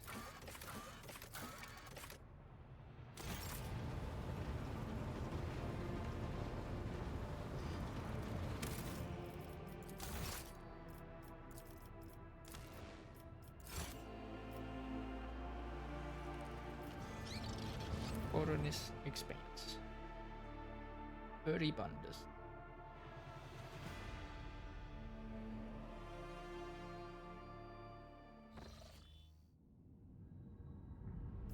Dead world, unknown ships.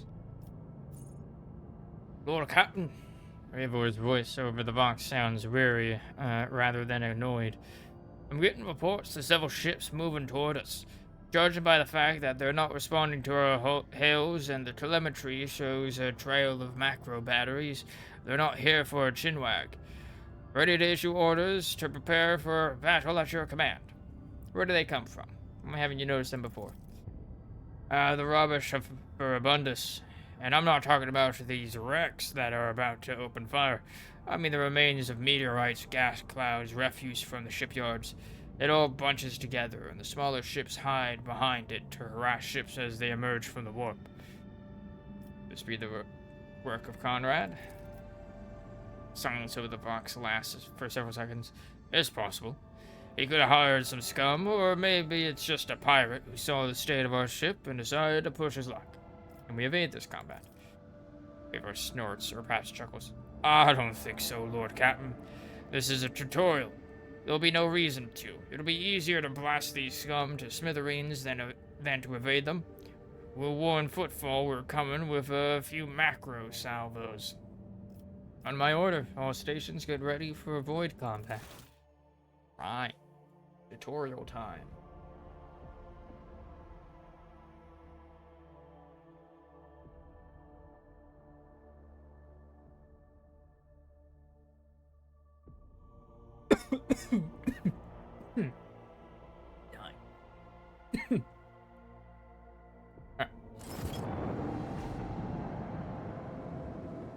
Class destroyer.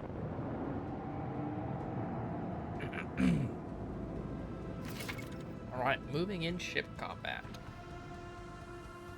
You have engaged the enemy in space combat. Battles in space and on the surfaces of planets work quite differently from one another.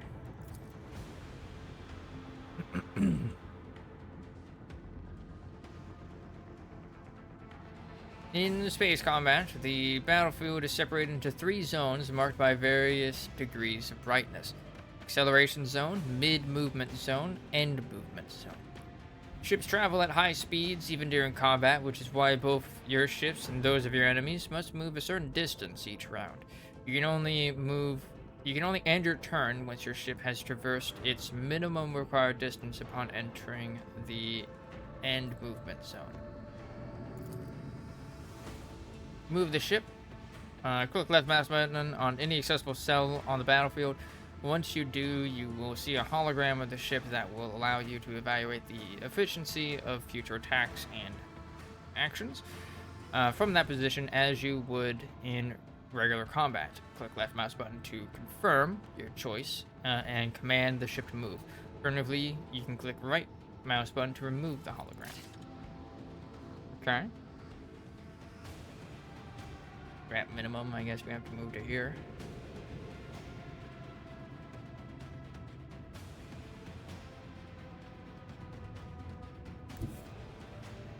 Alright.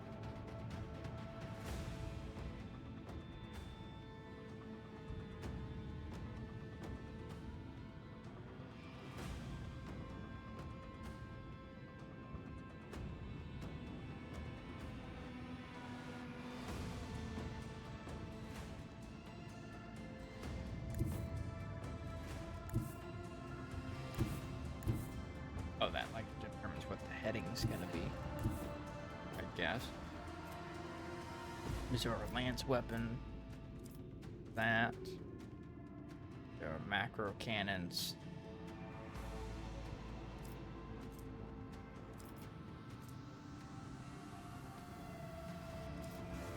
Damage, 14 damage.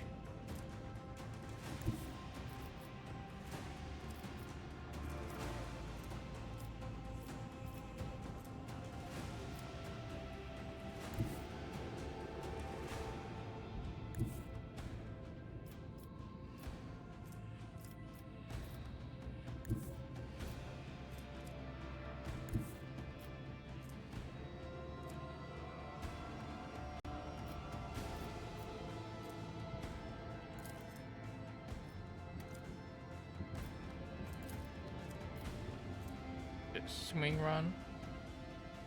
Flagship flies in a straight line, making a full U-turn at the end of its movement.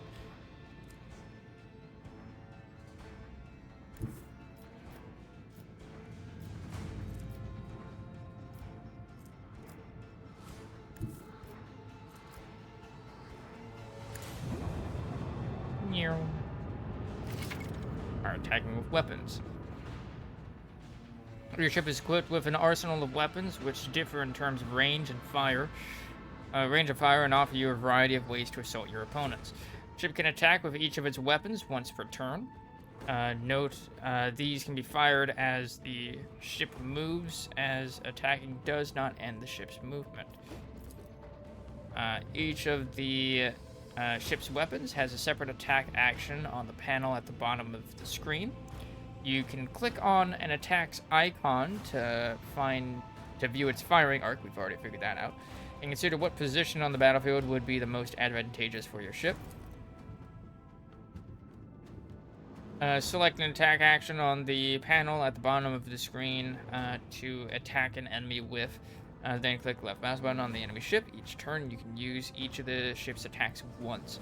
Maneuver your ship in battle and attack with different weapons to make the most out of your ship's capabilities. Alright.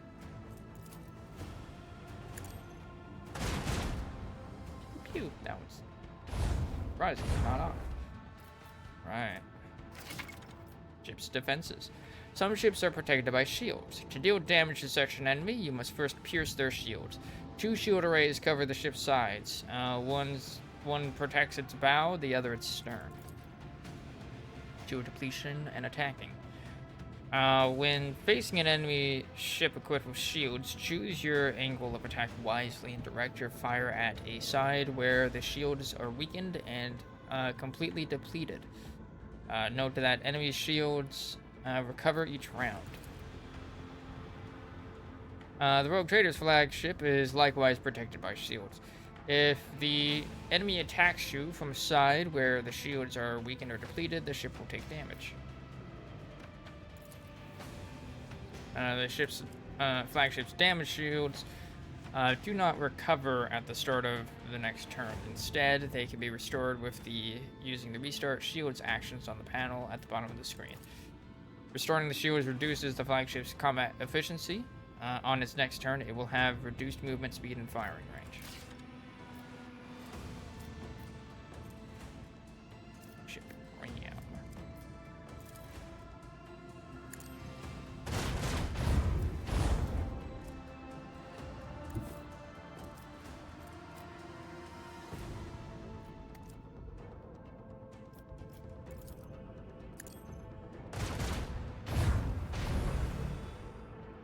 Bloody Thorn. We're gonna die. What's taking so long with the engines?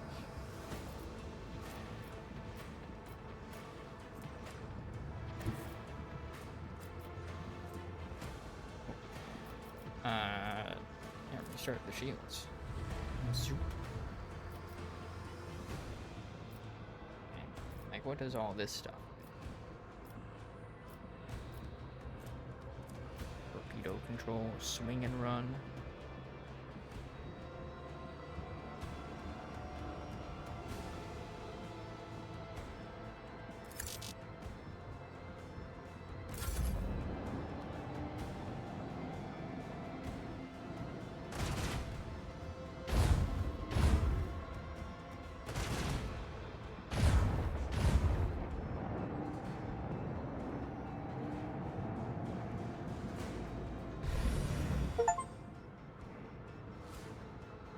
Throw the shields on your flagship and receive no damage.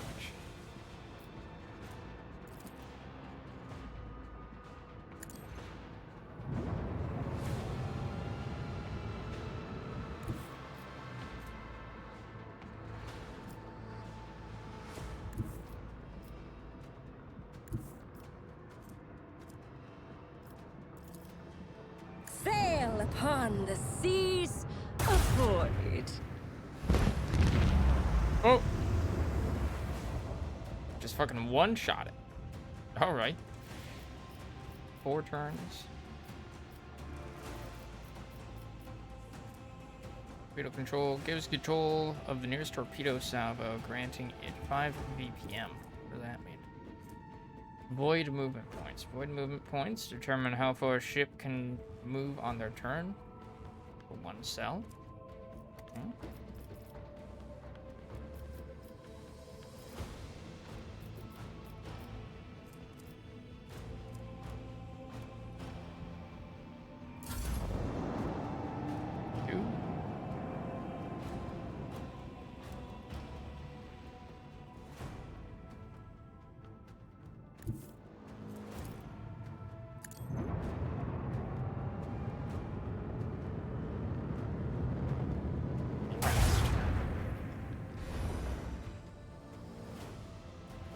To get there.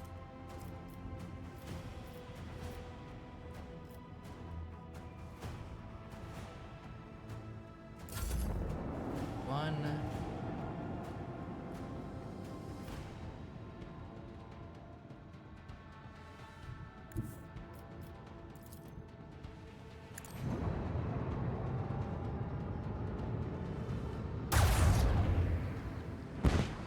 Nice. The battle is over. We just got like, oh no, won your first void ship battle. We also got like 2 progress on like some achievement. Repairing your ship. Enemy attacks can penetrate your shields and damage your ship's hull. This damage remains after the battle is over and must be repaired. Open the void ship management screen, V, to make repairs to your ships. Use scrap to repair your ship and restore its hull integrity. Scrap can be found while exploring star systems, collected after certain space battles, or purchased from merchants affiliated with various factions. Right. 4 ancient machinery, 32 scrap, and some XP. Alright. Neat.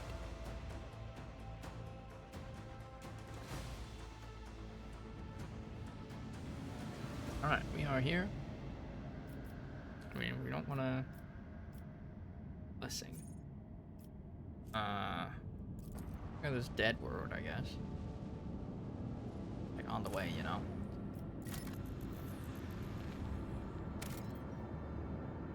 50 XP. Nothing on it. Dead world added to the expanse. Dead World 2, Rycad Majoris. Dead World, Furibundus, active quest. No. Not aware. What is that?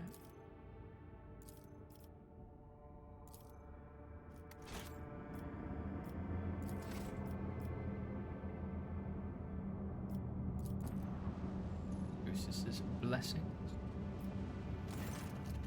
Lord Captain, we have the flagship Juice's Blessings with a small escort dead ahead. They are requesting a direct Vox channel, patching you through. Oh shit, this guy has character art. Chartist Captain Austerius Thorfast. The Vox channel clicks, and after a brief pause, a dry, low voice hails you. Greetings, Lord Captain. I am honored to speak with the Rogue Trader House Von Valancius. May your name be known through the ages. Chartist Captain Austerius Thorfast, bearer of a free charge of the merchant fleet. How can I be of service? What is your squadron doing out here? We deploy supply routes for Chartists. You see, my ship is a representative of the merchant fleet in this part of the Imperium territory. Yet we do not have a fixed charter-defined trade route. Our mission is to establish business contacts with voidfarers in need of regular ship repairs, and those who are interested in specialized goods. From where do you source the components you sell? Are you asking me to disclose our suppliers to you? Thorfast laughs airily. Well, frankly, they come from both everywhere and nowhere. We get our wares either from lucky voidsmen who stumble upon an abandoned or dilapidated ship somewhere in a neighboring system, or from unlucky ones whose sorry tub arrives on footfall in such a state that it's easier to take her apart than to restore her. I would like to know more about the merchant fleet's operations in the Coronus Expanse. For the most part, all the Expanse has its fleets of different organizations and small flotillas of merchant ships. Uninterrupted communication between worlds is a matter of life and death for many outposts of humanity. So even in this dark corner of the Imperium, there are Chartists and ships assigned to the various Adeptus. Alas, the Expanse is next to no stable trade route, so the job can be precarious at times. But then again, no one is more intimately familiar with the hardships of local commerce than a rogue trader. Like, look at the catalog of components available. Ooh. Ooh.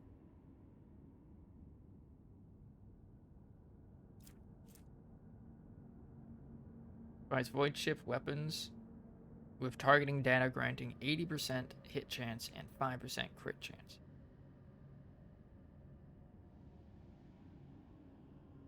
Like, literally not as good as what I have. Pulsar shield. Let's see, provides 70 points of protection for each sector. This amount is doubled against enemy blast attacks. It's good against kinetic attacks.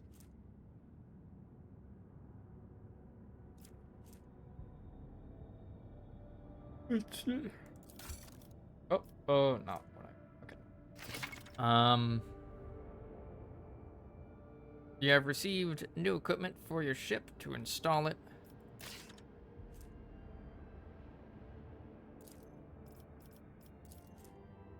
uh, 13 speed, the ship speed, with low braking. This parameter of engine components determines the length of the ship's acceleration and end phases and the size of their respective zones. Engines with stronger acceleration and deceleration have larger acceleration and end movement zones.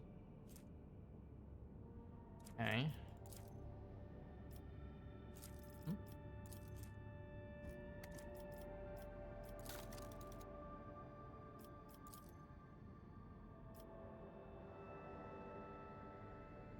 Oh, they don't want anything from us.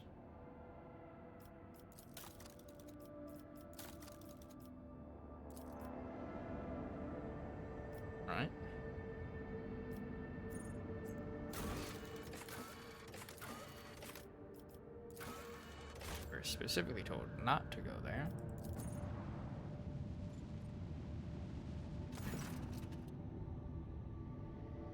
Your ladyship, something sinister is unfolding among the survivors from Rykad Minors. There have already been several cases of evacuated refugees being found either dead or dying. All of them have been blinded using various means. I fear there is reason to believe that there were agents of the cult among the people who came on board. I knew the anathema would not fully release its hold on those doleful souls just yet. Then let us march and drive it away. Give me a report on the refugees. How were they quartered? How are they supervised? The serfs and the planetary wardens were assigned to 2 auxiliary lower decks. The commoners are riled up and frightened by the calamity, so to keep their senselessness in check, we only assign those of sound mind to work and pump sedative gas through the ventilation into the compartments holding the rest. The venerated Praetor Electroid Dar Impulse VI and his retinue took refuge in one of the engineering bays, or more accurately, they barricaded themselves in. The wise servants of the Omnissiah are fearful beyond measure that ignorant lay people might damage or offend the miraculous fusion reactor, so they cloistered themselves in their own personal fortress. Need know more about the killings. 11 bodies have been found thus far. The first victim had their eyes burned out with a gas torch. The second had acid splashed in their face. The third was found wandering around on their last legs with metal pins sticking out of their eye sockets. They died before we could interrogate them. The rest were killed and disfigured in similar ways through blinding. No trace of the killer's identity was found in the interrogations. It will be done, your ladyship. If I may interject, there's no need. Interrogations have already been conducted. I put the enforcers on alert as soon as the first body was discovered, though I decided not to disturb your ladyship until I had the results. Well, now I do. We have already arrested, 4 perpetrators at the scenes of crimes that had yet to take place. Those are not murders. They are suicides. Explain yourself, Seneschal. The people we apprehended were about to blind themselves and end their own lives. I am confident that all who perished did the same. When questioned, they all said the same thing. They are haunted by the sight of the dying Rykad Minors. Even in their sleep, they still see the same horrific picture, so the sad wretches would do anything to make the nightmare stop. Add a triple dose of sedatives to the rations of all Rykadians. Perform cleansing liturgies on the decks housing the refugees. We shall banish this blight with the strength of our faith. Increase surveillance, assign enforcers to watch the passengers. If this is not the work of cultists, then I could not care less. Once they are off this ship, that will be it.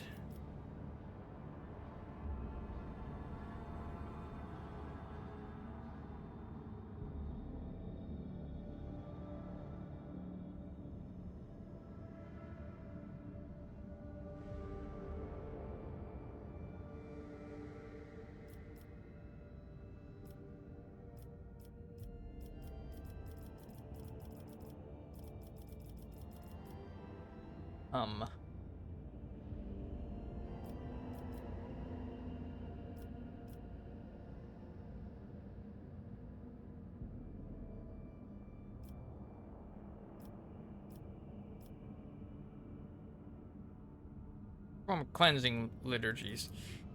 Certainly, Lord Captain. Except, I'm afraid it is not just the refugees. Abloyd's voice is grim. 3 out of the 4 people we arrested were members of the crew. They watched Rykad Minors die, and it left their minds scarred. We all bear the mark of that dark catastrophe, for it was the attention of the ruinous powers that branded our very souls. May the God Emperor have mercy on us. You were warned, your ladyship. It is regrettable that you did not listen.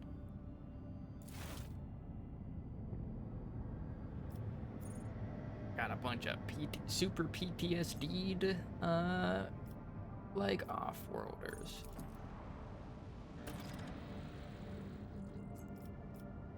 Huh?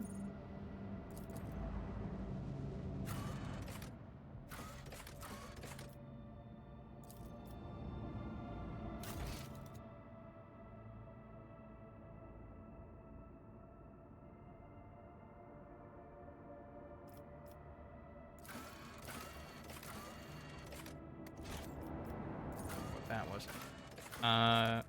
Void Dock Alpha Row. Shadow Quarter, Martyr's Endurance, Atrium League's Residence.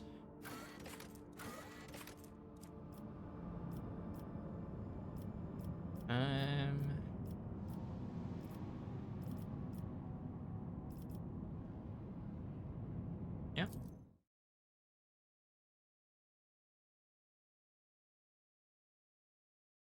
See, Heinrich on the list there, so.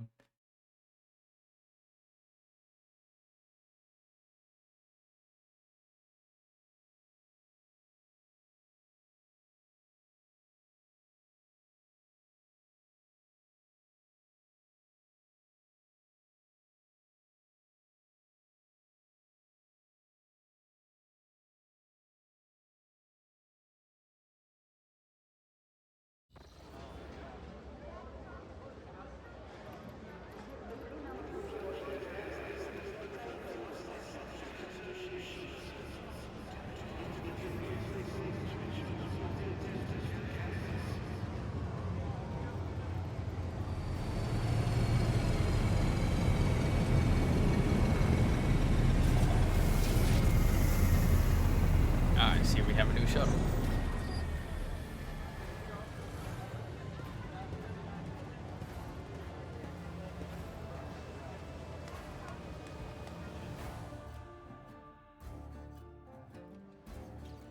Your ladyship, forgive me for not welcoming you with the appropriate obeisance.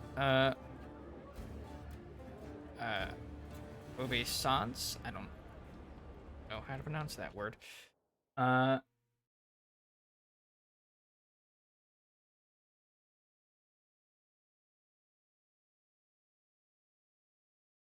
Obeisance. Obeisance. A gesture expressing deferential respect.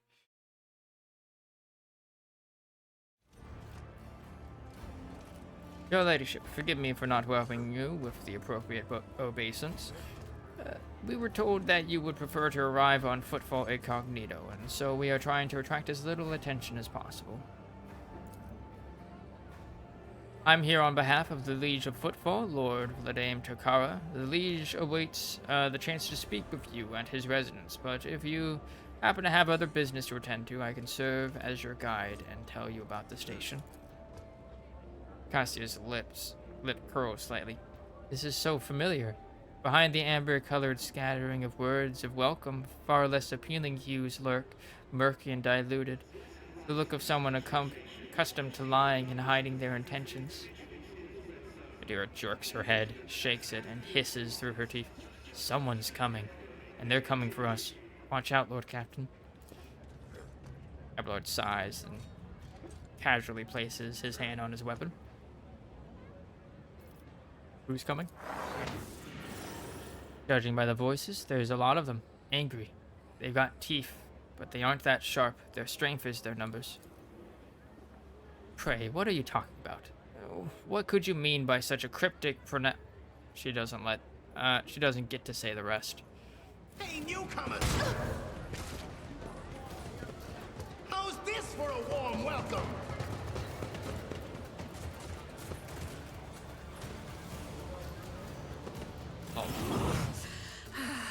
Another annoyance. The Emperor is with us.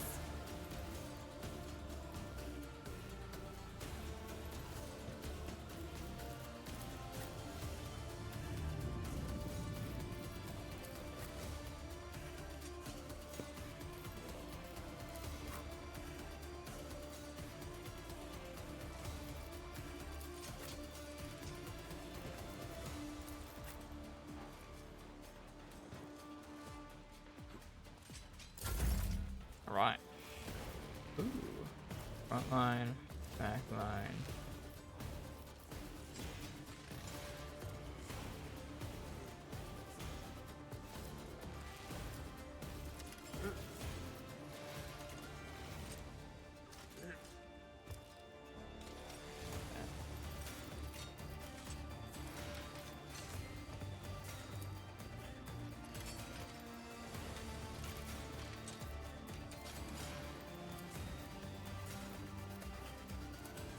closely.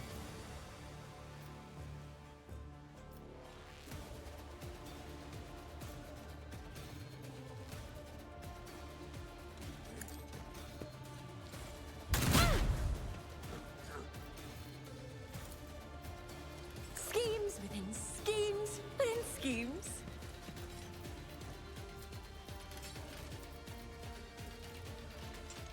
Or creatures within the area of back to limited range.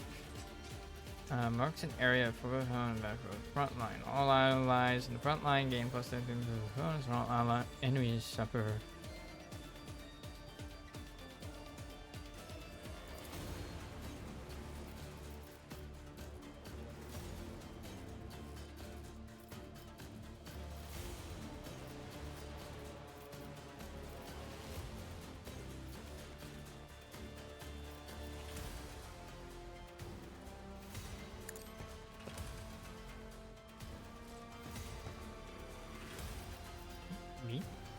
Back line.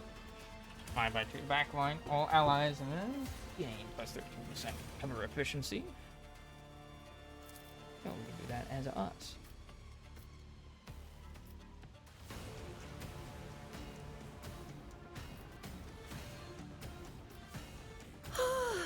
A genius at work. Rear.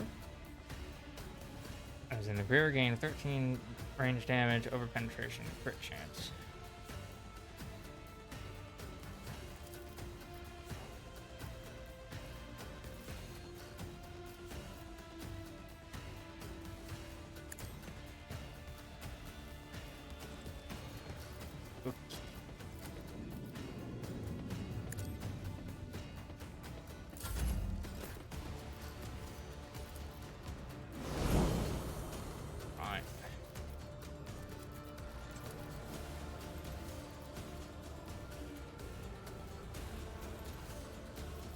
I'll do it.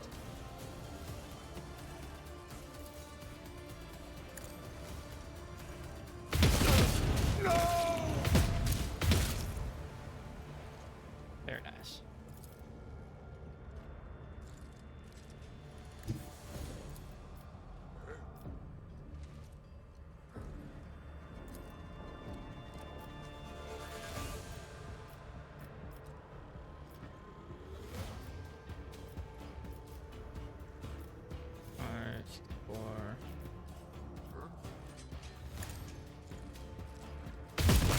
Nice. Bloodstained Amelia. No mercy for heretics! Pain cleanses the body. Oof, Pascal.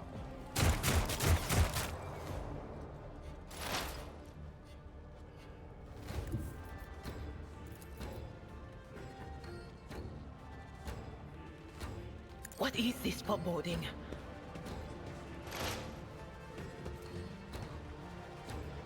Disturbed.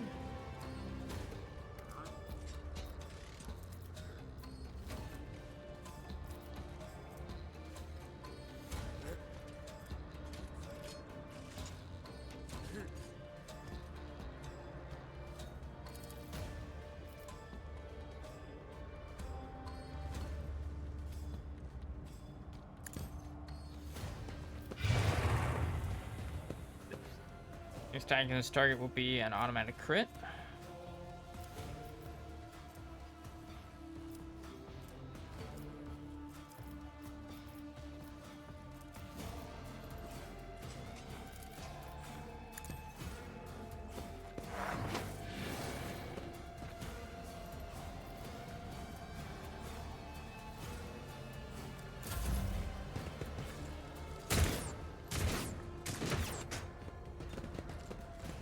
Damn.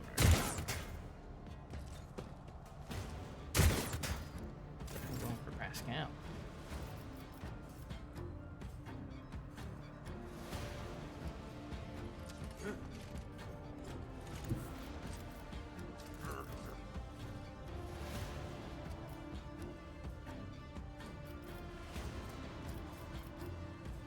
How's this work? Powers their next attack with 4%.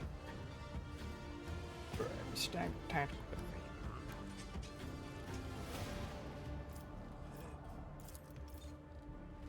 Isn't this a job for the serfs?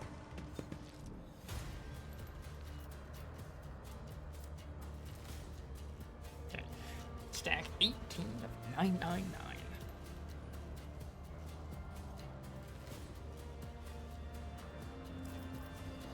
Okay. Right. You guys start killing each other.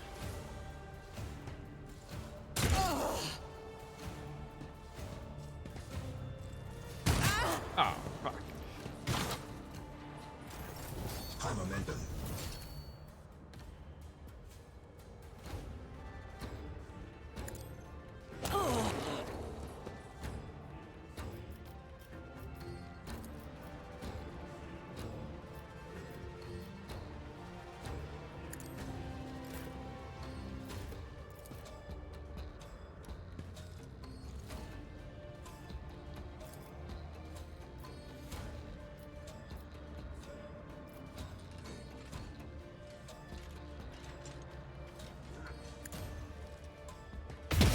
You, my emperor!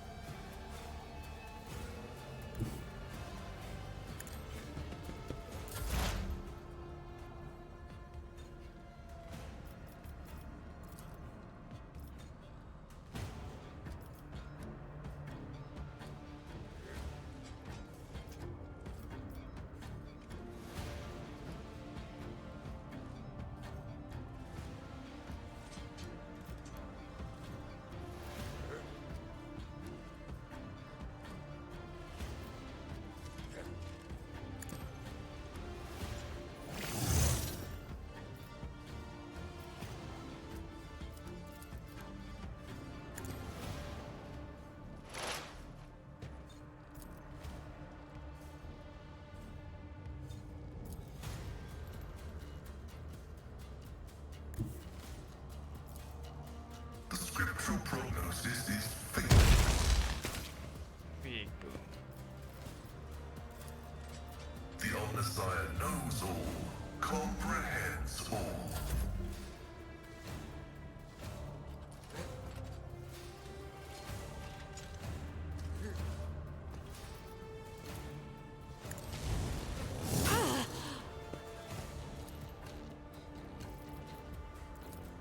I will do my duty. At your beck and call. Ha-ha! Reduce to dust! What you doing?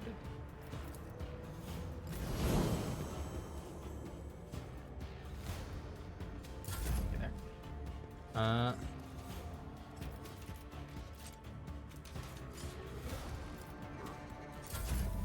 High momentum.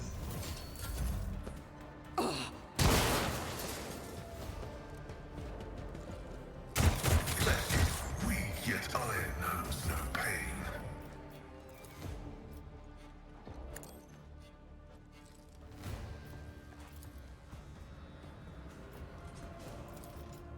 Oh, a wicked thought.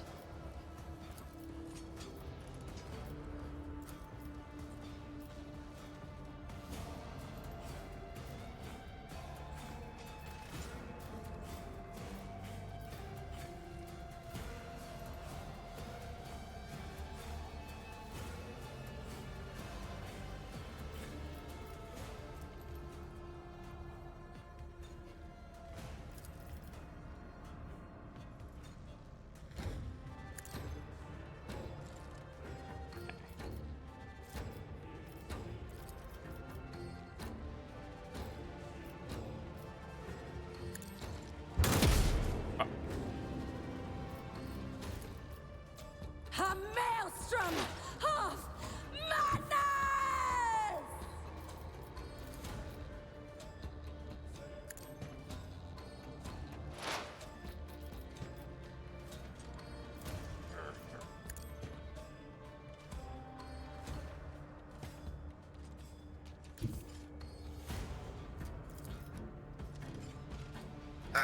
calculated fury algorithm.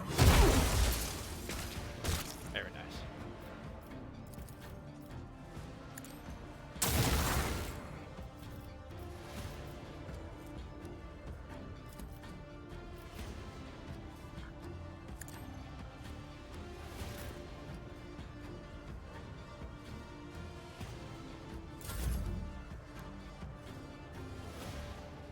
Did you move?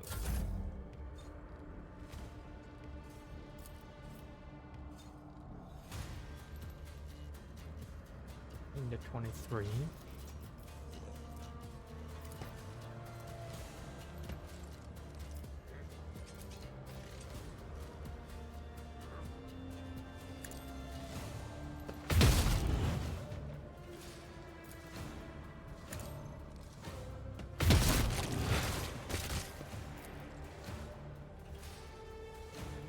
As the Emperor commands, I act.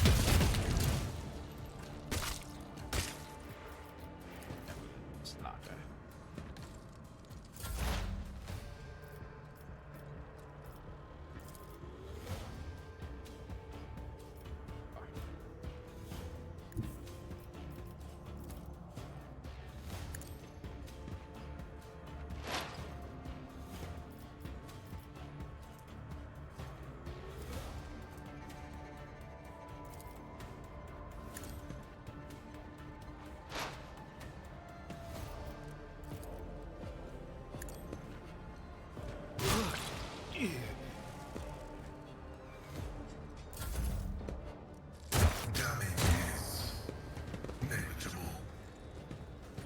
Perfect position for Abelard.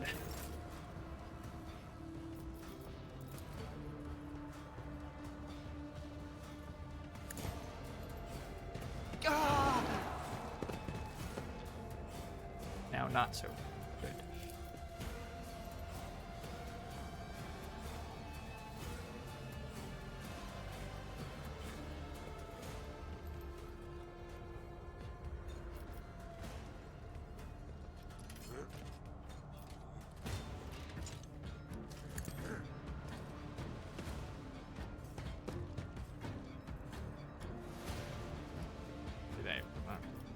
They all made it, I guess.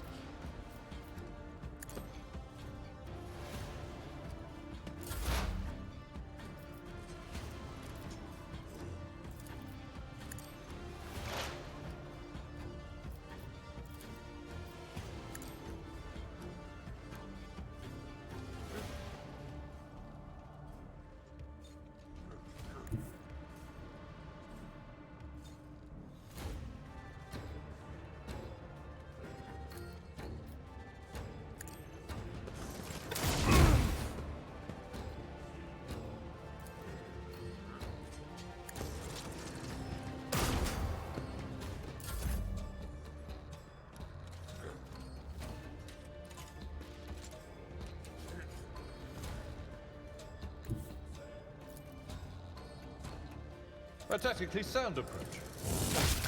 High momentum. It will be done.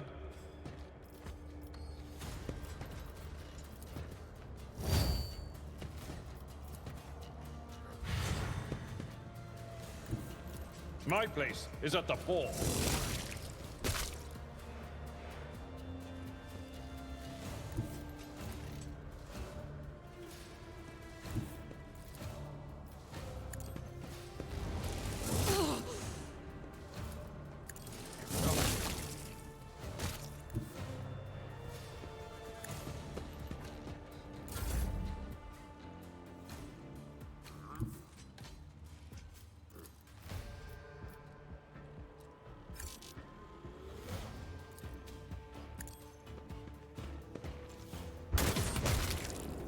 Damn, 50 damage.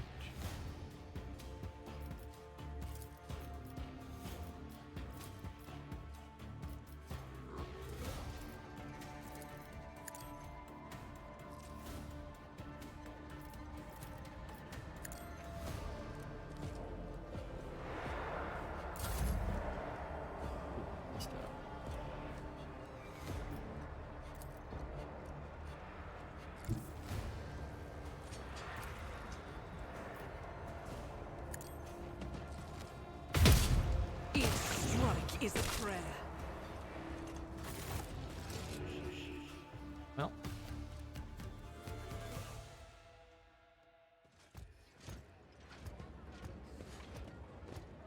The shivering young servant looks up at you with horror in his eyes. Emperor, protect me. They kill. Every time. I warn them, and then they go all, dear Emperor, our Lord and Savior, how could this have happened? Who could have thought? Your spits on the ground in annoyance. We're not, young man. Took care of the attackers. Do you know who they were? Your ladyship, those guys were Anvers. They're a gang. They're the worst, I'm telling you. They're scared of no one, not even Liege Takara.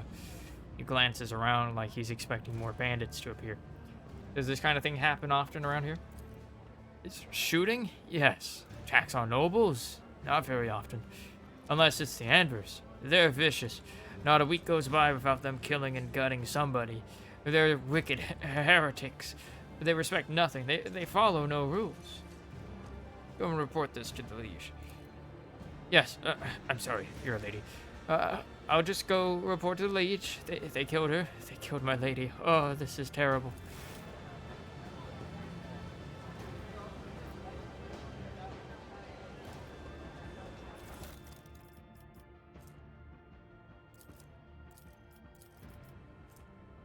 Black armor. Combat shotgun. Chainsword.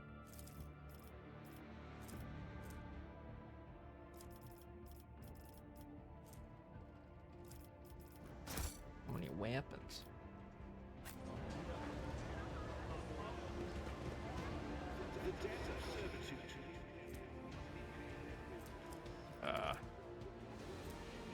Yeah?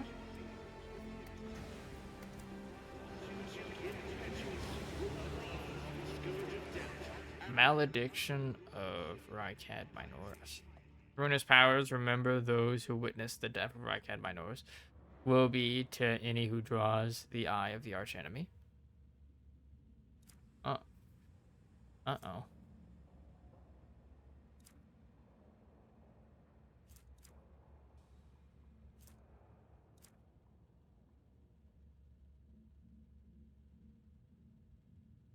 Right.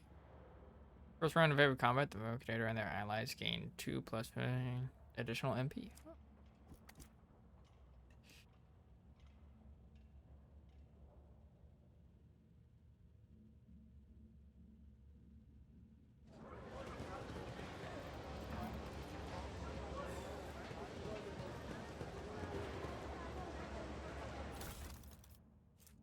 Leaflet. We need no rules or leaders. We are not an organization. We are a force of nature. A and V.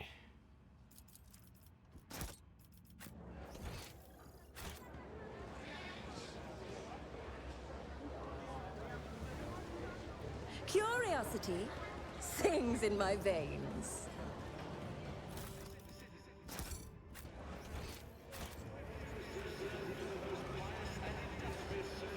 Okay. Others. At first glance, these look like standard containers, but their frames have been reinforced and their ceiling improved to keep the smell in. These are used to transport contraband. One step at a time, amidst the madness.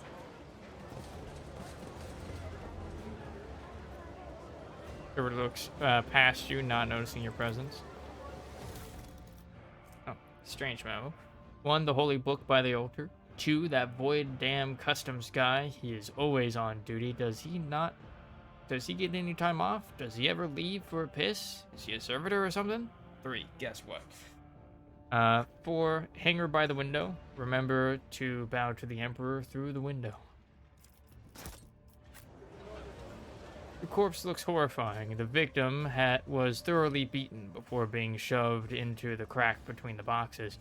One of the hands is clutching a blood-stained paper. They will see. Oh yes, they all will see. Pirate or honest trader? It's hard to tell the difference sometimes, especially on football.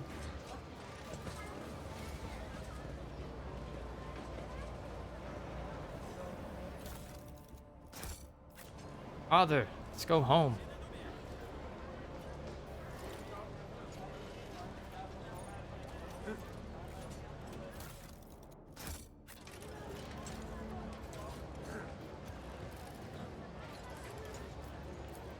Applaud my The container is labeled Destination Janus. It is covered in dust and must have spent a long time at the docks. Patience. Oh, my nerves are frayed.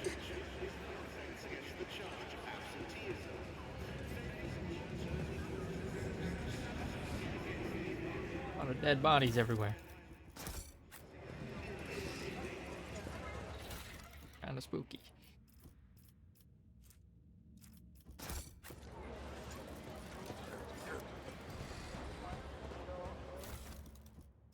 What is this? Enforcer Light Carapace.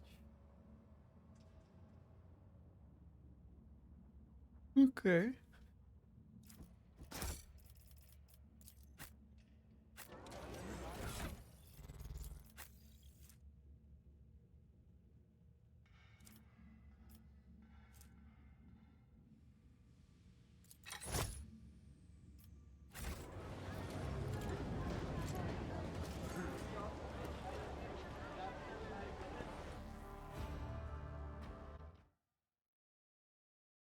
At binary.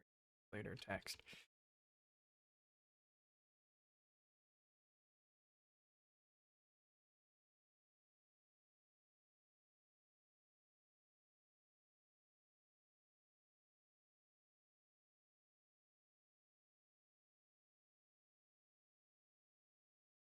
All right.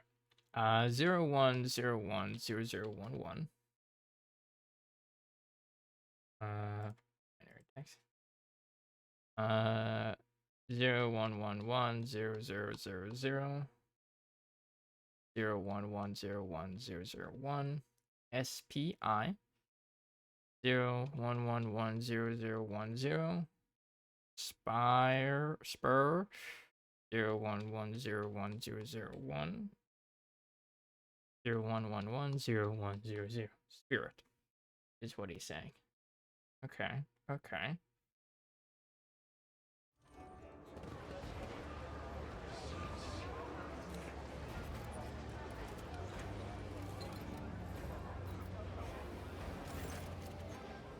The tall, hunched tech priest stares at you unblinkingly. A breathing mask conceals his gaunt features. The skin on his hands is of a sickly gray hue, while his augments show signs of combat damage and are plated in black chromium, giving him a general air of lugubriousness. There's a word. Lugubrious.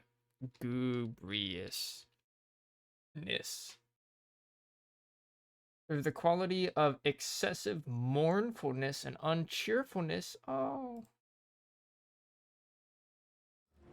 Why are you sad, friend? Initiating identification procedure. This unit is defined as Logis Opticon 22 and is a fully authorized representative structural part of the Cognizance Fleet and the priesthood of the Adeptus Mechanicus. Access has been granted to the following options: information exchange, strengthening of diplomatic links, trade deals, donations. Initiating official greeting procedure for esteemed high-value visitors. Glory success to House von Valancius. Vineheric aria begins to flow from the scratched Vox attached to the tech priest's chest, requesting information exchange regarding contractual obligation Logisticar Theta. Pascal and Opticon 22 exchange glances and a short series of Vineheric signals before bowing their heads in satisfaction. Opticon 22's head bows noticeably lower than Pascal's. What is Logisticar Theta?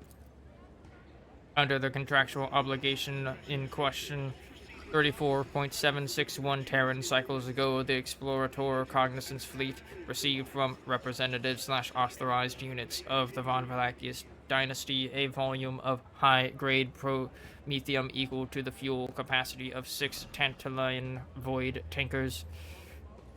Received it, and then didn't pay, compensate, remunerate, settle accounts. Should I go on? Is that enough synonyms? The stipulated payment / reciprocal offering from the Cognizance fleet can be made to von Valankis assets at the current time, after which the contractual obligation will be fulfilled / archived. Confirm your status regarding acceptance of payment reciprocal offering. You waited 30 years to pay up. You were saying that my dynasty had an extensive has had extensive business dealings with you. Waited 30 years. Execution of payment reciprocal offering is in accordance with the specifications of the contractual obligation. Allocation of assets from the holdings of the Cognizance fleet was initiated when the tankers reached the main quadrant, squadron 14.905 Terran cycles after the initial transaction. The asset allocation process concluded 2.336 Terran cycles later.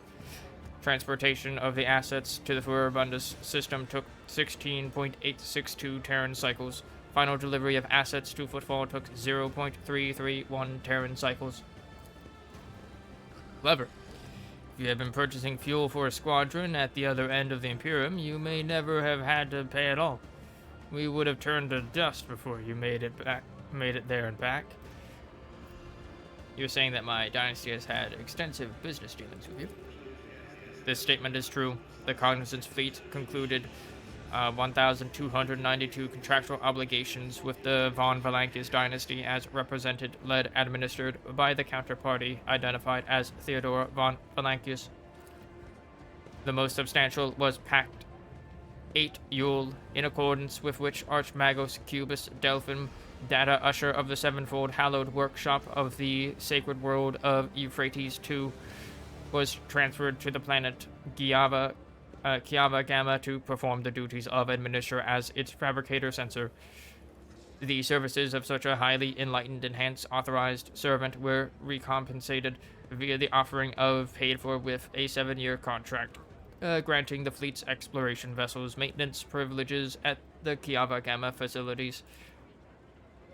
That is true. In the last couple of decades, Lady Theodora took pains to form a strong relationship with the Cognizance fleet.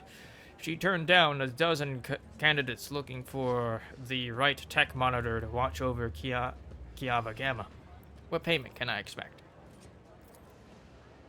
Universal Mobile Orbital Deployment Extractiums, Astra Erator Processing Complexes in the quantities stipulated in the contractual obligation. Each unit has undergone a cycle of maintenance liturgies and has been assessed for conformance to the sacred standard template construct.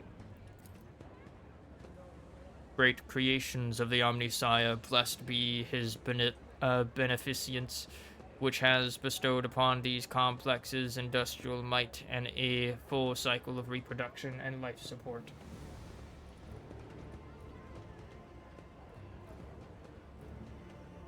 I confirm I am willing to accept the payment. The request is accepted. The sacred machines will be loaded onto the hold of your vessel. The contractual obligation, Logisticar Theta, is concluded. The Cognizance fleet thanks House von Valankis for its cooperation.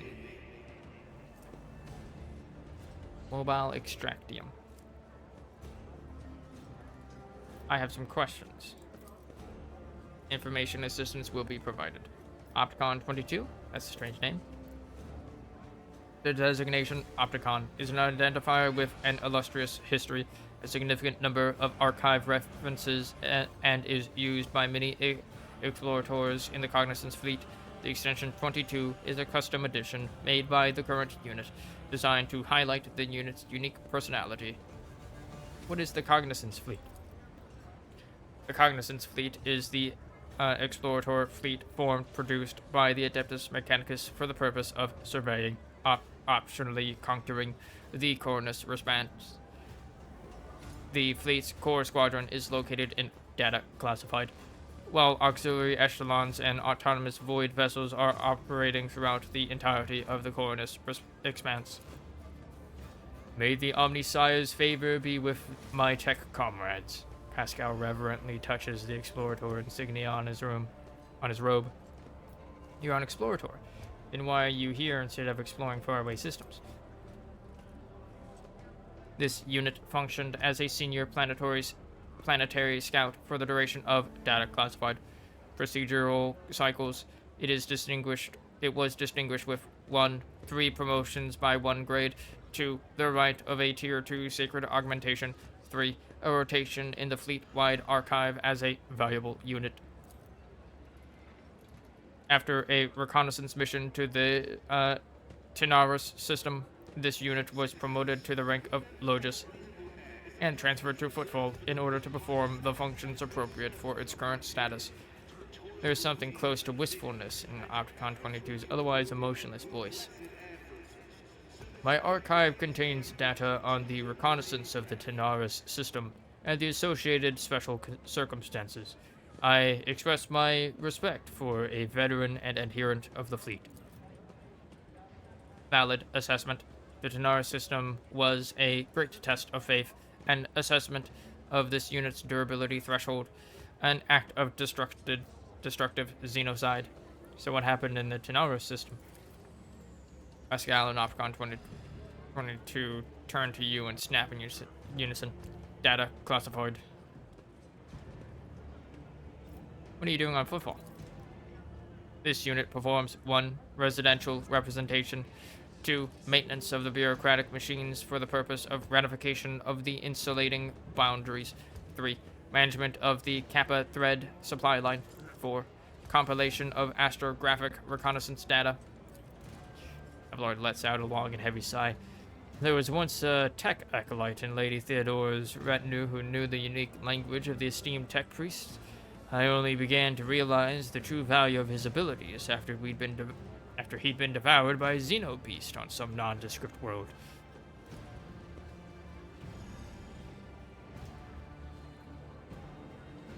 Right, how very straightforward. Okay, so he's an ambassador. Maintenance of the bureaucratic machine for the purpose of ratification of the insulating boundaries. He makes contracts. Management, okay, he oversees a supply line. Compilation of astrographic reconnaissance data, and he maintains, like, transportation charts. Okay. Like, I understand. Right. Very straightforward. This unit is satisfied with the outcome of this communication. Why are you here and not, say, at the Liege's palace? Prolonged communication with lay people of high social standing causes this unit vexation, desire for forceful cessation of vital functions, grief, decline in motivation, righteous fury, unwillingness to initiate purity protocol. Remaining in an area of repair and maintenance of sacred machines is beneficial to this unit's cognitive functions. He hates being among the nobility and wants to, like, kill himself when he's up there for long times. This statement is true. The behavioral dynamics typical of lay groups are frequently devoid of logical patterns and are taxing to analyze. No more questions. Information assistance mode deactivated. I seek the friendship of the Adeptus Mechanicus. The priesthood of the Adeptus Mechanicus is interested in, considers expeditious cooperation with rogue traders. Under the terms of the Treaty of Mars, it is willing to provide services to the von Valancius dynasty. The priority of services tasks can be raised if diplomatic links are strengthened. The Congress's fleet will be glad, alternative unavailable, to accept 1. Any samples of sacred technology. 2. Samples of profane xenotech. 3. Miscellaneous items. Reminder, storage, study, and or disposal of the aforementioned objects with the exception of 3. Miscellaneous items is the preferential right of the Adeptus Mechanicus. The Explorator fleet will also accept information about planets in the Coronus Expanse that have not previously been recorded in the planetary register. Why do you want information about planets? Omnifaceted study of the Coronus Expanse is the sacred mission operational objective of the Cognizance fleet. Information about the planets and star systems of the Coronus Expanse will be compiled, studied, and transferred to the holy repositories of Mars upon completion of the Great March of Exploration mission. This process increases the totality of knowledge and decreases the totality of ignorance in the universe. Why are you interested in xenotech? Isn't that heresy? The Cognizance Fleet finds it reasonable to believes that forbidden knowledge in the hands of the laity causes destruction and violations that go against the Omnissiah's will. Weakness of mind and will unleashes xenoheresy, which consumes the laity whole. An example that demonstrates the outline pattern: a void station in the system of Langren's belt. According to the data available to the Cognizance Fleet, the heretics on the station have trade relations with Xenos for the sake of obtaining dangerous and pernicious technology. The destruction of these heretics is of high priority, but not high enough to demand immediate action. Want to make a trade deal? Hotbed of Xeno heresy. Martyred Void Station. Alright. Stim. What is this? User immediately gains 4 MP and 4 AP, and the next turn their MPs are reduced by 2. Deflection gloves. These gloves allow the wearer to parry melee attacks with their ranged weapon using ballistic skill instead of weapon skill. Okay. Target designator. Whenever the wearer hits an enemy with a Deadeye shot, it reduces the enemy's deflection by 1 and applies 1 exploit until the end of combat. Stacks up to 3 times.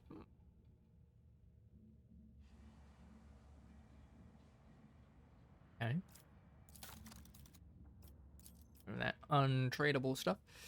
Alright. Mechanicus Creations.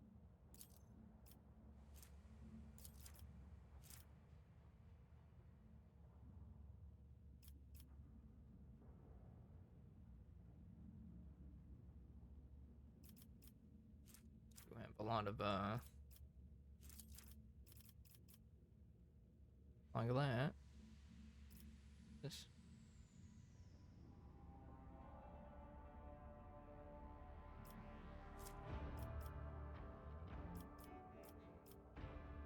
Well, there's like new things.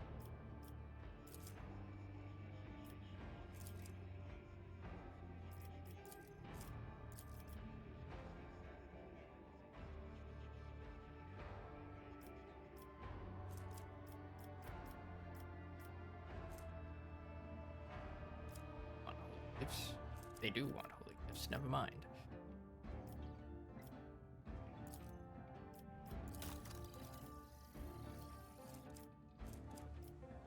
Mobile Extractium. A mobile mining outpost assembled in accordance with the Blessed Standard template construct. This small industrial complex can be deployed on practically any world, however inhospitable. The Serf clan assigned to it will devote itself to the maintenance of its sacred mechanisms and the extraction of resources needed by the rogue trader.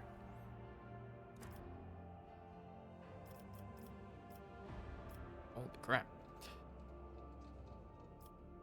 Got a lot of things. Churgeon's Manual. Grants the owner to Medicate. The grants plasma after using a medikit. Special plasma pistol. Portative manipulator. Using reload for any weapon costs 1 AP less. Okay. Precise last gun. Large medkit. Combat manipulator. Whenever the wearer uses a non-attacking consumable item, such as a stimulant, medkit, etc., it counts as an attack of a different type than the previous attack for the purposes of versatility. What? A wire grenade, targeting visor. Is the wearer's chance to hit by targets at a range of 20 or further by 20%. Invigorating resolve. Whenever the wearer and allies in a 2-cell radius gain momentum, they also gain an equal amount of temporary runes. Good. Slick body glove.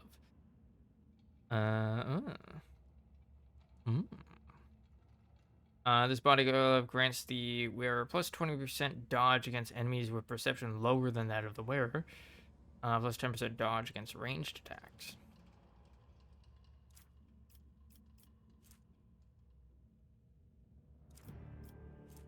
Speed of concentration. The wearer grants an additional 1 AP for each consecutive turn that the wearer has not spent MP, stacks up to 5. Improved injector. Gains carouse divided by 20 temporary wounds from combat stimulants. The first use of any combat stimulant per turn costs 0. Deadly repeater. Ooh. Like a laser sniper rifle, it seems. Rate of fire 2, 10 ammo. Ooh. Really good. Doesn't let me look at it. Force field emitter. After using run and gun, the wearer gains plus 15% cover efficiency when in cover for 1 round. Okay, Martyr's Penance. The wearer can make an Inferno pistol shot at short range once per combat. That shot deals 10 to 14 damage and has 40% armor penetration. Tempestus Carapace. Ooh. Heavy armor. Ooh. Plus 2 deflection against ranged attack, plus 10 toughness. 65% armor. 4 armor reduction. 1 half dodge penalty. Woo.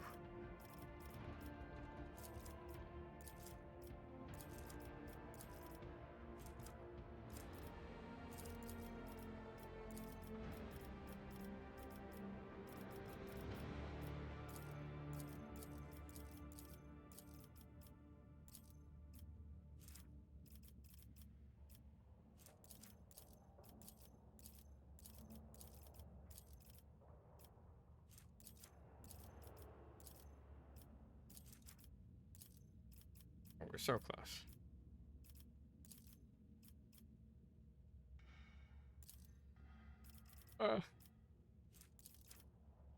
Wait, no.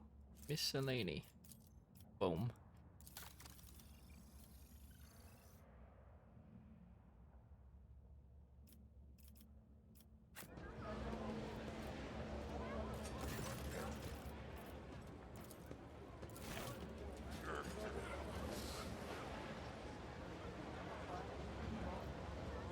Oh, what lies beyond? Come on. Coming over here.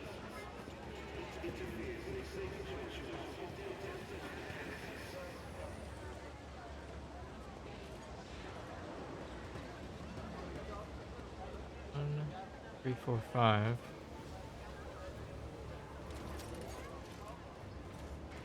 In this tapestry Come and buy of a goods from the world, best I am colleague the rogue crews in the thread. sector. Take this rubbish back to wherever you find it. I won't accept it. Don't even ask.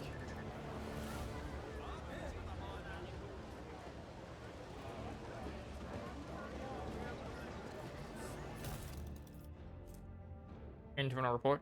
I'm writing to inform you that 2 days ago, the discharge was interrupted by a raid launched by the Anvers gang. In the attack, 3 loader servitors were put out of commission. Furthermore, 1 cargo container, serial number FVDA1-16165, was stolen along with its contents.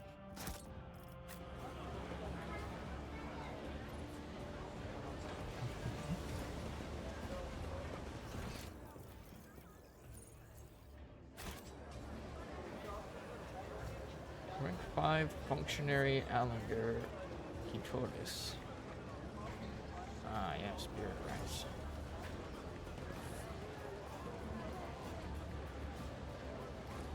It's customs. Did I find customs?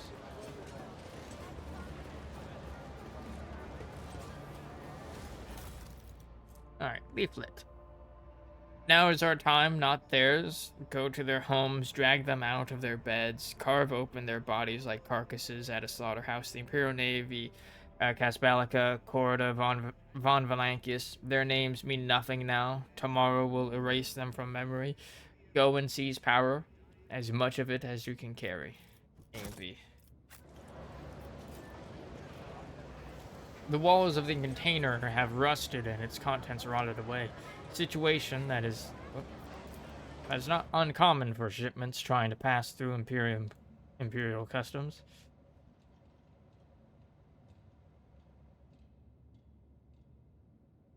Pilgrims.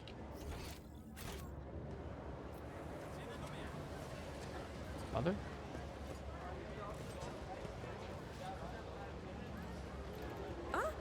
One step at a time, amidst the madness.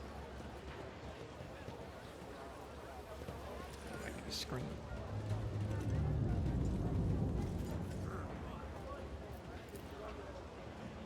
Hangar A1.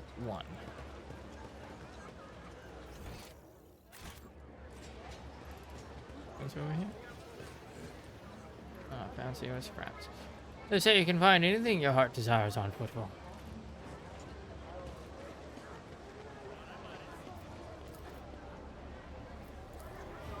Finest wines from Janus. Hey, where did the servants go? I want some wine.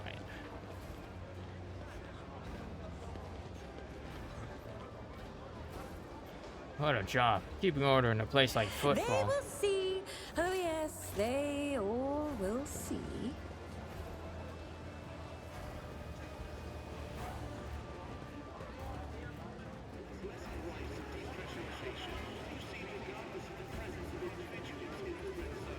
One, 3, 4, 5.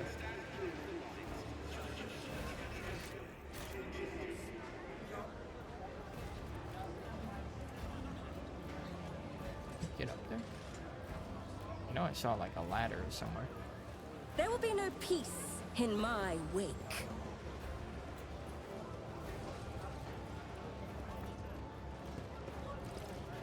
Oh, yes, no. What lies beyond? Long live the rotator in her house.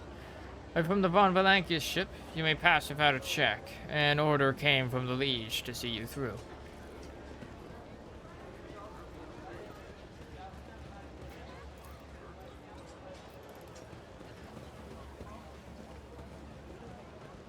Curiosity sings in my veins.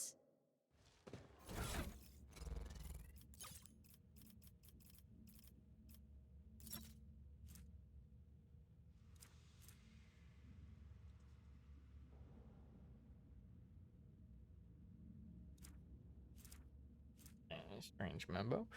The holy book by the altar. Boy damn customs guy. He's always on duty. Guess what? Hanger by the window. Remember to bow to the Emperor window. One step at a time, amidst the madness.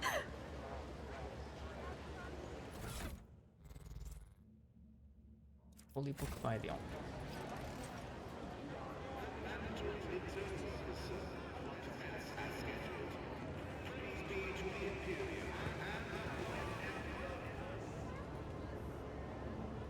Footfall, at last. Will I really hear of one of Reverend Hieronymus's my own ears? Genius triumphs! A small altar, the central point, has been given to Drusus, a saint from the neighboring Calixus sector, who is widely revered in the Coronus Expanse.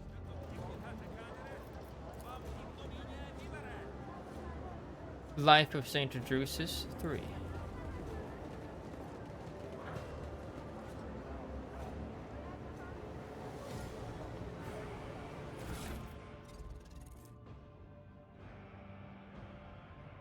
Holy book by the altar.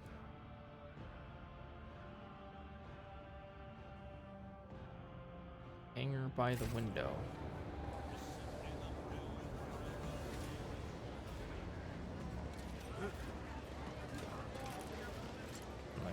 Torres. Patience? My nerves are frayed. Another The container is notch. marked foodstuffs, but it is empty and by the looks of it has not been moved in a while.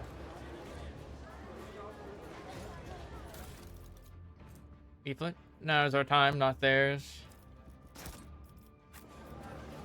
Ooh, how intriguing. Grenadier's cloak. And their allies are immune to damage from the wearer's grenades.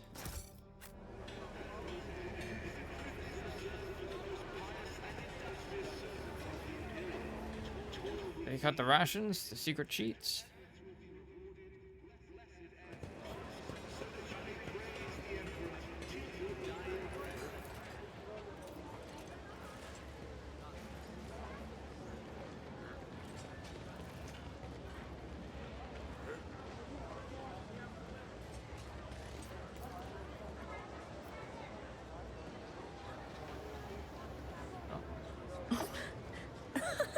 They will see. Oh, yes, they all will see.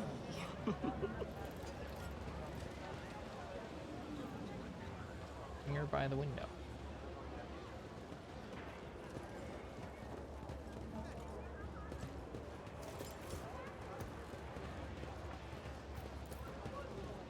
A1. Ha! There will be no peace in my wake.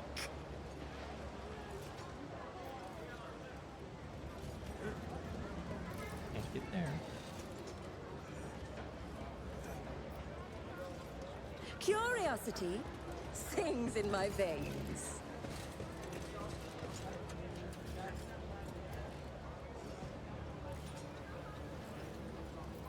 Did I mention that my whispers tell me jokes? Jokes that, once said aloud, make your eyes bleed and blood curdle. Talk about black comedy.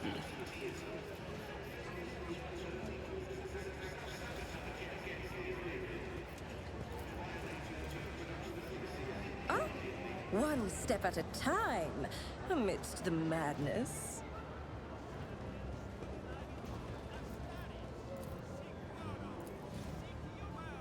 Okay, 3. Alright, 3, 3, 5, something 1. In this tapestry of a world, I am the rogue thread. 3, 5, 4, 1.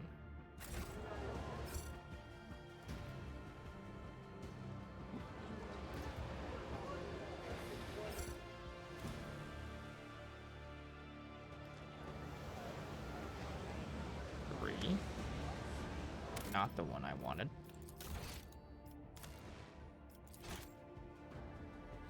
I clicked 4 when I had my cursor over 3.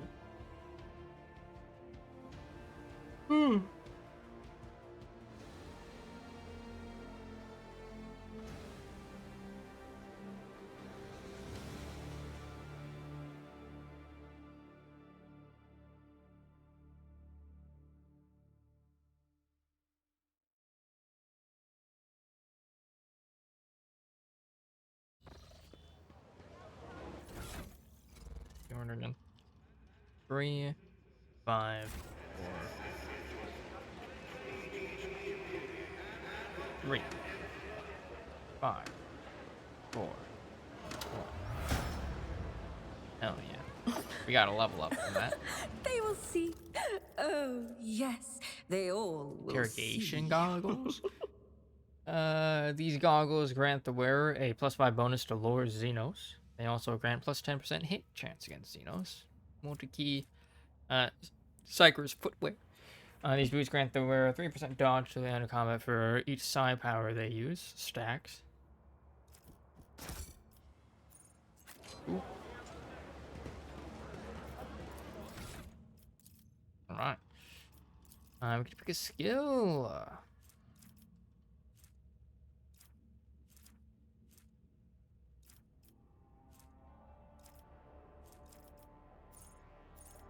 Let's see. Kill zone stratagem. Chooses one of the combat tactics areas. For 1 round, all enemies in that area are forced to reroll successful dodge and parry tests against all attacks. Any enemies that suffer damage and are left with less than 2 times, so like int bonus 4 plus fellowship bonus 10 wounds, immediately die. Overwhelming stratagem. Choose one of them for 1 round. Attacked by allies in that area, inflict the overwhelmed effect on any enemy that fails a willpower resistance test for 1 round. Overwhelmed. The creature suffers -5 plus 2 times the grand strategist int bonus, so 10. 20.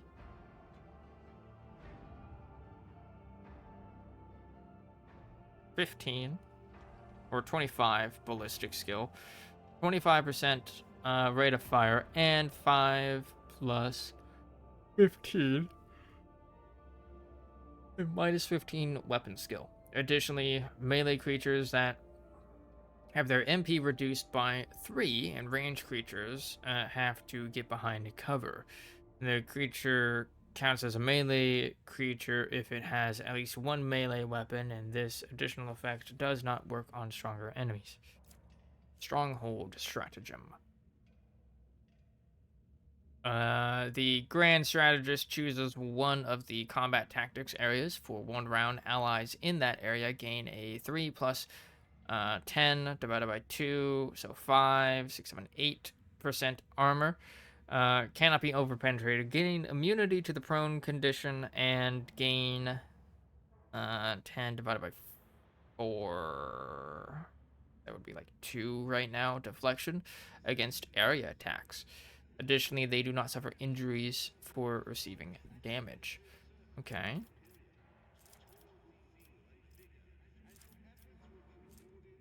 Okay. Blitz stratagem. Chooses 1 combat tactics area. For 1 round, all allies within the range of 10 cells gain the ability to move to that area. This movement does not provoke attacks of opportunity and does not spend MP. Ooh. Pretty cool. Combat Locus stratagem.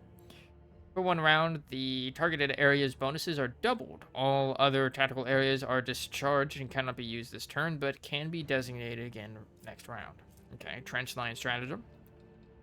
Chooses one of the combat tactics areas. For 1 round, all allies in that area gain a 5 plus, so 15% cover efficiency and reroll all failed characteristic tests.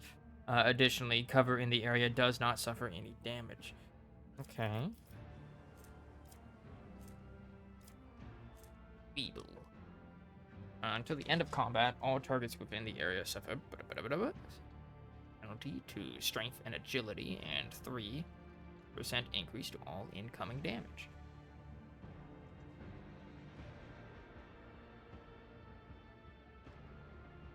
That's good if you're doing like a melee build.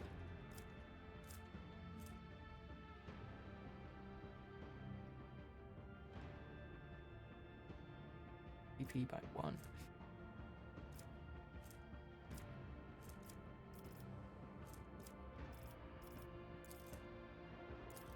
Pyromancy might be fun to take up.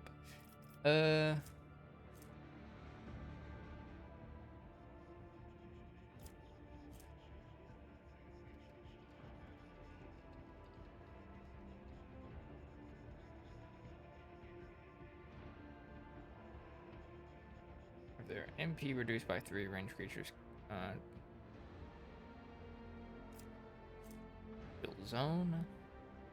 First to reroll successful dodge and parry tests against all attacks. Any enemy that suffers damage and are left with less than wounds immediately die. 2 times. Okay, so that'd be 20 wounds. You die immediately. Kind of like the sound of that.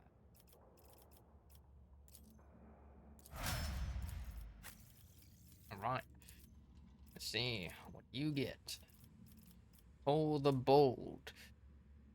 The bounty hunter's next attack this turn will have additional effects. Deals additional ballistic skill damage. Nah.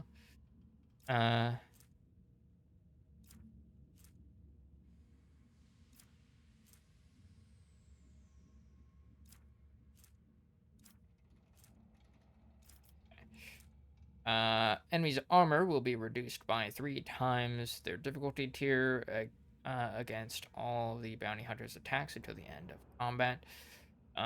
If the enemy's armor against this attack is below 20% of the enemy's dodge and is also decreased by blank against all of the bounty. Makes a free single attack with a selected weapon. That attack always hits. Does not end the bounty hunter's movement, but deals just 4 times ballistic. Okay. Seem to have picked the wrong subclass for this guy.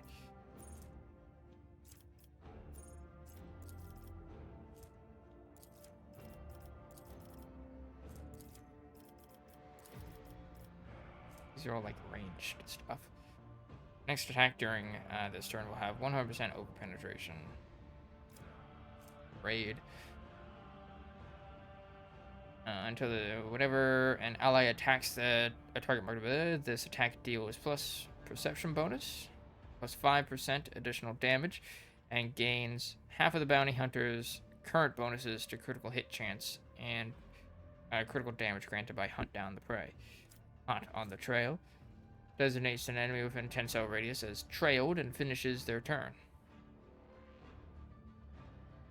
All allies gain 7% hit chance against the trailed enemy, plus 15% if the enemy's difficulty tier is more than or equal to 5. If an ally kills a trailed enemy, the bounty hunter gains an additional turn after their ally's turn, with all AP and MP remaining from the moment the bounty hunter used Hot on the Trail.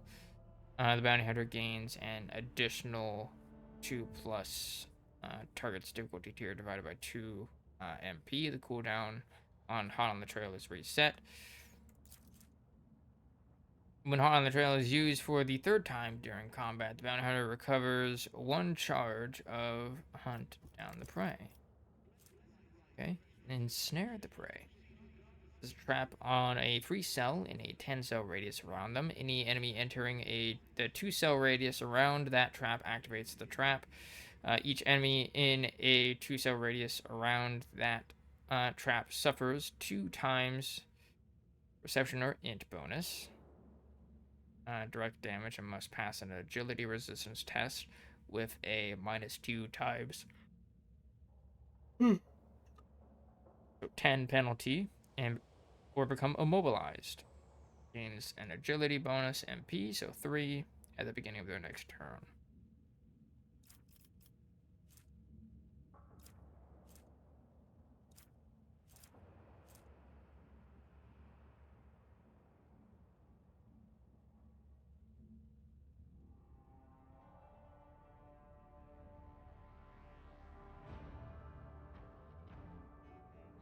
An enemy killed by Claim the Bounty.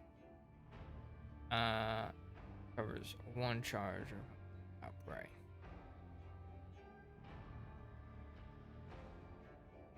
If Claim the Bounty kills a target marked as prey, the bounty hunter receives 2 AP.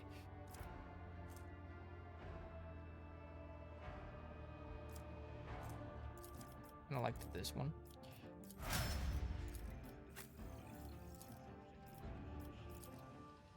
Okay. Defensive stance gains 10 plus 2 times unyielding beacon stacks.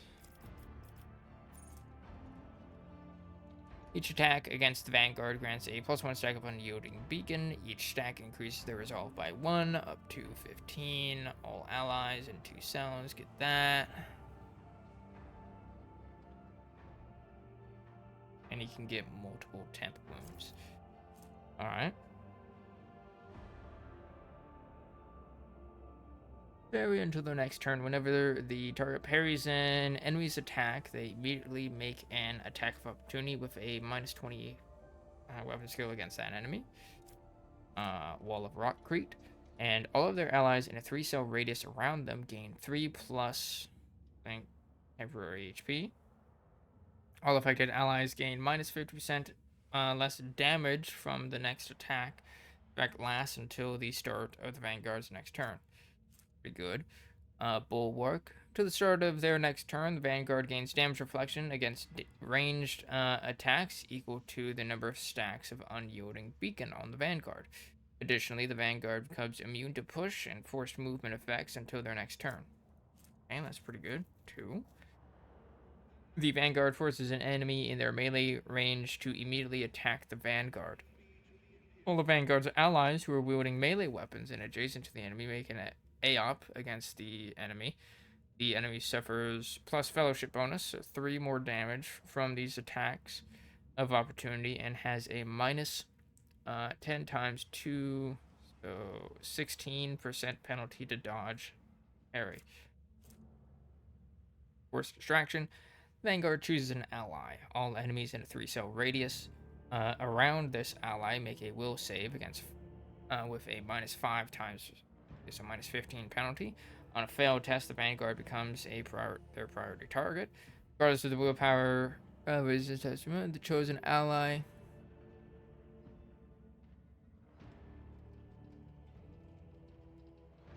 does not can shoot enemies in melee range and move as if not within range of attacks. Follow my lead. Until the start of their next turn, the Vanguard gains 10 plus 2 times fellowship bonus damage. 13% damage and 16% damage and 16% armor penetration against enemies in a 2-cell radius around the Vanguard. Additionally, when the ability is cast, all allies in 2-cell radius around the Vanguard gain the following ability. The character can move to any cell adjacent to the Vanguard without provoking AOP.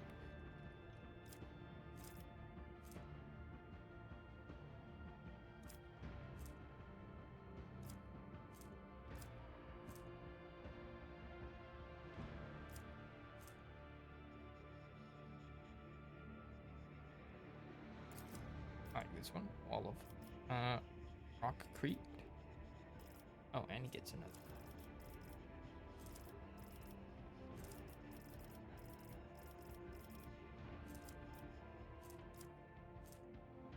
Options.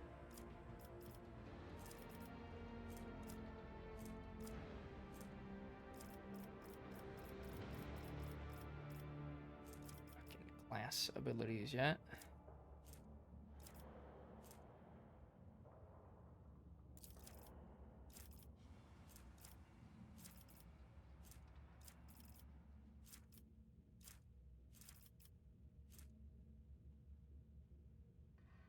Heavy weapons.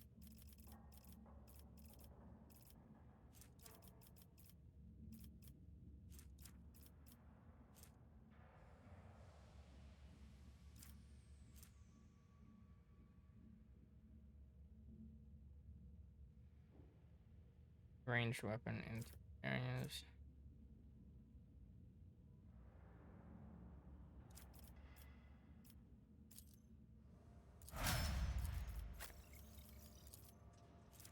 Right, Arch Militant.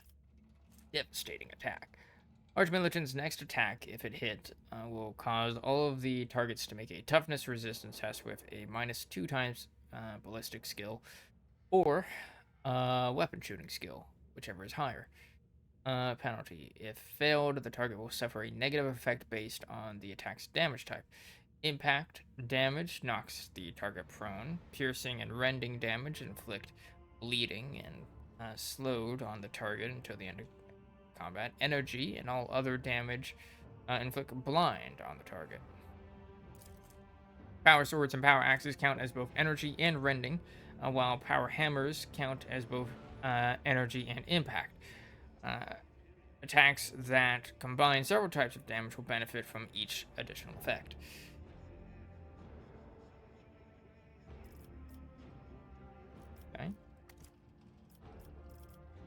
Reckless Rush immediately gains 3 plus. Jeez, 6, 7, 8, 9 MP.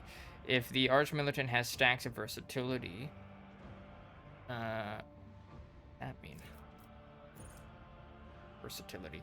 Whenever the Archmilitant uses an attack that is of a different type from their previous attack, the Archmilitant gains a stack of versatility. The types of attacks can be single shot, single melee attack, area melee attack, area shot, or burst shot for every stack. Examples, we will deals an additional or ballistic skill divided by 2, whichever's higher. Okay. Those stacks are doubled until the end of the turn, but the Archmilitant loses all stacks that were added at the end of the turn. Wildfire will cause 0 AP, will not count towards the attack limit this turn, and will grant a stack of versatility even if the attack type is the same as the last attack. The cost of this ability is reduced by -1 for every 4 stacks of versatility. Cautious Approach. Gains the Cautious Approach effect until the end of combat, until this ability is used again, or until using Confident Approach. Instead of the usual bonuses from versatility, the Archmilitant gains 5 dodge and parry for every stack. Archmilitant already has 4 more stacks versatility. The Archmilitant removes all slowed, bleeding, blinded, burning, and toxin effects from the cells and becomes immune to these effects, as well as stun and prone for as long as the Archmilitant keeps the Cautious Approach effect active. Okay. Confident Approach. Until the end of combat, instead of the usual bonus from his versatility, 5% dodge reduction and parry reduction, ignores 5% of enemy cover for every stack. All of the attacks score critical hits, but the Archmilitant's critical damage for those is modified by -50 minus critical hit chance divided by 2%.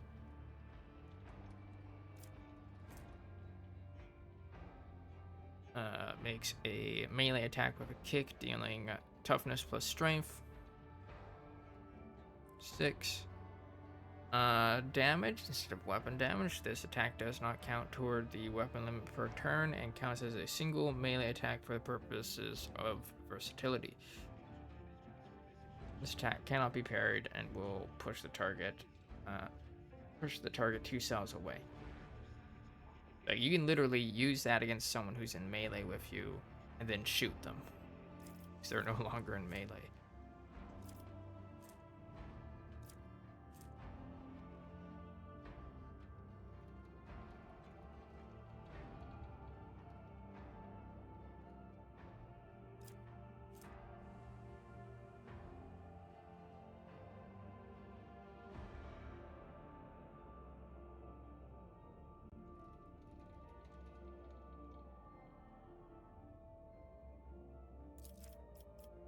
Devastating.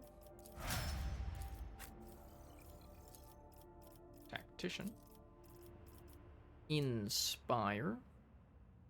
The target gains +1 damage, +1 additional damage for every 10 stacks of tactical advantage the Master Tactician has, but the Master Tactician loses half of their stacks of tactical advantages, rounded up. The effect stacks and lasts until the end of combat. If the target uses a heroic act before the beginning of the Master Tactician's next turn, they gain 25 momentum. Linchpin. Target ally, or the Master Tactician, gains +1 resolve for every 5 stacks of tactical advantage the Master Tactician has, but the Master Tactician loses half. Until the beginning of the Master Tactician's next turn, the Master Tactician gains stacks of tactical advantage equal to 20 plus 3 times fellowship bonus for 12, so 32% of all momentum the target gains, instead of the usual 20. Okay, strong point. Gains 2 temporary wounds and 1 additional temporary wound for every 2 stacks of additional advantage, of tactical advantage they have. At the beginning of their next turn, whenever the target loses temporary wounds from damage, the target gains momentum equal to the number of temporary wounds lost. Assign objective. Marks an enemy. If that enemy is killed by one of the Master Tactician's allies before the beginning of the Master Tactician's next turn, that ally gains 10 plus their resolve, momentum, and 5 to all characteristics until the end of combat. Fervor. Suffers direct damage equal to 20% of their maximum wounds, gains Master Tactician's resolve stacks of tactical advantage, and resets the cooldown of Linchpin, Inspire, and Strongpoint. Till the end of the Master Tactician's turn, these abilities can only target the Master Tactician themselves. Finish the job. Only be used on enemies with the unfinished business effect. What is that? This effect is applied to enemies which are attacked by the Master Tactician's allies, but not by the Master Tactician, and have less than 50% of their maximum wounds remaining. The Master Tactician immediately attacks the target with a single shock or a strike. This attack does not count towards the attacks per limit,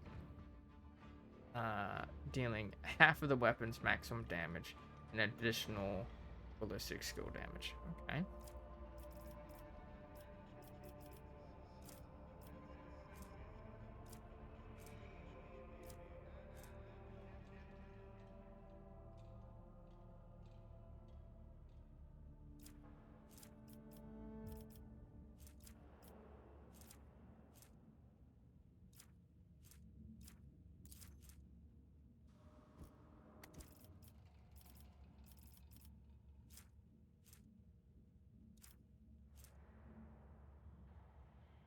All enemies around the immediately move 3 cells towards that point.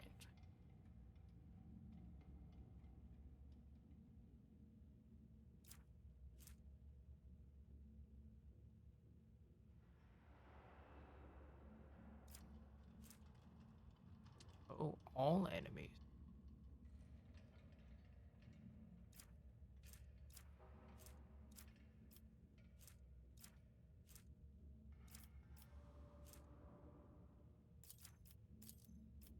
That.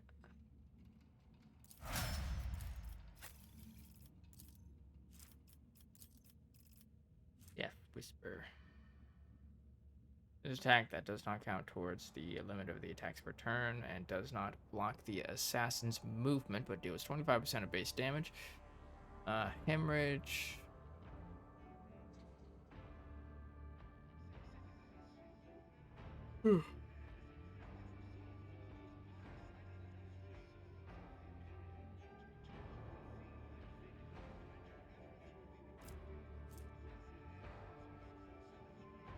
One round. Lowest priority target for enemy attacks against the elusive effect. An agility bonus dodge, perception bonus dodge reduction. Next, deal 10% additional damage.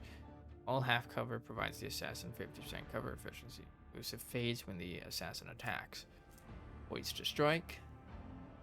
Makes an enemy suffer 2 times agility percent. So 8% armor and -5 deflection to the end of the assassin's turn. If there is only one enemy adjacent to them. If there are no enemies adjacent to them, they gain 2 times. Okay. Alright. Assassin dashes in a straight line for up to 1 plus agility bonus. 4 divided by 2, 2, 3 cells. Suffering minus weapon skill bonus, less damage.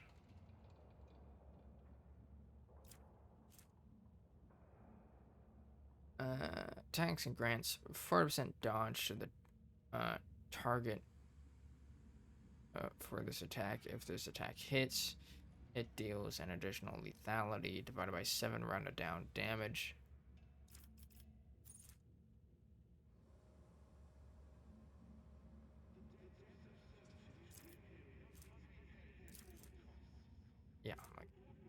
a specific assassin parameter that is equal to dodge or dodge reduction, whichever is higher.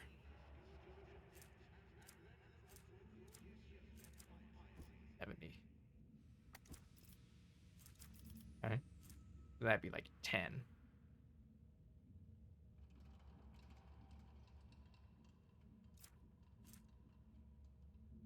Next, single target attack will have a minus 50% armor penetration penalty, minimum of 0% armor penetration, and 10 lethality.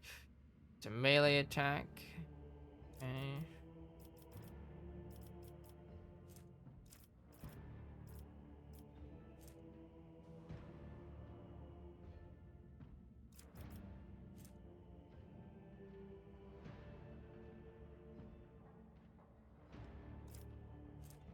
Alright.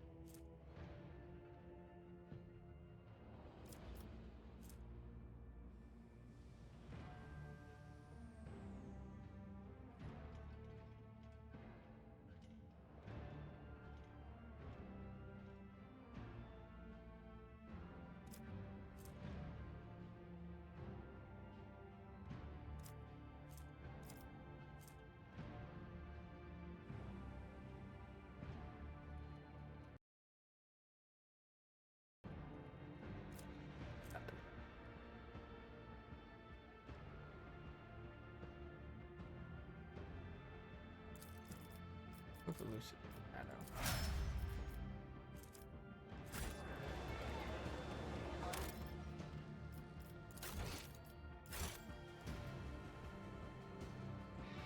Alright.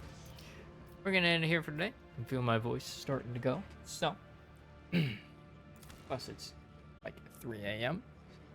So we are gonna end it here for today. Boop.